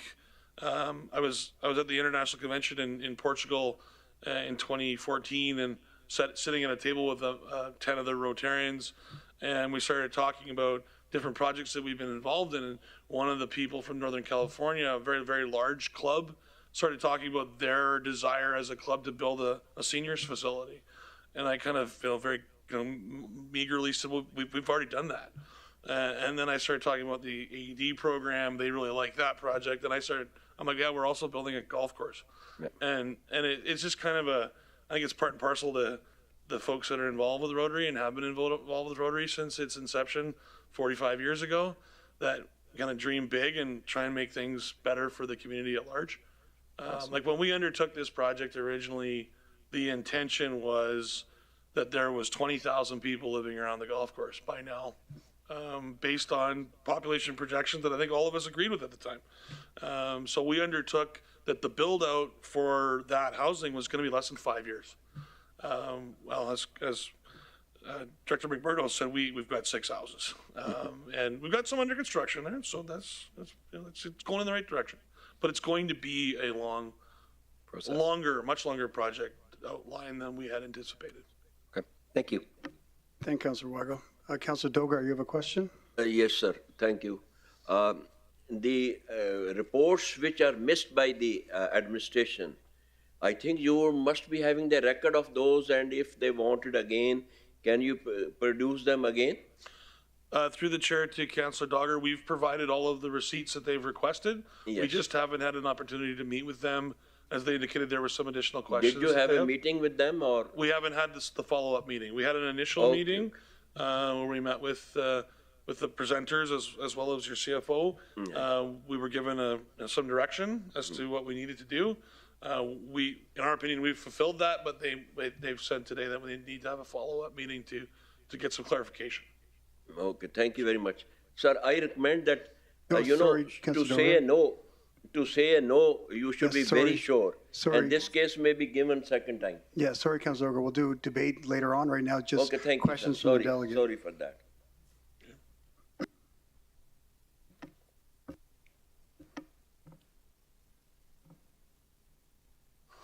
Any other questions for Mr. Kumka? I'm not seeing any, so thank you, Bryce. You're welcome. Next we have Chris Evancio, with Buffalo Baseball Association. And just to remind you, Chris, just to say your name for the record, and you have 5 minutes to present, and if you could just remain seated afterwards for questions, please.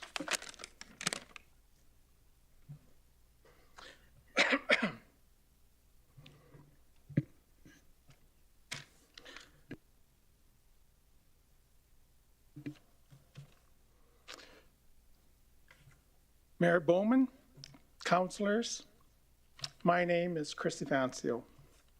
I'm the chairman of the Wood Buffalo Baseball Association and a director on the Wood Buffalo Baseball and the Fort McMurray Minor Trusts. Thank you for letting me speak tonight. I'm a 40-year resident of the community and have been involved for about 30 of those years, one way or another, in our local baseball program. However, I don't want to talk about me, nor do I want to talk about quotes, numbers, projections. I do want to tell you a story about a dream that was conceived by myself and 3 other ex-baseball presidents. All of us volunteers, that was developed in the mid-2000s about a baseball program that didn't want for funding. That you can make decisions based on what was best for the kids and just be able to do it.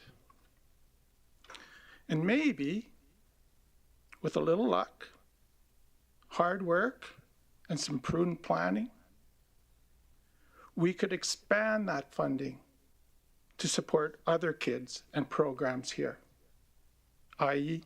skateboard parks. Well, the potential of the sale of the Quarry Ridge property, our dream was about to get real.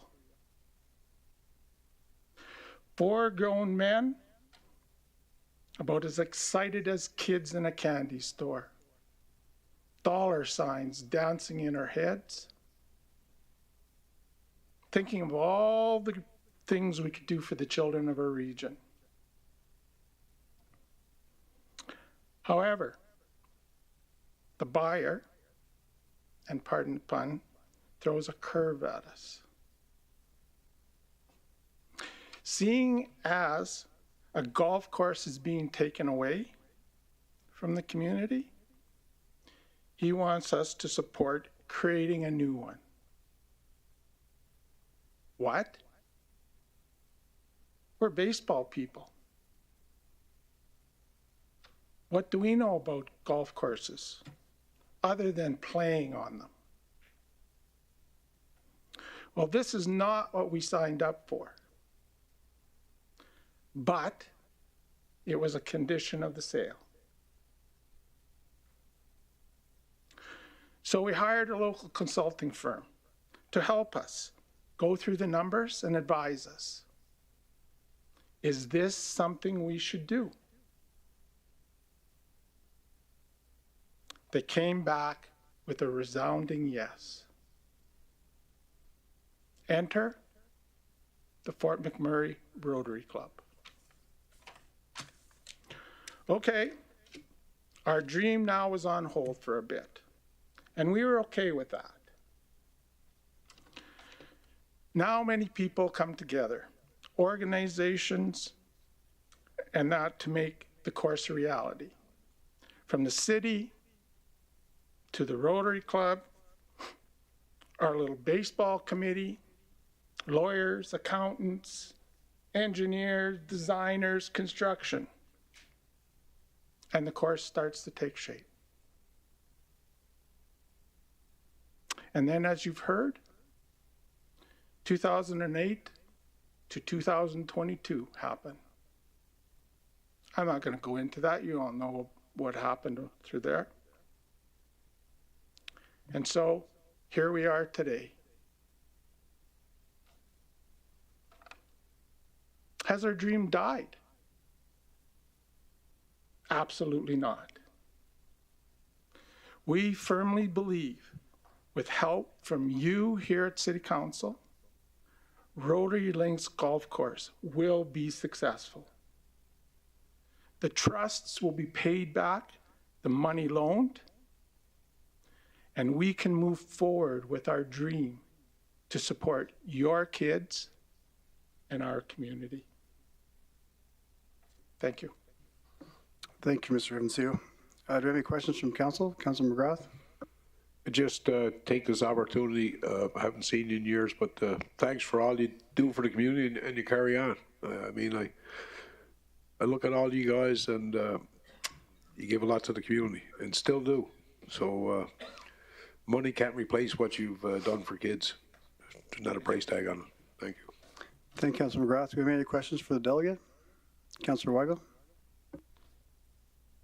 Thank you, Mr. Mayor. Thank you for the story and take back, and I appreciate the whole story in its entirety. As we all talk about trying to be sustainable, and I feel through baseball you've been able to do that and tried to do more. A quick question: has baseball come forward to council for any funding, or did you guys create that dream where you didn't need to do that anymore? So if you're talking about the Fort McMurray Minor Baseball League, that would be a question that would go to Mike, who's going to speak next. Awesome. But from the Wood Buffalo Baseball Association and that, no, we've never come to council for funds. Great job creating that. Thank you. Do we have any other questions for Mr. Evansio? I'm not seeing any, so thank you, sir. Next delegate we have is Mike Mayak, Fort McMurray Minor Baseball Association. And just a reminder, Mike, if you just state your name for the record, and presentation is 5 minutes. If you remain seated for questions, please. Good evening, Your Worship, Mayor Bowman, fellow council members. My name is Mike Mayak. I'm the president of Fort McMurray Minor Baseball. I've been part of our community, I'm going to say for 41 years right now, going strong since I was born in the Fort McMurray Hospital. I have 2 young sons right now. One of them is right now 16 years old, and one of them, the other, is 20 years old. Both grew up through the Fort McMurray Minor Baseball Association, so part of the association for over 15 years. Originally started as treasurer in 2017. I come to you today in hope that you will support the request that Rotary has put forward to you. The reason is it will indirectly financially impact Fort McMurray Minor Baseball Association should this request be denied tonight to the Rotary Group. Each year, Fort McMurray Minor Baseball Association receives funding from the Wood Buffalo Baseball Association, as you just heard from Chris previously. This is support again, that support yours and all our young baseball players in the community. Last year, we had over 790 players in the RMWB, which included all ages from our double P 5-year-old group up to our 18U groups, including our Challenger baseball program. Baseball is growing in Fort McMurray. At this time last year, we had 500 players registered in Fort McMurray minor baseball. Sorry, at this time last year, we had 500 players registered. We are already at 615, and we're just coming to the end of March. In 2018 and 2019, the average was 335 players registered at the end of March. We are seeing significant growth in our community, which gives me and should give all of us in this room great feeling as we know we're doing something right every day. This year we are projecting over 850, which if you took a 10-year snapshot, there was 400 players in Fort McMurray minor baseball. So baseball's doubled in our region in the last 10 years. We are excited for the snow, of course, to be gone as we get ready to kick off the season in May. A little bit of history of events with support with the RMWB, Wood Buffalo, and other partners. We have been very successful in hosting events, national events in Fort McMurray. Just 3 months after the 2016 fire, we hosted the Baseball Canada Cup. We then were awarded the 2018 18U Baseball Canada Nationals. Again, in 2022, we were awarded and hosted this event last year. Bringing us to 2023, we are about to take on 2 events actually, and only one of them is formally announced. So we will be hosting this year in 2023 the 18U Baseball Canada Nationals along with the 13U Canadian Western Nationals, which is going to be a great addition that's happening in August right here in our community. We were awarded, I apologize, great opportunities again right here in our region. Additionally, this is great economic impact to the RMW region with all the players, coaches, officials, families coming to our region and the province and all the provinces across the community. Over 300 participants if you included over 350 participants if you included 2 family members for each, potentially over 1,000 people in the hotels, restaurants, supporting our community over the 4-day events. Every year we have player invites getting invited to showcases. Their talent that includes within players that are accepted into colleges and universities across Canada on US and Canadian scholarships. This is because of the skills and development that they built in our region.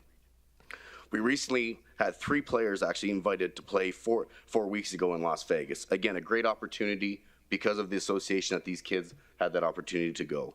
Along with currently right now, we do have 2 players that are currently this week in Arizona that were invited to play in a tournament.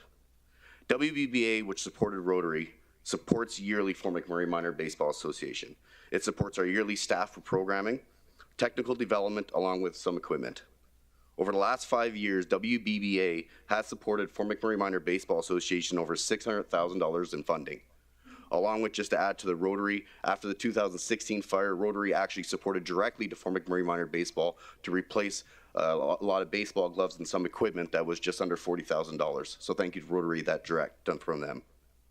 If the decision is made to deny Rotary the request, this would indirectly impact FMBA financially. We rely on these yearly funds from WBBA to keep the cost of playing baseball low, a sport our region loves in the summer. I can't say I love it in the winter too, but I know we got a big hockey town too. I want to thank you, Your Worship, the Mayor, Council, and Administrative for your time this evening. Thank you, Mike. I'll start with a quick question. So the Rotary Club still provides funding to the baseball.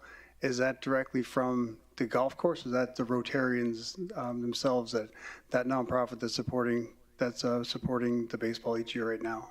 So WBBA supports Fort McMurray Minor Baseball, the trust, so not Rotary direct. Okay, yearly. Thank you. Councilor McGrath? I just want to say, Mike, you done a fine job. I know that you're trying to wear coveralls, but you done a good job there. Nice spiking up your hair and putting and all jokes aside, appreciate the time you've given the kids in the community, because there's some kids that look for Mike in the summertime because they don't have anybody else. So keep up the good work. Appreciate it. Thank you, Councilor McGrath. Councilor Dogar, you have a question? Thank you very much, sir. Yes, I have a question. And before a question, it was extremely good presentation. I like it. I'm always excited whenever somebody is born here in this town. I have a special love for that. My 9 children born in the same hospital which you are referring. So the question is, because people are very keen for the question. And what is, I have just once went to Rotary golf. I didn't see the baseball there. How do you connect these two games together? So through the chair, Fort McMurray Minor Baseball is funded by Wood Buffalo Baseball Association, the trust, which is the previous Mr. Vizio presented, which is then in a partnership with the Rotary Club. So that is the connection, I guess, from Rotary all the way down to Fort McMurray Minor Baseball Association. So these are the 2 sub-branches of the Rotary office or headquarters? So they're not through the chair to Councillor Duggar, they're not a sub-branch, they're actually separate organizations. Fine, thank you. Thank you, Councillor Duggar. Councillor Weigel? Thank you, Mr. Mayor, through the chair. Thank you, Mike, for the presentation. WBBA and Rotary has the relationship which would affect it, but I just want to reiterate and just clarify that Rotary did donate over $40,000 worth of equipment after the fire directly to the Fort McMurray Baseball Association. Through the chair, that is correct. They did. So in the past, they have supported directly to the kids and everything that's gone on in this community. Correct. Thanks. Thank you, Councillor Weigel. Councillor Benjoko? Thank you, Mayor Bowman, and thank you for your presentation. I don't really have questions. I just want to appreciate the Rotary Club and the education we are getting on how they are connected with all these other parts of our community and supporting others. Thank you. Thank you. Thank you, Councillor Benjoko. Are there any other questions for the delegate from council?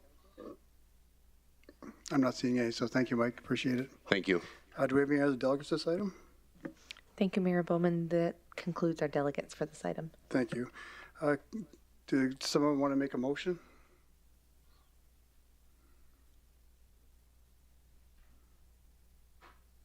Councilor McGrath? I move that the 2023 sustaining grant request of $500,000, or I should say 500,000 to be proper, for the Rotary Club of Fort McMurray, it says denied, and that the 2023 community grant, capital grant request of 500. Your mic shut off, Councilor McGrath. Sorry, I'm past my due date. That the 2022 community capital grant request of $500,000 or 500,000 for the Rotary Club of Fort McMurray be denied. Now that's just a motion that is writ. You can make whatever motion you like, sir. Pardon? You can make whatever motion you like. So after says denied, I would look to my colleagues to say support. Is that okay? With a friendly amendment. If you want to read it out and just replace denied with granted, it'd be fine. I move that the 2022 or 2023 sustaining grant request of 500,000 for the Rotary Club of Fort McMurray be accepted. Yeah, approved. Be approved. That the 2023 community capital grant request of 500,000 for the Rotary Club of Fort McMurray be approved. Can I have someone second that motion? Councilor Benjoko? Thank you, Mayor Bowman. I second the motion. Thank you, Councilor Benjoko. Are there any further questions of council followed by debate points? Councilor Dogar? Thank you, sir, for giving me the chance. I don't think so that it should be denied. That was the original point. It should be accepted, and it is the chance should be given. It's a very nice place. So I would say that I strongly recommend it. Thank you. Thank you, Councilor Dogar, and that's the motion that's on the floor. Councilor Weigel? Thank you, Mr. Mayor. I just want to kind of agree with Councilor McGrath in the fact that this isn't a business making money. This is an organization that's supporting the community. And by backing it, we're backing multiple organizations that have continued to put more than this type of money back into the community, into kids. And to see it fail, to see multiple streams and multiple areas fail in the community. So I support Councilor McGrath's motion. Thank you, Councilor Weigel. Councilor Stroud. Thank you, Mayor Bowman. My question is to Deanne Burgee. So, Deanne, this is not for the Rotary Golf Course. This is for the Rotary Golf Club. Is that correct? Through the chair to Councillor Stroud. So the Rotary Club of Fort McMurray is the non-profit. So the funding goes to the Rotary Club of Fort McMurray, and then they funnel it to the Rotary Links Golf Course. Thank you. Councilor McGrath. Thank you, Mr. Mayor. And the reason why I call for the amendment to speak to the motion, and certainly not to slight the staff's recommendation, because they're trying to be, fiscal, what do they call that, prudency? And I respect that. What I see is an organization that is as old as me, has given the community years of service, social license that is unmatched, and being a high handicapper, I think that with 18 holes, and people enjoying life a little bit more because we've lost so many people, I think that you might be okay in time. And I trust the board of directors and the people that are overseeing this. And that's why it's not to fly the face into administration. It's about sitting around the community knowing that we spent worse. So if my kids can take their kids to the Rotary Park, then I've done my gig. And I can't say it enough for the guys that volunteer. There's lots of kids have benefited from Rotarians. But when I think of Leo and Norm and the early birds, Colin, I don't want to give him too much credit because he's not a public guy, but Tadinger, all you guys, the old guard of Fort McMurray, when the seniors have a place to live, and I look at the Rotarians, and it was them that led it, and I want to carry what Jim Carberry and Ron Morgan and those guys done back then, and that's why I don't get any free golf out there, if anybody asks, but I know that when I seen kids out there last summer, they couldn't get there without the Rotarians. And God bless you all, because I think you're all pretty good.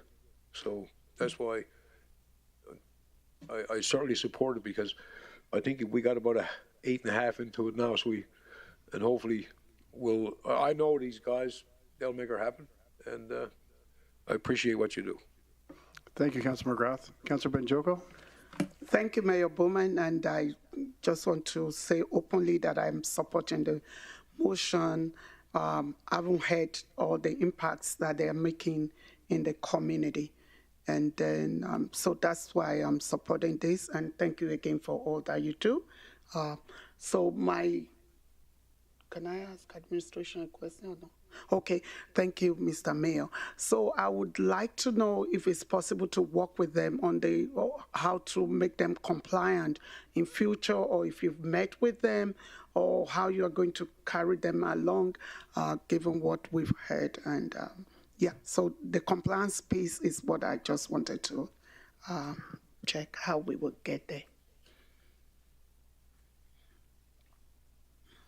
Through the chair to Councillor Banjoko. So a lot has happened in a short time. So we have received all the documentation from them. So we need to meet with them again, just get some clarification on some of the banking statements and some of the invoices. So we have been working with them, and we will continue to do so. Thank you. That's it. Thank you. Thank you, Councilor Banjoko. Councilor Cardinal.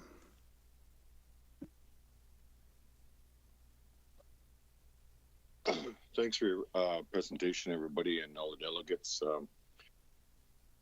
I guess I just wanted to be the one to bear a little bit of bad news, but I mean, it's unfair to other organizations that have all their ducks in a line, even if they're applying for $20,000. And here we're asking for $1 million. And I do appreciate all the things that I'm hearing for all the Rotary clubs have done with elders, youth, whatever it is, but I still find it unfair to other organizations that apply for such a little amount of money, and then we got $1 million that's being applied for.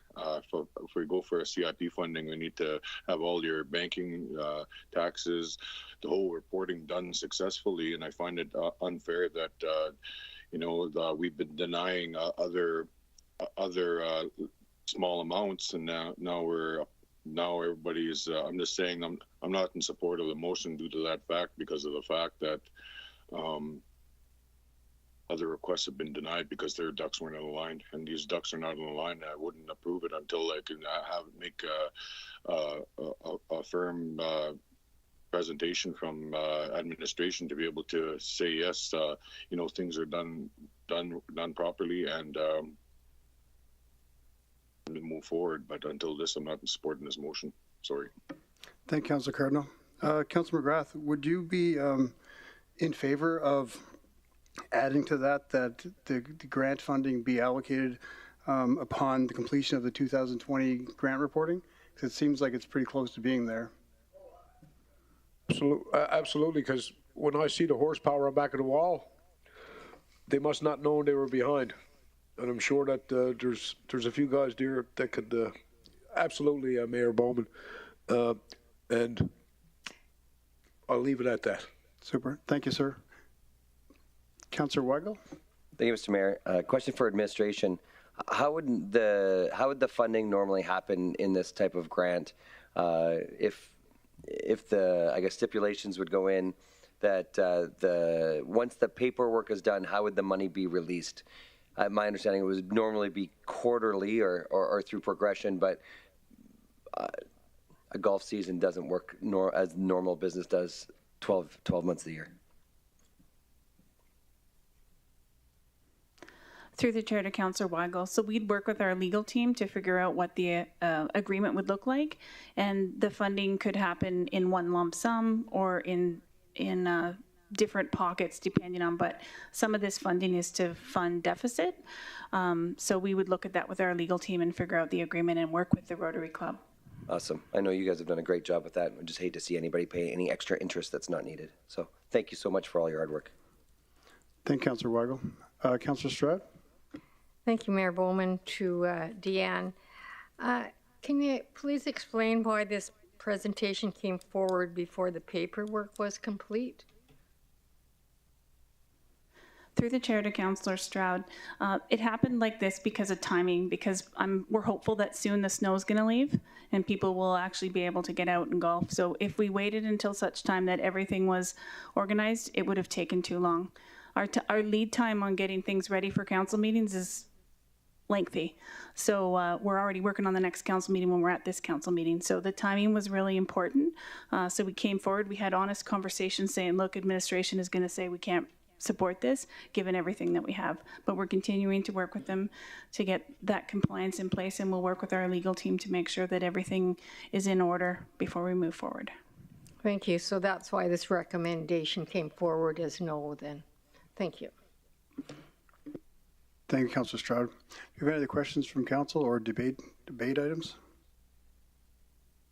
Yep. So Councillor McGrath, do you want to confirm that the motion be approved with the grant funding being on condition? I can't read that, Jade. Thank you, through the chair. So what I heard from the mayor that Councillor McGrath agreed to was at the conclusion of that recommendation that the grant funding be conditional on finalized 2020 reporting. Is that correct? I just wanted to make sure that that's correct and part of the motion. Thank you, Councillor McGrath. Do you have any more comments, questions, or debate items? Councillor Cardinal, you have something? There you go. You're on mute, Councillor Cardinal. Oh, sorry about that. Thanks. Thank you. I still want to voice my concern about it not being fair to others. Also, I would like to take a quick moment to be able to have Jade and Councillor McGrath properly work on this motion. Take 5 minutes, please. Thanks.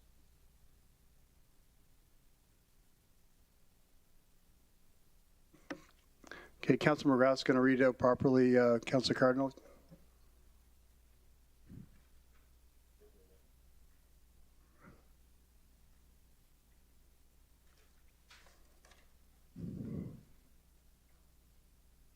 Yep, at the mic.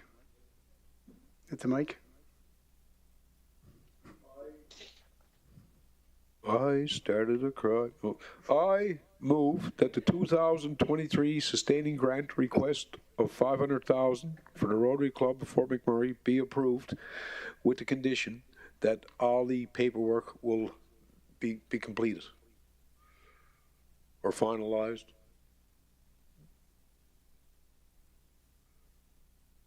That the 2023 community capital grant request of $500,000 for the Rotary Club of Fort McMurray be approved with a condition that the paperwork is finished or completed. From the 2020 grant. Yep. 2022, yeah, that's correct, sir. Thank you. Do you have that, Councillor Cardinal? Not, no, can you read it again, please? Sure. I can read it out. Thank you. Move that the 2023 standing grant request of $500,000 for the Rotary Club of Fort McMurray be approved upon the condition of the completion of the 2020 grant, the grant reporting, and that the 2023 community capital grant request of $500,000 for the Rotary Club of Fort McMurray be approved on the condition of the completion of the 2020 grant reporting. Thanks. So that's changed from the original motion then, right? Correct. So now it's the same original motion approved, but on completion of the 2020 grant grant application that you had spoke about not being completed. So in order for the funding to be approved, you're going to need to have all the paperwork in place. Correct. And will we get notification before it's approved as council? That would be through Deanne's team. They would deal with that.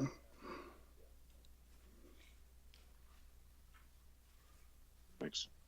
Call the question. Thank you, Councillor McGrath. Or sorry, Councillor Cardinal. Councillor Banjoko? No, No? Okay. No, we're just reading it out. Do you have any other questions or comments from council? Do you have anything else, Councillor Cardinal?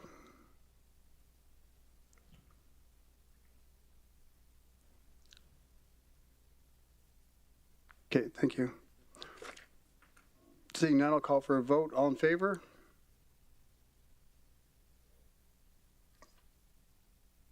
Thank you, Councillor Ball. And opposed? So that's carried with one opposed. Thank you, everyone. And thank you to the Rotarians for everything you do in the community. I know I try to push things through with questions and not give any allocates, but I know you guys do a lot for the community. I know most of you personally. So I think Dan took my first wedding photographs in 1996. So thank you all very much for everything you do.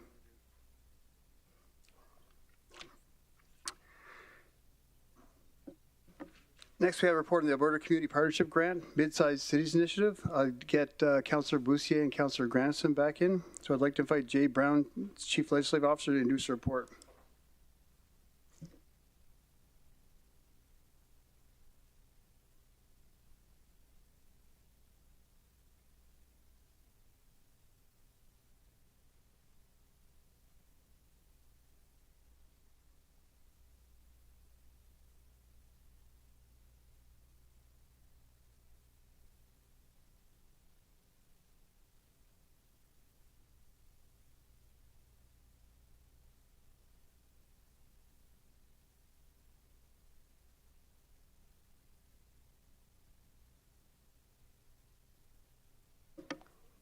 Okay, thank you, everyone. And whenever you're ready, Jay. Thank you, Your Worship. Good evening. For the record, my name is Jade Brown, Chief Legislative Officer, and before you this evening is a request to endorse the Alberta Community Partnership grant application for the Mid-Sized Cities Initiative. The Alberta Mid-Sized Cities Mayor's Caucus, MCMC, represents 24 urban municipalities, nearly 35 provincial constituencies, and constitutes total population of approximately 1 million people. The purpose of the MCMC is to strengthen the significance and position of Alberta's mid-sized cities as a relevant and important voice within the province-wide framework, collaborating and strategizing to come up with creative ways to address matters that directly impact mid-sized cities. In spring 2022, the MCMC completed a strategic planning session that focused the work of the caucus. As a result of subsequent planning, it was identified that there was a need to better understand the significance of and the common challenges that Alberta mid-sized cities face. To aid in advancing the work, MCMC developed the Unlocking the Full Potential proposal consisting of 4 interconnected phases: 1, fiscal sustainability; 2, economic impact; 3, mapping the road ahead; and 4, developing a common dashboard. The Unlocking the Full Potential of Alberta's Mid-Sized Cities initiative meets the criteria of the Alberta Community Partnership ACP grant under special initiatives. This grant has no stated maximum funding amount or specified deadline. Each grant is reviewed on a case-by-case basis and is subject to approval by the Minister of Municipal Affairs.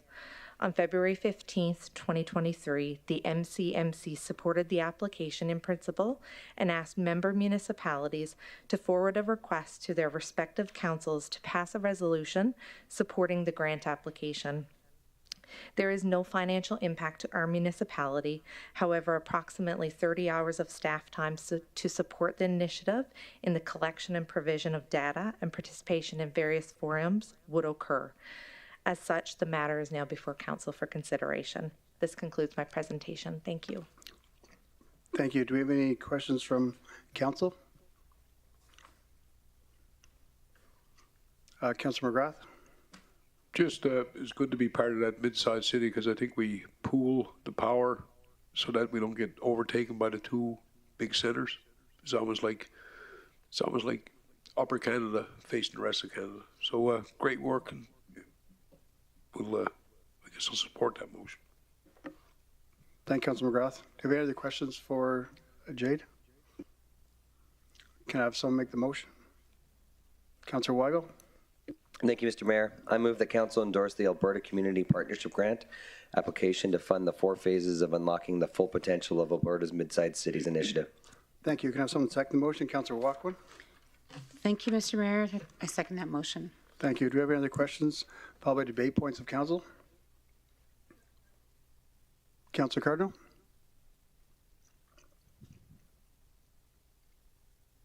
You're on mute, Councillor Cardinal. Oh, sorry. I just wanted to say, I had my hand up there. I just wanted to say thank you to Jade and everyone, all administration's hard work to bring this forward to council. And thank you very, very much for your presentation. That was all I wanted to say. Thanks. Thank you, Councillor Cardinal. And as well as Keith had mentioned, it's a great avenue for us and we don't fall into any form of when it comes to large cities, rural, we kind of are everything. So this mid-sized cities really is a great asset for us. And when we work together with them, they can bring a larger voice to the province for us. So it's a great organization, and we've had a lot of headway in the last few months meetings. So we definitely support this. Does anybody else have any questions or comments or debate points? Not seeing any, I'll call for a vote. All in favor? And that's carried unanimously. Thank you. Before we finish today, Councillor Dogar would like to speak about Ramadan. Thank you very much, sir. The mic. Thank you very much, sir, for giving me the opportunity. This is a holy month of Ramadan for Muslims, the most sacred month. And very important. Muslims fast in this month from morning till evening. According to the local timings, it is 13 hours. In the desert or hot countries, it is 15 hours even. during summers. There the temperature is around 48, 50 degrees centigrade. Why I'm telling this is, it is a very, very, quite a stressful exercise for Muslims to inculcate in them the discipline, the unity, the self-sustainability. What all is that from morning till evening, there's nil by mouth, nothing to eat. And not only to eat, but also to refrain from any bad thing, like telling lies, backbiting, stealing, etc. It is otherwise also bad or not recommended, but during the fasting, the sense of the proper sense of the fast is only proper if we remain on the right path, or morals are all morals are adhered to out of the decency. This is a blessing month. We pray for our families also, for Canadian also. The Canada, it has given us such a nice quality of life for ourselves, for our families, for our communities. We are always grateful. We pray for all Canadians, for Fort McMurray people, and our town and all regional municipality of Wood Buffalo, that God bless all of us. Thank you very much. Thank you, Councilor Dogar. So everyone have a great evening. Let's conclude our meeting this evening. Marcy Cho, Kinwes Compton, have a good night. Thank you.